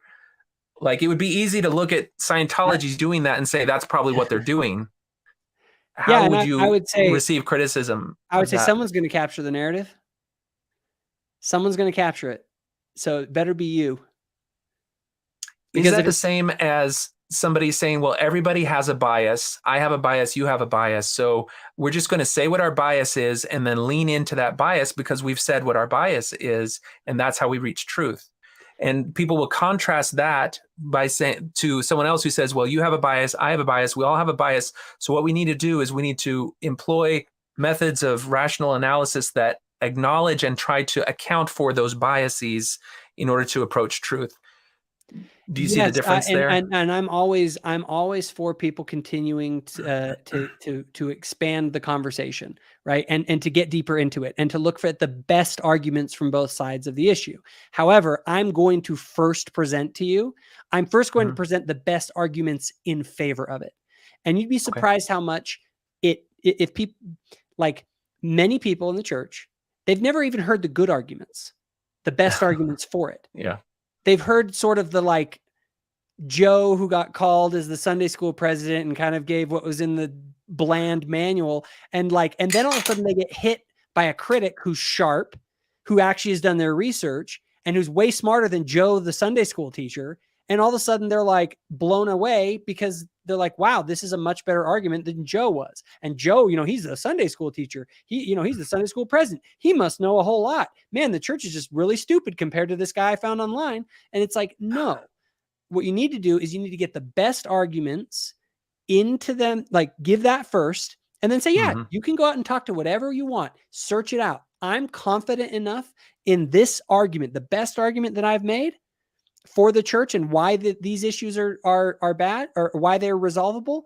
And now feel free, but someone is going to present the best argument first. And I would rather present it myself first to my kids. And then I'm totally open to them going and studying any sources that they want after that. And even before it, like I want to make sure that you hear the positive case before you hear the negative case. And so in your experience, the degree to which you had control over what information you might access was mild. And was there ever any messaging that instilled fear about non-internal sources of information that somehow just colored them or poisoned the well? My dad was someone who he read all the church history. He knew about the seer stone stuff. Like he knew the full story. And so his thing was sort of like, oh, if you want to know something, like, I'll just tell you about it. You know what I mean? And then I started learning some of the stuff, and then I did my own research, and, you know, so it was sort of and he would read things like my dad, like he would use the NIV study Bible when he was teaching gospel doctrine. And like some people like kind of were like, oh, like, well, that's not like our Bible. And he always kind of laughed about it because he's like, well, if it's true, it's true. And so I always grew up in a very Brigham Young-esque sort of household that was like, look, if it's true, it's ours. Like, don't run away from the truth. The truth comes first. And I think your responses in this reflect that. I mean, a lot of your responses are really couched in, if we believe this, then this is kind of just a natural consequence of it, and let the chips fall wherever they may. Okay, so we will put mild. Confession. The individual surrenders to leaders through confession, which reduces privacy and boundaries. Successful purification can grant temporary relief from guilt, which increases trust and dedication. Members are motivated to obey to avoid confession. Confessed sins may be weaponized against members who doubt or stray. So you could have some group which doesn't have a confession culture at all. Everybody's left to their own personal conscience in dealing with personal failings. Or you can have a group such as Scientology, which incorporates their auditing, and there's another form of session to try to get into transgressions that you may have. They're recorded, indexed, and saved so that they can be used against people. And there's a heavy culture instilled with them that they can't be right with themselves or with the group if they've held anything back, and that it creates just a great deal of personal internal stress if they haven't done that. And it also binds them to the group because they have to go to the group and go through this process in order to receive a personal sense of reconciliation with themselves. So on my Christian presuppositions that I operate from, confession is a natural part of Christianity. The form that it takes in the church is, I think, very healthy. I would say that I wouldn't put us as mild. I would put it as I don't know. It's hard to say because, like, I mean, we do have a significant sort of confession culture where, you know, you're told to go to the bishop and talk to him about things that are going on. But in my mind, I would have to say that it is, you know, I don't think confessed sins are weaponized against members. I think what examples of that may be like when you look at the people who are now vocal critics of Scientology, many times they've gone and mined those recorded confessions for personal sins like past adultery, past just moral failings, and then they make websites to try to expose and denounce the critics. Oh, you shouldn't listen to this guy because he cheated on his wife. And they'll, even if the wife's still in the group, they'll have the wife then record a statement. Yes, he was brutal to me. He cheated. And so anyone who's looking for information on the church is immediately turned off of that guy because he's committed a sin, but that's how they weaponize it. Yeah. I haven't seen anything like that in our church in any way. The worst you could say is like, oh, if you don't take the sacrament, like people will see that, you know what I mean? Okay. But and that may fall under the category of social pressure. And even with that, like, you're explicitly told in the church, like, don't judge people for not taking the sacrament. You know what I mean? Like, and like the greater sin is on you if you're judging them than for them to have the courage to be able to. I've always seen confession, honestly, when people confess, and it's always been taught this way to me, that when people confess, it's like, wow, like that's the person you got to worry about isn't the person that's confessing. It's the person that won't, because the person who's confessing, they're showing that they are willing to, like, that they really are willing to take action to put this behind them. You know what I'm saying? Now, now we all suck, and we all probably have things that we hold back, or that we have confessed, that we haven't confessed. But I look at it as something great. It's a chance for you to get it out of just your headspace, to consult with a church leader on a matter that is of significance. And I have participated in membership councils multiple times, and they honestly were some of the best experiences I had in the church. Truly uplifting and powerful, like, good experiences where everyone felt closer to one another when it was all done. And it was a very healthy, good thing. And so in my mind, any sort of the negative stuff associated with it, I haven't seen it. I know that maybe stuff like that might happen sometimes. So I would have to say mild on that. Is there pressure in confession and Mormonism for you to give greedy details? What was that? Is there pressure in confession in Mormonism for you to give explicit details about the nature of your sin? Quite the opposite. Or is it quite the okay. opposite? And do you, as someone who has been in a bishopric and someone who was a branch president and have been trained on, doing these interviews, the thing is you get enough information to know what happened and then you stop. And that's it. Just to know what happened, what sort of category this falls into, and that's all that you do. You know what I mean? I've never been pressured or told from the top. Anyway, I'm not saying it never happens, because I think people might go too far, but our encouragement has always been, let them say what they want to say and only ask clarifying questions if it's really true that you don't understand what they're saying. Okay. And is, I guess, a frequent criticism that we'll also get regarding this subject is minors with adults in a closed room talking about sexual transgression. People have framed it as inappropriate and potentially harmful in that it puts vulnerable population at risk for abuse. What is your take on that aspect of confession? Can anyone show me a time where someone has been physically sexually assaulted during a bishop interview? I'm aware of none that's happened during the interview. Right. If you go to protectlds.com, there's a number of protectlds.children, I think.com. There's a number of stories. There have been times where the same leader who conducted the interview was also involved in abuse, or that. But did it happen in the interview itself? I don't even know that any of the, and here's my thing with the Protect LDS Children. Okay. Those are anonymous entries that name anonymous. They literally could be all made up. They could all be fake. They could all be made by two people. And the fact that and I'm not saying that abuse doesn't happen. I mean, I know that there is abuse that does happen. My question is this: people are talking about something very specific.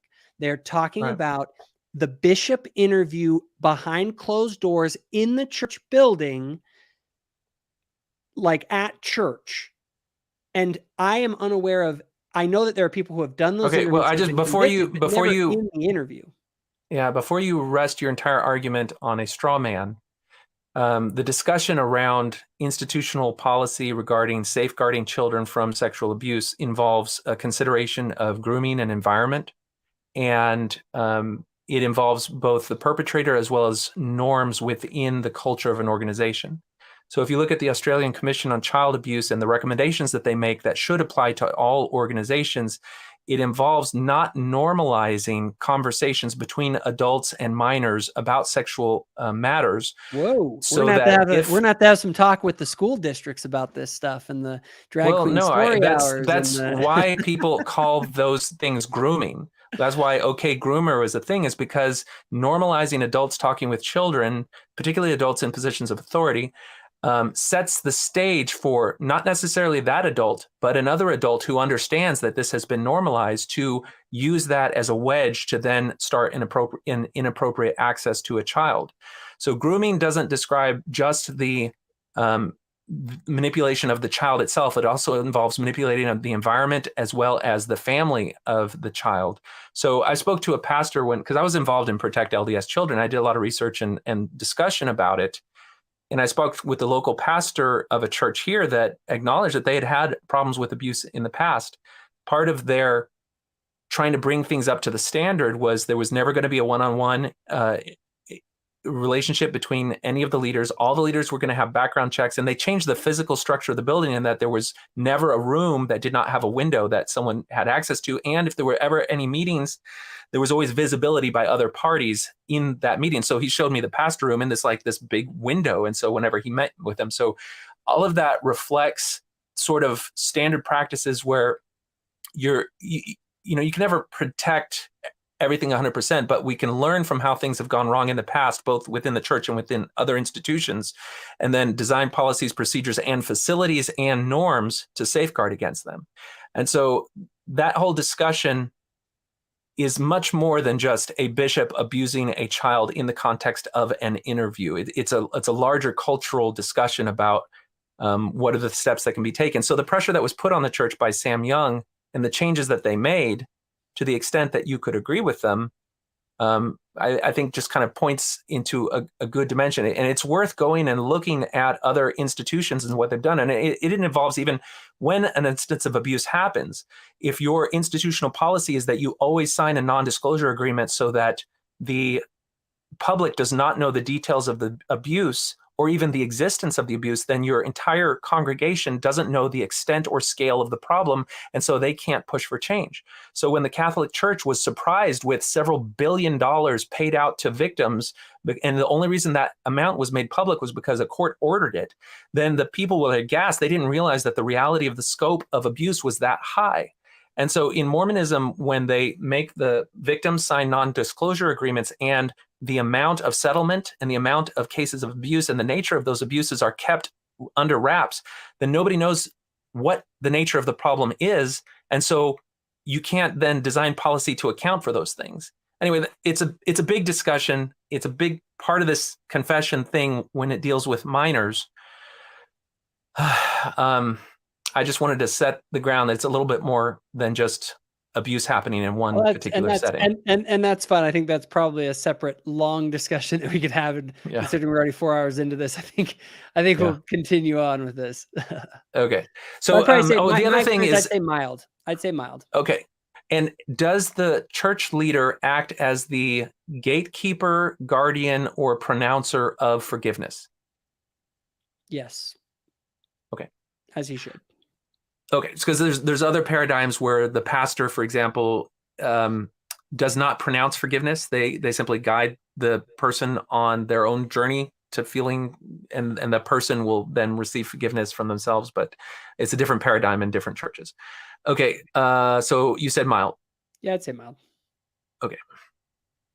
Unaccountable leadership. The dealings of the leadership are kept secret from members. Institutional financial records, private teachings, relevant businesses, and social relationships of the leaders are hidden from the view of the members.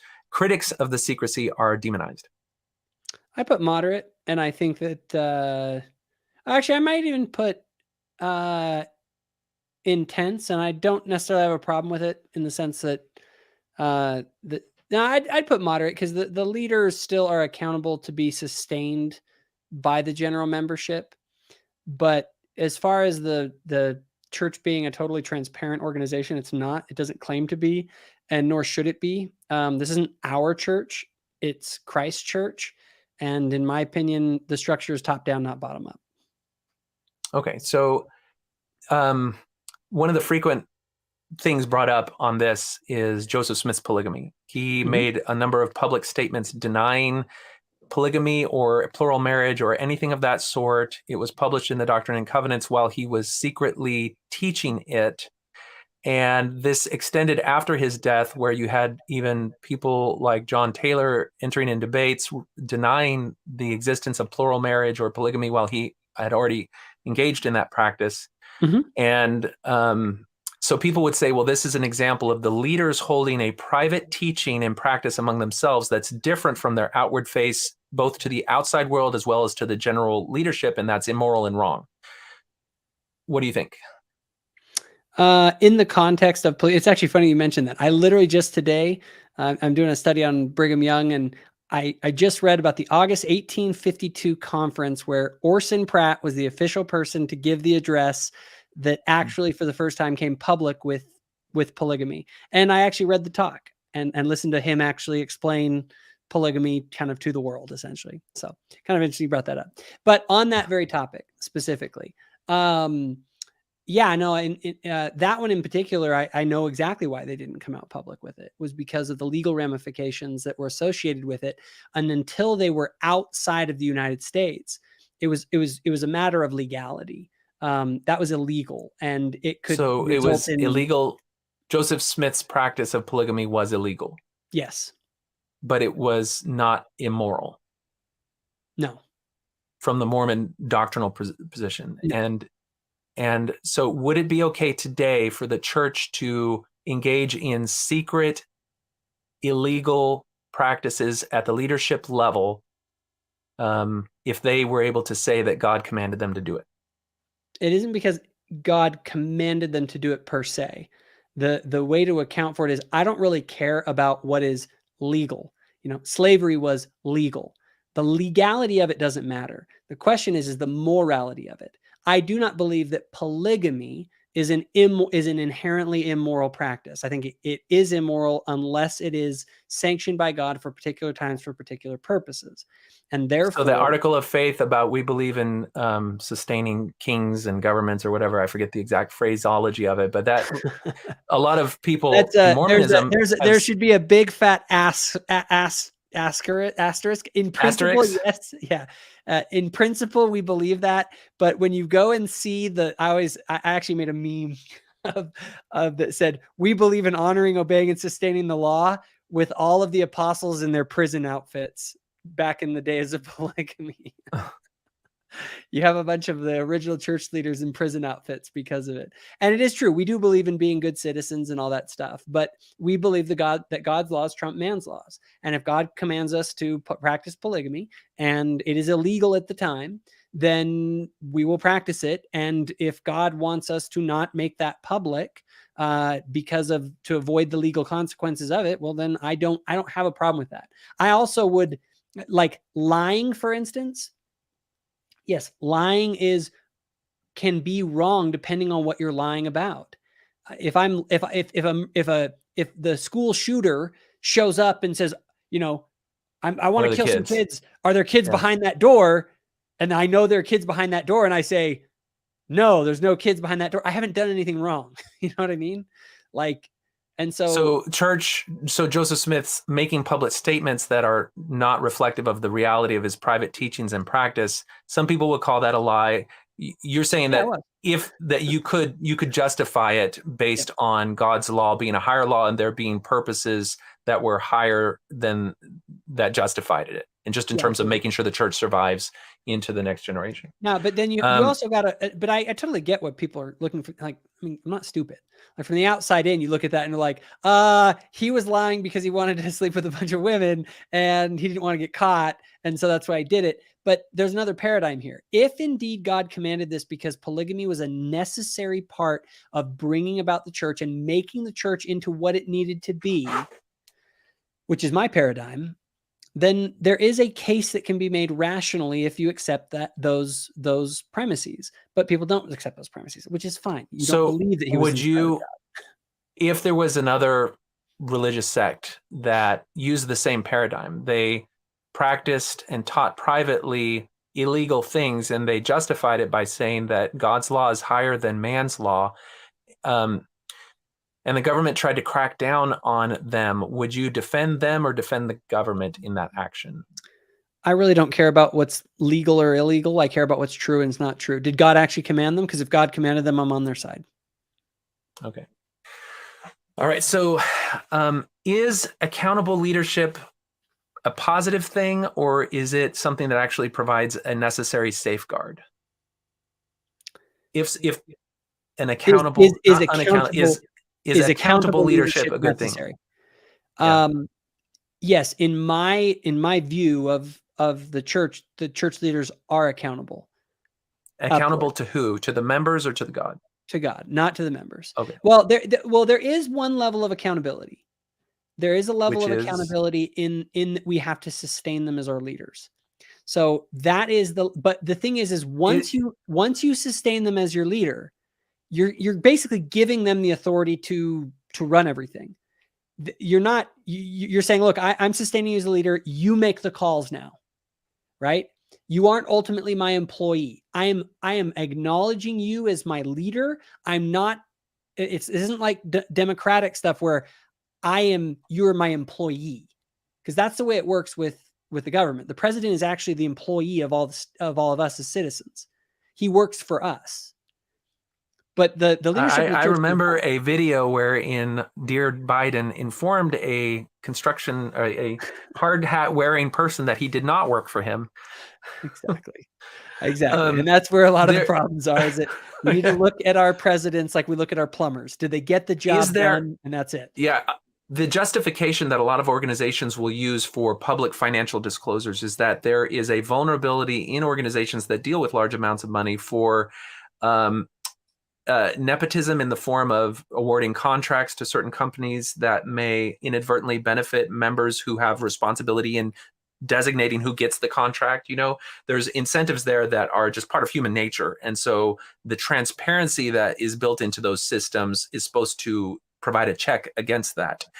Should that be a part of the church leadership, or do you believe that already is there in terms of the financial stuff?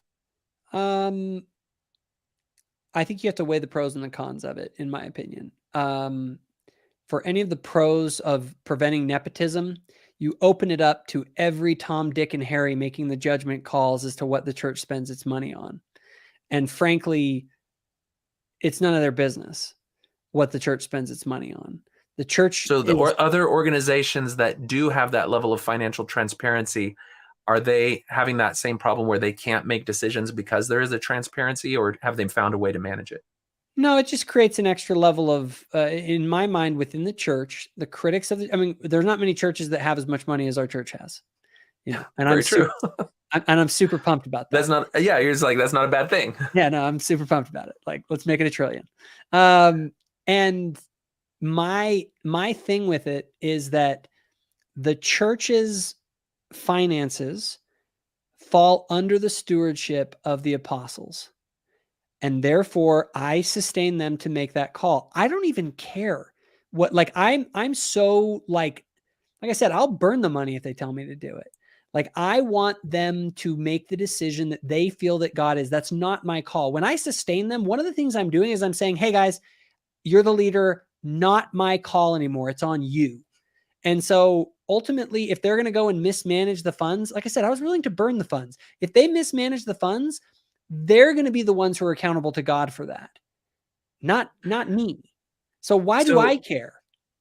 If you heard Kenneth Copeland telling people in a place where the average poverty level rate was really high, if you heard him saying, you know what, send me the money. If you have to choose between feeding your kids or paying your rent, send me the money. Would you see that as a positive thing, because the people would have to scrimp and save and sacrifice, and it would transform their lives in order to make that work, and so it would actually elevate them just through the process of it?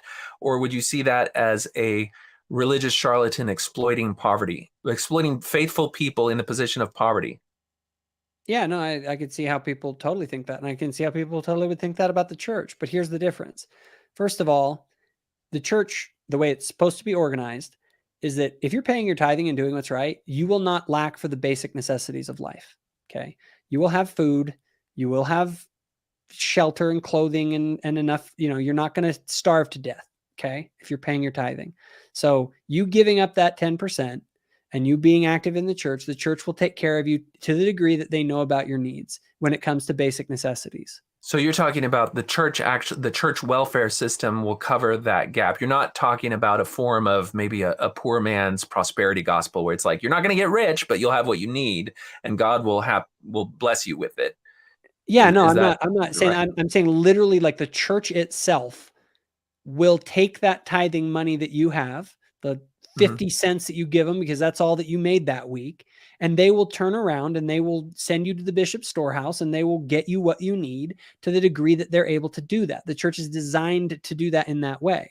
Now, with that said, I'm not like a lot of people go on about how, well, church is billions of dollars. You just like give it to poor people. If you think giving people money is the solution, have you not studied the history of the United States government since 1960? Throwing money at people doesn't solve the problem. But I will tell you what does solve problems: when people make and keep covenants. And you know what's funny is I'm a believer that if you really want to solve poverty problems, is that what you do is you get people to make and keep covenants. Now, you might say, well, when you say that, what are you talking about? Because it sounds like you may be defining covenants as something beyond the church's conception of covenants. No. Okay, so let's just play a scenario. Say there's a nation in Africa. Every single person in the government, in the church, or not in the church, every person in the government in the whole country, they all make and keep temple covenants. They live those laws as they're supposed to. What would emerge is the wealthiest nation on earth, probably. With Zion would emerge from that. because our prosperity in the United States is partly due to people living according to certain principles, right? And we will prosper as a people, as a collective, to the degree, and I'm not saying through magical means, I'm saying like basic laws of cause and effect. If like you wouldn't have any crime in a country where everyone was keeping temple covenants. You wouldn't have any government stealing people's money and having outrageous taxation rate. I mean, just the reduction in crime alone would, you would have people dealing honestly with each other, keeping their promises, keeping their contracts. Like economically So speaking, you'd probably acknowledge that even somebody who was secular in America but believed in natural rights as articulated by like the Lockean type of philosophy that informed our Constitution, believed in property rights, rule of law, democratic processes, honesty, all of those things. If you were to do the same hypothetical scenario and say if everybody in some country that is right now in a bad way financially, if everybody from top to bottom lived by those principles, they would also find that their degree of prosperity would be unprecedented. So the greatest causes of poverty are either corrupt and evil leaders, who I call it collective theft, or individual theft.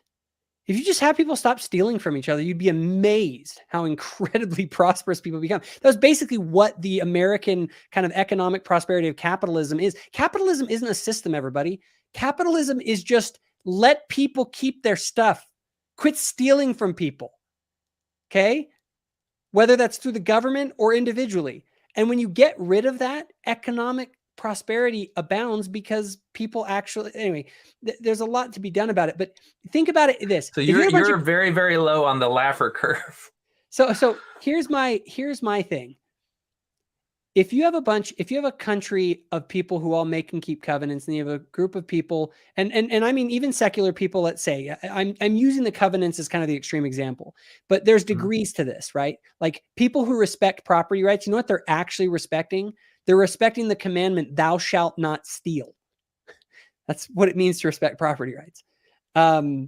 Well, I kind of feel like it philosophically goes deeper than that. Just the concept that a person can combine their labor with natural resources and have something called property, and that there's a system of laws to authenticate that and deal with its conveyance. Like all of that is implicit in the commandment, thou shalt not steal, is the concept of property. Because how can you steal something if it's not property?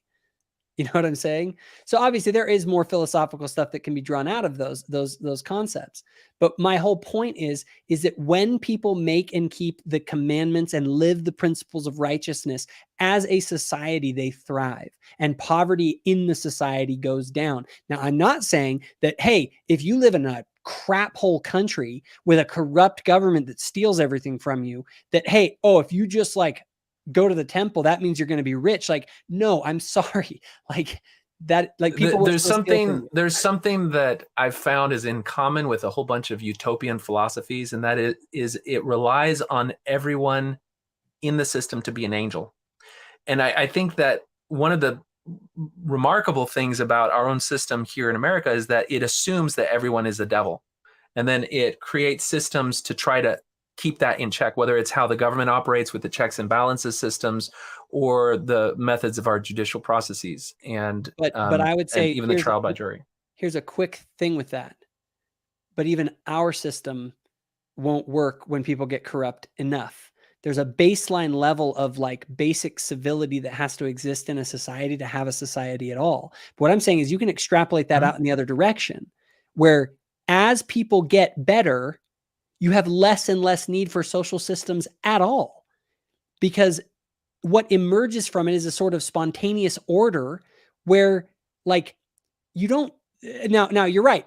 What I'm saying, I do get it. Like you're saying, okay, I mean, because you're approaching utopianism. As soon as you go in that direction, totally, like you have to be that's what you have Zion to be is. Rooted in reality. But like, here, no. But this is what I'm saying. You're right.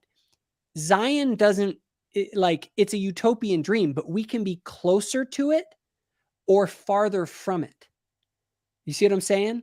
Like, oh, well, I mean, that the thing is that though you take any utopian vision, There's the justification between the Cultural Revolution in China, is they were trying to purify their modes of thought and make them closer in line with the Maoist vision for the future. Yeah, except and for that was a satanic ideology, and I'm talking about an ideology that not only. Well, I understand that, but they didn't see it that way. They saw it as something that was not that. You're right, but the fruits, by their fruits you shall know them. It was specifically the adoption of certain principles around human rights and around notions of property rights, which ultimately are rooted in Judeo-Christian ethics, which are rooted in the truths of morality, essentially, that are the reason that we have the prosperity that we have today in the West. Largely, there's more to that story, but I agree, there is more to the story. So bringing that in and tying it to unaccountable leadership, I feel like leaving the door open to saying it's okay in my particular instance for there to be a brick wall between me and the leaders that is a very broad brick wall. You could probably have a healthy dose of suspicion when it comes to the government, and say if we allow the government to do that, then that's a problem. The government is accountable to me. The church leaders are not. And I think that explains the difference there. So how would you rate it in your perspective then, unaccountable leadership? Because it sounds like you would say that I'd go intense. It's pretty high, but you're okay with it. Yeah, it's intense. I would say that. Because you frame it as its accountability is to God. Okay, deception. Lies, omissions, and front activities cover up flaws or unusual aspects of the group, doctrine, leadership, and history. Some deception will be revealed later when the member is ready. Milk versus meat. What do you think? I'm going to say mild because I don't. This is one of those things that, people are like, oh, I never heard about seer stones or whatever. And it's like, yeah, did you know in the 1970s, like New Era or whatever, they or maybe it was even The Friend, they talked about the seer stone in the hat.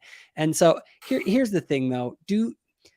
The missionaries, you can frame this as like this. The missionaries could go in the first lesson. They could say, hey, look, we had this guy, Joseph Smith. He had a polygamous wife. One of them was 14 that he was sealed to. And, like, okay. In my mind. That's inoculation. Yeah. I do believe there is a place for it. But what I'm saying is that. Just not in the first discussion. We're not coming from a place. Like, we believe that all of this gets reconciled in the end. So imagine this. Imagine you didn't do something that your wife thought you did. Like, she thought that you were unfaithful to her. You know for a fact that you were not unfaithful to her, and you can explain this whole scenario that seemed awkward, but you have to explain it in a certain order and give the milk before the meat, right? You have to contextualize what's going on, okay? From our perspective in the church, we believe that the story ultimately reconciles. And that what we do then is we try and tell that story in a way that gets you to the point that you believe without omitting all of the facts, but maybe feeding them to you in a particular way. Now, so if I point out to you the Scientology paradigm where you don't learn about Xenu until you're level 33 on their thing, and you've paid hundreds of thousands of dollars in using the same justification, the only difference is that it's not true for them. And so it's not good, it's not moral, it's not ethical when they do it, but it's good and moral and ethical when the church does it because it's true. Just like, I would rather everyone has to do this with complicated and tricky subjects. Okay. You have to, if you're going to teach someone calculus, you have to teach them algebra first. Okay.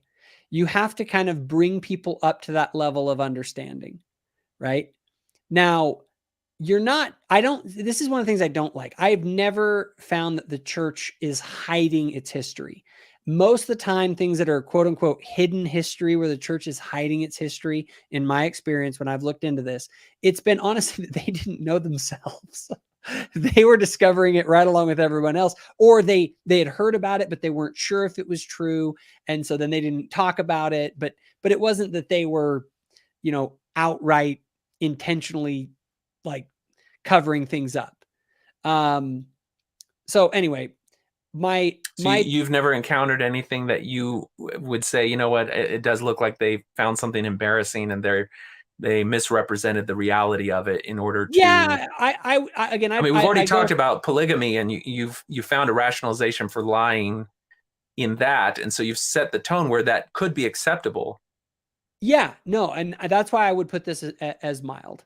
I'm not saying that there's never been instances of that where they try and kind of like are embarrassed about something and try and spin it in a certain way or whatever. But the level to which it's some intentional cover up, I've never experienced anything that was like and believe me, I'm aware of all the claims of things that are hidden and covered up. Okay, so mild. All right, sacred science. The ideology and leader have the one and only truth. Members should only seek answers in the group's teachings. The doctrinal logic is airtight. Leaders are above criticism, and those who question are criticized or immoral.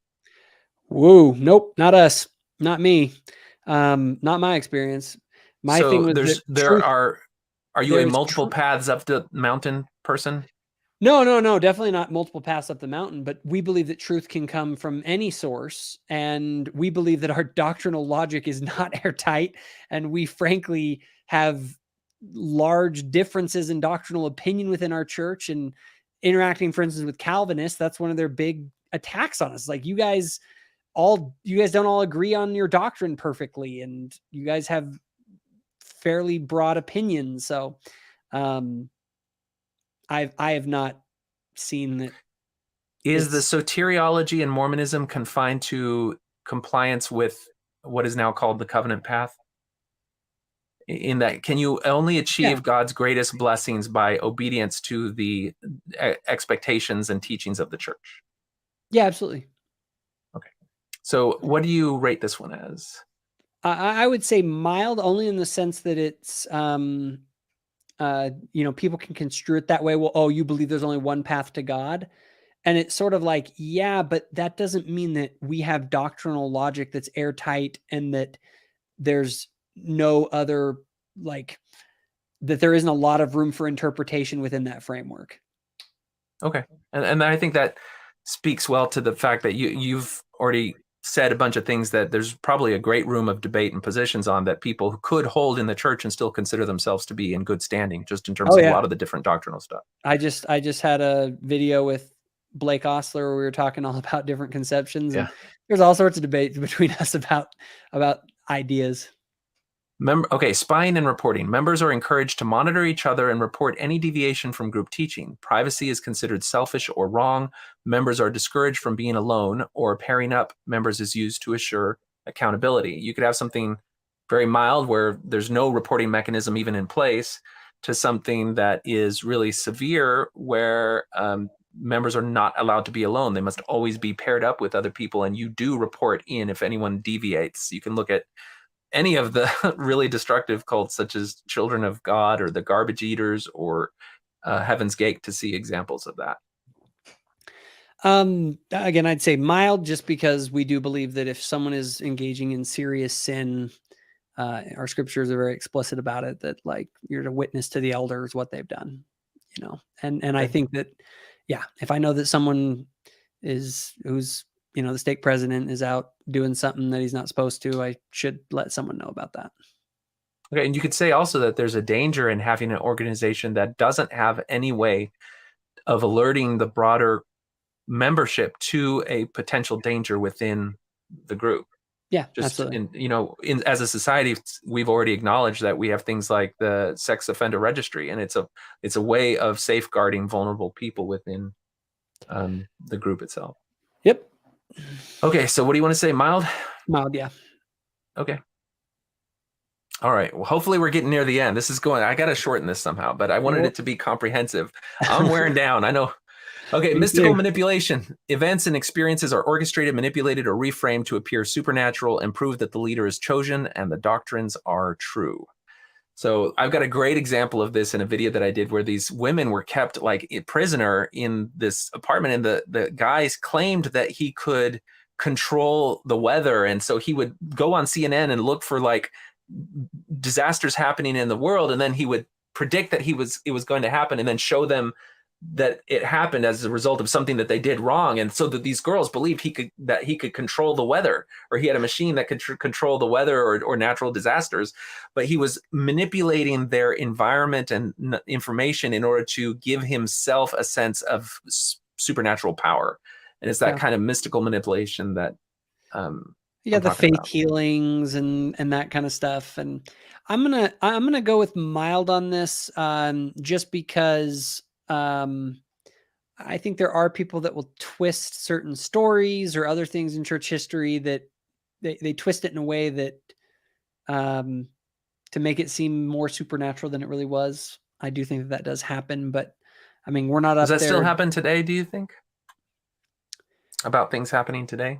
I mean, yes. I mean, membership among, I think it's more common among the membership. I don't think the leaders, I think the leaders are fairly careful about some of that stuff. But I know like a few of them have stepped up. I think Cook and Ballard have an interview where they've claimed that their prayer in the temple brought rain or stopped the rain or something. And then we have some stories about a hurricane that was happening, but it cleared up just in time for them to go for the temple dedication. Those types of things would fall under the category of mystical manipulation. Attribution of divine intervention, I think, is a little different. Again, that's why I'd put it at a mild level that I think is common to, people attribute spiritual things to things that may or may not be.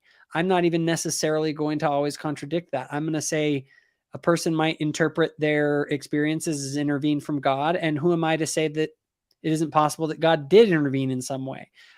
My thing is that do I think that, like, there's a big difference, I think, between saying, the storm lifted after we prayed, and I think God had something to do with that, versus like hiring someone to pretend that they can't walk and then have like putting your hands on them and have them stand up. You know what I mean? That's why I'd say this is the mild kind of normal variety of basically everyone attributing spiritual things to it when it may or may not happen. And again, I mean that sincerely. I'm not discounting the reality of divine intervention. Right. I think when a leader does it and it's with the intended effect of increasing belief in the authority or power or divine legitimacy of the leader is different from perhaps members trying to contextualize and understand their own personal experience that carries no sway or influence over someone who's in their authority, if that makes any sense. Yeah, no, and but generally I think it's the leaders themselves are being sincere. And I personally have had experiences that I believe were chalked up to divine intervention. And I have in certain contexts talked about those experiences with people. And so I don't find would you exclude that concept of attributing something to divine intervention from your rating of mystical manipulation? Or do you include that as falling under this category? I include it in it as that's the reason I say it's not none, it's mild. But I'm aware of no just outright orchestrated, like hired someone to do something that wasn't true. You know what I mean? If you did become aware of a church leader in the past, like Joseph Smith doing that, would that cause a shake to your belief in him, or would that just be he made a mistake? Yeah, I mean, it would be definitely a big check in this is a problem, and what does that mean? But I would also say that gets weighed up against the totality of other things, and when people say that the first miracle performed in the Restoration was an exorcism of somebody in a meeting who claimed to be possessed by a devil, if you look at other religious groups, possession and exorcism is one of the very common ways of having a confederate in with the leader to try to show a miracle that can be very persuasive, but is a complete manipulation. And so I think people look at that and they say, well, that's a little bit of a red flag. It might have been a ginned up thing to attribute power to the priesthood. What do you that wouldn't cause a problem I'm for not you? super familiar with that story, but as far as it goes, I mean, obviously, like, speaking in tongues and other things that they've done. If these things are genuine and sincere, in my mind, they either are genuine or they are, people attribute things that aren't what they are to what they think they are. You know what I mean? Yeah. And so Yeah, I don't. and there's also this phenomenon of group psychosis that, if you Google African pastor demon possession, there's a whole series of videos. I did a podcast on this, of performances of possession and exorcism that you can see, and some of them are real. And there's one video in particular where a guy's like writhing around, and then his phone rings and he stops and answers the phone. And he's like, you can't call me right now. He puts the phone away and then starts being possessed again. Just like, oh my goodness. Well, that's not related to this. I do also believe in possession. I do believe that, there are certain presuppositions there, and I don't know exactly what form it takes, but and I'm not saying that the problem is that I believe that there are real miracles and then I believe there are fraud. Mhm. And parsing out between those, I think, can be kind of a tricky game. But as far as I know, in my experience in the church, I haven't seen anything like that. All right, we'll mark this as mild. I think we're getting near the end. Okay, so propaganda saturation. Members are compelled to consume overwhelming amounts of group-generated media. The plethora of in-group media fills the available time and mental capacity of members. Group media is propagandistic in nature, manipulative, one-sided, and deceptive. You speak to Jehovah's Witnesses, they have so many publications that hit them that they're expected to have read and be ready to discuss. They don't have much time to read anything else, and it becomes a way of insulating them from outside media. What's your take? It's funny. I actually, I would rate this as moderate. And it is something that I don't know. I have like mixed feelings on it, because I'm glad that the church puts out content, and I think that it's valuable and useful and all of that. But it is a challenge to try and Consume it all. I think a lot of members, they only have so much bandwidth for the information they take in.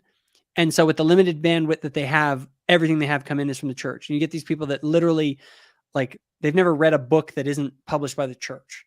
And it's kind of like, or practically, you know what I mean? The only thing they study are like through church materials. And to me, that's just really myopic. And I actually think it's contrary to the principles of what we actually believe as a church. Again, I always go back to those quotes by Smith and Young saying, look, go out and learn everything that we can and bring it to Zion. Yeah. Okay, so I'll put moderate. All right, black and white thinking. Broad spectrums of thought and morality become reduced to two options: good versus evil, love versus hate, weak versus strong, humble versus proud. That's pretty straightforward. What do you True think? versus false, as I would say all the time. That's how I frame everything now. Yeah, it is. And so I would say moderate. I wish it were intense. I think we got way too many nuance bros these days. Okay. All right. Well, nuance is the enemy of this impulse.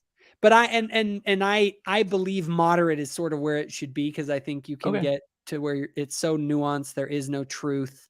And then on the other hand, it's like everything is so black and white, you can't ever have any gray areas. Okay. Totalism, the group and or teachings, has relevance to every realm of life. Every facet of life should be seen through the lens of the group. All other systems are wrong or inadequate. So this is where that video at the very beginning of our thing. Dude, here's the funny thing. For me personally, like, how do I feel about it? I'd go severe plus 10. Okay. Where, like, every aspect, like total consecration, 110%, like all the way, my whole heart, soul, and everything is dedicated to the building of the kingdom. It sounds like you're drawing a distinction between your own take versus what you think the church conveys. Well, if you were to talk about the church in the days of Brigham Young, dude, they would have been in severe as well. Like, I forgot my Bowie knife. Okay, no. Those guys were friggin' gnarly. So is Joseph. He was just doing what Joseph was doing in Nauvoo, which is to create a theocracy and everything. However, the church today is much less totalizing, much to my chagrin. And I would Okay. say, so it's kind of hard for me to evaluate this. But I would actually put severe on this for Okay. me, because my personal experience in coming through this and coming to understand what's actually being taught is that, like, law of consecration, baby. 100%. All right. We'll put that. Okay, transformed identity. Members shed their old identities and assume a new identity bound to the group, framed as a rebirth or metamorphosis to a higher or more desirable state of being. New names may be given or assumed, and the prior identity and associations are vilified. So this is one that I would say it's sort of like, that's the whole point of Christianity, to be born again, take upon a new identity, the name of Christ, all of that stuff. 100%. This is Christian doctrine. Again, do all groups do a new name? Christian groups do. Where the person takes upon themselves the name of Jesus Christ. Okay, but that doesn't become a name that they see themselves individually as, I guess. Let's go intense. My personal experience with my understanding of the doctrine, like, I don't have to have a totally new name. I don't need to like change my entire dress and all that kind of stuff, but it is pretty intense and it should be transformed. Like, I'm a big believer in, like, you're supposed to orient yourself around that. So I'd go with intense, not severe. All right, so let's go to intense. Okay, I'm going to have to pause it here for just a break, and I'll be right back. Okay.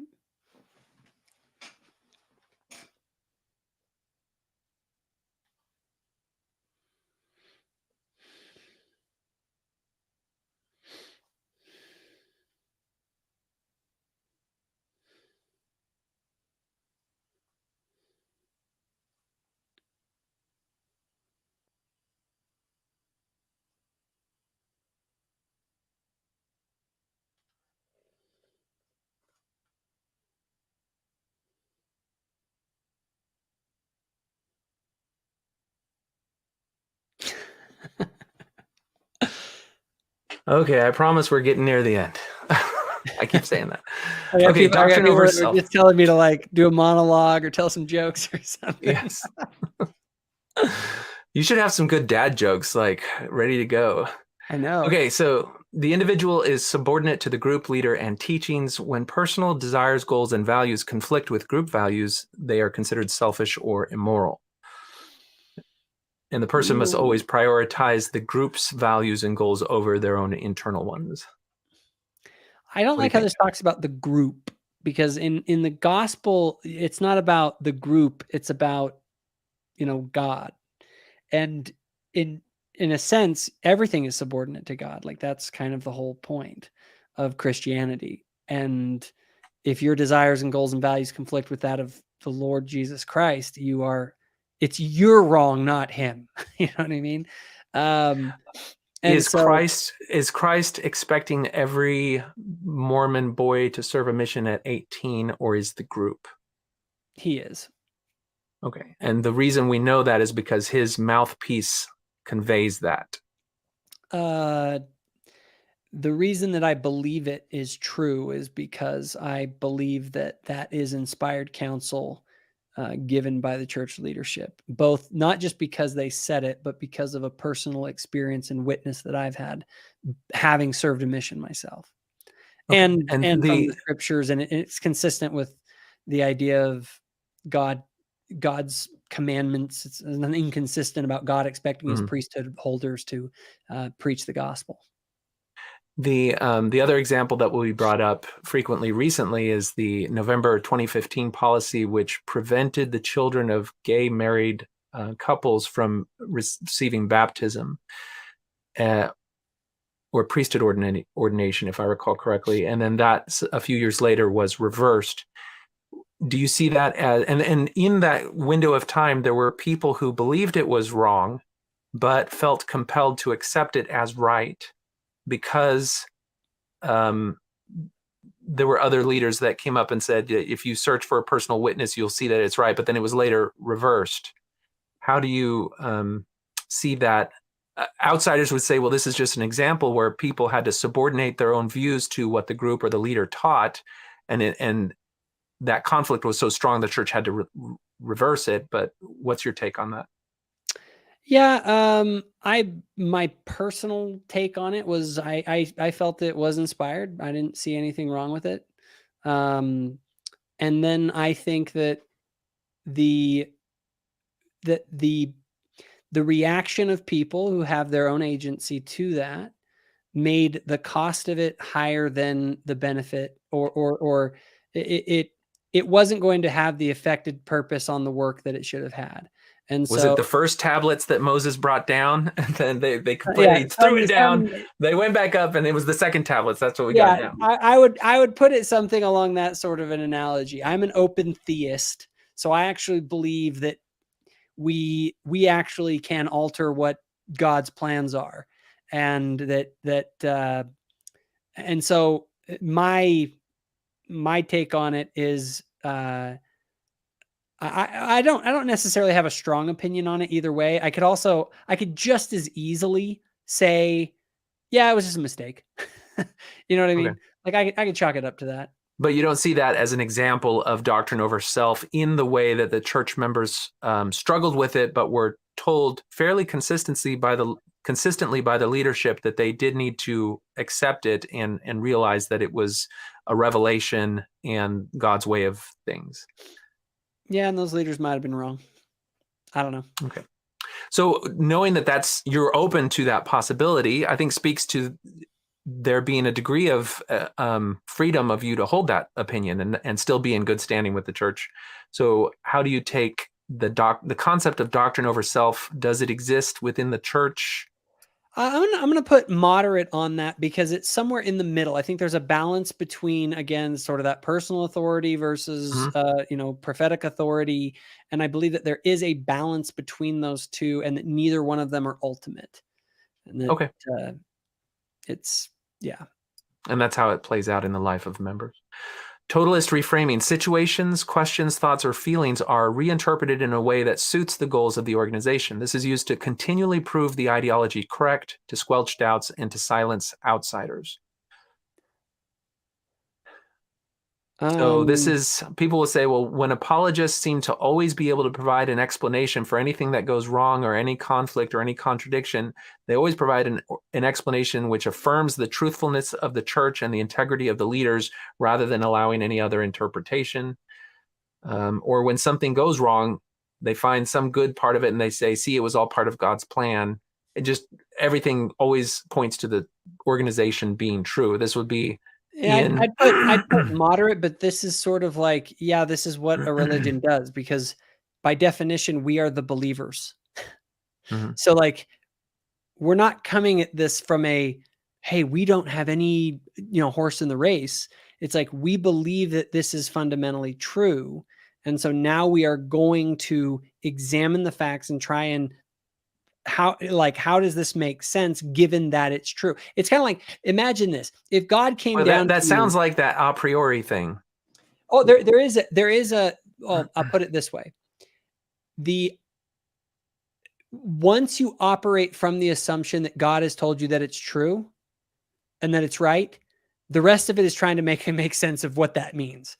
You know what I mean? Like, imagine, you don't have to keep going back and revisiting that question. It's time to now act with that battery in yourself, with that paradigm. Well, here's the thing. So like, imagine like that God showed up to you right after we hang up on this call, and he tells you like, hey, guess what? Mormonism, totally true. And then he left. And then you were just like, well, frick, now how do I make sense of all this? And then you got to go back and like, well, maybe this is how it happened. And so there is that assumption that is being made, because fundamentally we approach the subject from a position of testimony as believers. And so that sounds like Kerry Muhlestein, who does a lot of work on the Book of Abraham, he has this recording where he says, the way that I do my Egyptology research is I assume that what the church claims is true, and then I interpret any data I see in my research through that lens. And it's a way of embracing a bias. You're right. But I would also say the other people embrace a bias where they don't believe that it's true. and then they will approach it from a particular bias of their own. No one is free from bias. Now, we can try and be more objective, and I think that we should. I think that is the goal of the rational enterprise, even if I have my biases. What I'm trying to do when I'm making the explanation is I'm trying to remove my bias from it and make a case without the bias there. Does that make sense? So I think from a goal, it makes sense. How you actually do that is kind of the pudding. And it's certainly, if you take Muhlstein's dictum and say that's how I'm going to do it, you are leaning into your bias, embracing it, and then just running from that. Yeah, and I don't agree with that. My thing is that what the purpose of the rational explanation is to provide the explanation on objective ground that anyone who is being objective should be able to retrace those steps. So that would mean that you incorporate both the burden of proof and the principle of falsifiability into your epistemology. Yes, depending on what it is, because not everything is falsifiable. And anyway, there's a lot to that question, but that's a whole nother tangent. Okay, so totalist reframing, you've given me a good reason why you might say that there's a legitimate reason that it needs to be incorporated from the church's perspective. How strong is it? I'd say moderate. Okay. Emotion over intellect. Emotion is emphasized as the preferred decision-making tool. The value of reason is downplayed. Doctrines are frequently taught in emotional contexts, such as through stories told in tearful or gentle tones. Primary voice. Exactly. Right. Yeah. So this one's interesting to me because I would say that the church, unfortunately, is more intense on this one. And it's actually one of the things that bugs me. You'll notice that I approach things from trying to integrate rational and the experiential sort of knowledge. And I don't like the word emotion because I think it cheapens what's actually going on with experiential knowledge, to reduce it to sentimentality or something like that. I think there's something more powerful going on, but I believe that those need to be integrated. And unfortunately, one of my critiques of the church is that people do rely too much on the sort of feelings alone epistemology. And so I would even maybe go to this one with intense, and that bothers me. Okay. Fair enough. Okay, loaded language. Existing words are loaded with new meaning. New words are added. Other words are banned or dropped from usage. This affects the ability to think as well as the ability to communicate comfortably with those outside the group. So if you talk to any Scientologists, they have all these acronyms that they use, SP and INC and all these other things that is like, I have no clue what they're saying. So it's harder for an outsider to understand what is being conveyed. And then I think some Christians would criticize Mormons for saying, you've redefined salvation as something very different from what we consider it. But then you speak with some equivocation about what you're talking about. And I think even Bruce R. McConkie came out with an article. It's like, there's like 6 different definitions of salvation. And if you don't explain which one you're talking about, it creates some distance or disconnect. But that can be exploited in some groups to try to mislead people or manipulate people. So what do you think on loaded language? I'd go mild on it. I mean, we obviously have our terminologies. Any group, any theology, you go talk to someone who's really into, football, they're going to have terminology that you don't get. You know what I mean? Right. So that's inside baseball language, happens in every group. And I don't see us being any particularly out there when it comes to that.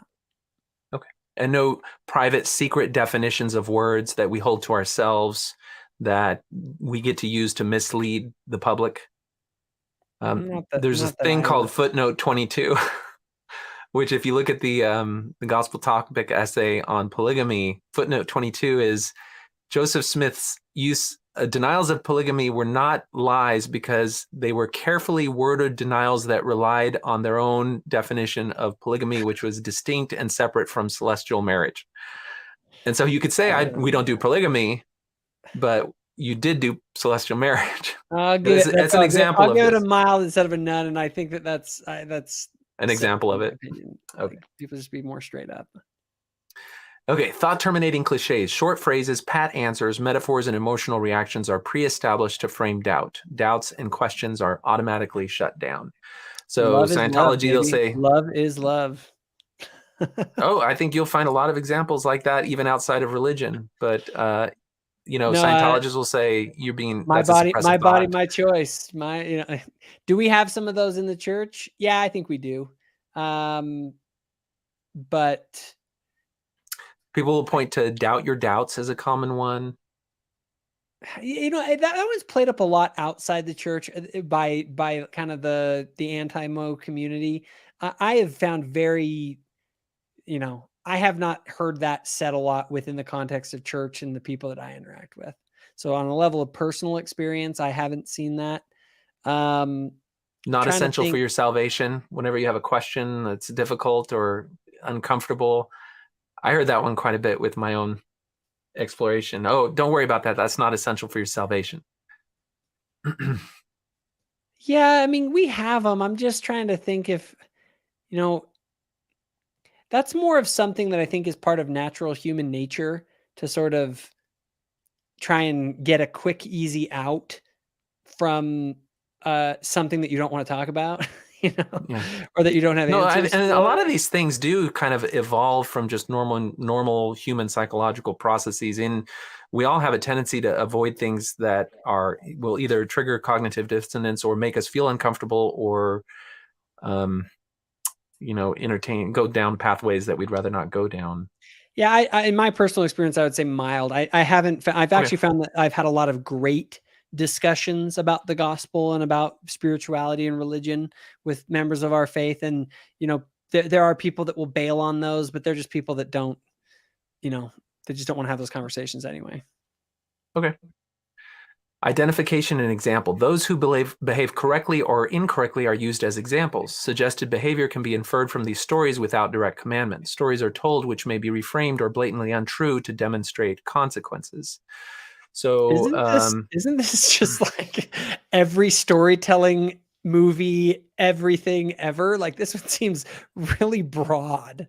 So I'm going to say mild on that, just because we don't do that any more than any other group. Right. So there was a lot of examples in the People's Temple, but people frequently, it's how you deal with people who leave. Well, they'll say, look, this person left and then their life fell apart. They got drugged down into drugs. They, got an STD. Look at what happens when you leave the group. And so those stories are used as a way to reinforce conformity and to instill fear about leaving the group.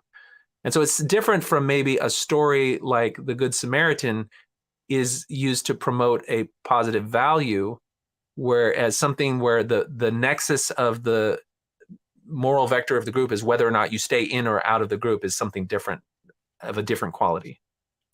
I mean, yes, but I don't think any more than we would within other contexts, like, someone who leaves who betrays the United States, or even someone who, like, I think of someone who's an atheist, and let's say that their child went and joined Islam, right? Like, they'd be telling all their friends, like, look at her, she used to be so like good, now she like has a bag on her head and all that kind of stuff. It would be like it's not uncommon when someone leaves a group that you're going to say, hey, I disagree with that, and this doesn't seem to be going the way that I think it should go. So again, I'd put mild. I think it's same level as anyone else. All right. Us versus them thinking. Outsiders, ex-members, and critics are dehumanized and labeled as evil, apostate, vicious, hateful, prideful, blinded, deceived, or etc. A persecution complex may exist whereby any reasonable criticism is reframed as an attack. So it's funny. I kind of I don't know. I guess I wish we had more of an us versus them mentality with the broader world. Okay. So the church is very. We want to be more peculiar of a people. I just want to be like this. Look, the world has lost its ever-loving mind. Now is our time to be like, hey, everybody, look where the world's going. Like, you want to go with them? or do you want to go with us? Like, I think we could actually contrast ourselves and really make a big appeal to actually have people want to be part of us because we actually stand out as something cool in the midst of the chaos. However, sort of, but we have a very, we especially compared to other Christian groups and a lot of other religious groups, we have a very, compared to like Islam or something, we have a very loving, like, towards the people outside the church, to the general public. We treat our neighbors well. We see them as, we try and appreciate the beliefs of others as a people. So you frame everybody on earth as an inclusive term, children of God. Do I see it as an inclusive term? Yeah. I mean, I'm saying that's a framing that you have of everybody on earth, is that you're all children of God, and that's a universalizing, inclusive term. Yeah. Is there a concept of Gentiles? I mean, yeah, there is a concept of Gentiles, but it's the emphasis in the church has always been that we're all children of God, and that, but also that the world has a lot of problems and corruption. So again, I would just put it as mild. I just not seeing a big thing here. Dispensation of existence. I think this is the last one. The individual's life, literal or figurative existence, is threatened as a consequence for impurity, doubt, or leaving the group. Life, the eternal soul, self-esteem, a sense of being good in one's identity hangs in the balance. Literal or figurative existence. Our doctrine is that you have existed forever and will exist forever. So a dispensation of your existence is not. Well, I mean, Scientology has a similar concept in that they believe that, your body thetan or whatever, you exist and you will exist again until you achieve the state of clear, and then you'll graduate to some higher level of existence. There's a little bit of that also in the Heaven's Gate, where all of us humans are in some lower frame of existence, and it's only by adherence and understanding of their teachings that we could have graduated to the higher plane of being, or the next level of human. It can be less severe than that, but it's kind of like your metaphysical existence is somehow threatened by whether or not you are within the good favors of the group. Yeah. I mean, I think it's pretty common in any sort of religious structure that has an afterlife notion that you're going to have sort of different outcomes or of some kind based on what life happened here. You know what I mean? And so you could have the many paths up the mountain perspective, where some groups are like, we have one pathway, but we respect that there may be other groups that serve just as legitimate a pathway. And then you have people who don't believe in any form of, afterlife or salvation. And then you have something that's much more strict, rigid, so forth. Yeah, I see it as we have especially amongst Christianity or Islam or Judaism, we have a far more inclusive, universalist kind of theology with the kingdoms of glory. The idea that basically everybody goes to heaven to some degree, and that it's really more a matter of what sort of a degree of glory will you inherit, and what kind of, level you're going to be at. And so it's just, it's mild, Okay. it's mild. And does the fact that Mormonism has this concept of 3 degrees of heaven, all of which are a glory beyond our existence on earth, and that the concept of damnation is really not, there's no hell and brimstone, does that inform your ability to characterize it as mild, or does that play any role? Yeah, absolutely. I think that's because I think a lot of people say that conception of heaven is more universalist than many other religions that are more fire and brimstone. Definitely. We're far more universalist. Would you agree with a characterization of relative to the celestial glory, considering the other glories a form of relative damnation? Yes, I would. Okay. And I think that we actually, I worry that we create a little too much universalism to where people are like, oh, well, if they're all pretty much the same, well, then I'll just be a liar and a cheat and all that in my life, and I'll go to the bottom one, and that's all good. Wait, which of these kingdoms is Hitler and Jeffrey Dahmer in? I think they're in the bottom one. I don't know. But it's still heaven, right? It's still a degree of glory. Still a degree of glory. Now, I left the church. Am I going to be in the outer darkness or in that one? We'll get you back a few years. Oh, okay. Give me some time. Okay, so we're going to give it mild then. Okay, I think that means we're done. Have we done them all? If they're all dark green, that dude, I am so glad that you were able to stick it out with me, because that's a lot. Okay, are you ready? It's time for the score. Let's see. Let's see what our score is. Am I? Okay, so the culty score was 34 out of 80. This is all relative. It's not absolute, so I have to fix this web thing there. I need it to be percentage based and then have the scales be 100%, but I don't have it that way. So all you can do is judge it. Based on your assessment, there was a little more control of behavior and thought than there was control of information and emotion. And you scored it as 34 out of 80. And this then is now in the database as a data point that I'll have that is related to someone who's been in the church for 30 to 50 years, absolutely committed, had a very positive experience, and is reflecting on these questions about it. Again, this number is not really informative because it's only when you compare it to other things that you have a stronger sense of how damaging or controlling it may be, where you can see what the case is. And I would not use this as any sort of data point to say that Mormonism is a cult or to make that argument. This only speaks to your experience and perception in the group. Nobody believes in their cult. The word is loaded with emotion and tends to be divisive. Knowing manipulations and pressures found in cults or cultic tactics is more helpful. Groups that rely on these methods are the ones people see as culty. Right on. Okay. Well, if I'm in a cult, I'm happy to be in this cult. There's always that video clip of some member of some group being like, I'm glad I'm brainwashed. Washed brains are clean. It's like, you're missing the point. Oh, all right. Well, listen, any feedback on the whole experience other than it's too long? Like I try to be comprehensive. I think when we sit there and talk about it the whole time and I end up yammering on for forever, it can take too long. We could just go through and go click, click, click, click, and it would be done. You're extremely fair and balanced, and you lived up to your reputation that way. And you have to forgive me as you interact with me online, and I drop meme bombs and no, that's okay, and make jokes.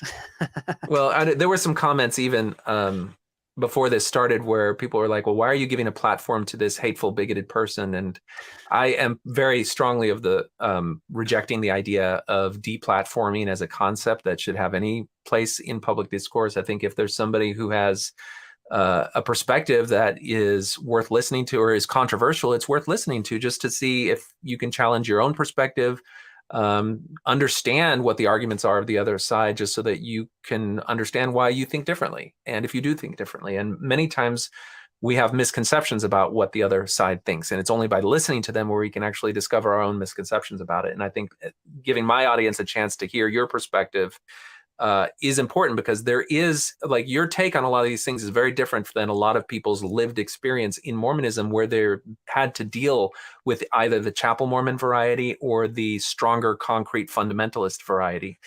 And so I'm glad that you were able to lay out your perspective on it, because I think a lot of people will benefit from seeing that that's one type of Mormonism that exists out there that they may choose to inhabit or incorporate into their own worldview, or at least have more empathy for people who do.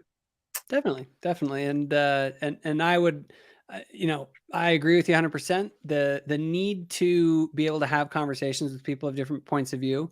Like, I'll talk with anybody.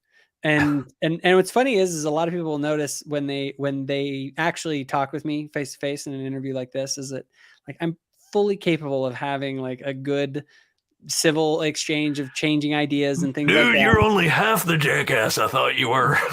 Exactly.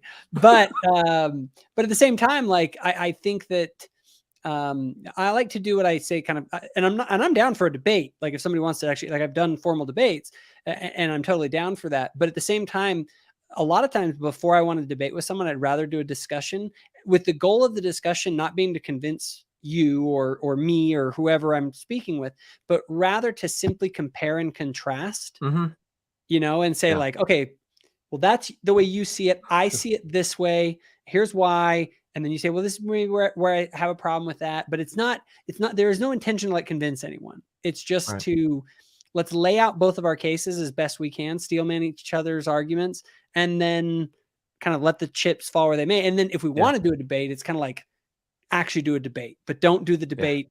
Don't confuse discussion and debate. You know what I mean? So. Yeah, no, there's been some bad examples of debate that have gone on in the past. And I've talked to you behind the scenes about maybe some plans for gamifying the debate thing a little bit in the future. And I do want to continue to explore that. And I think you're a great resource to have that. Okay, well, I think frequently I'll get calls, but I think this has gone so long enough. I want to give you a break, and I got to get to sleep so I can go to work in the morning. See you later for you. Well, thanks, man. Yeah, I know. Okay, well, with that being said, I always close this out by saying, until next time, this has been Talk on Things and Stuff. Bye now.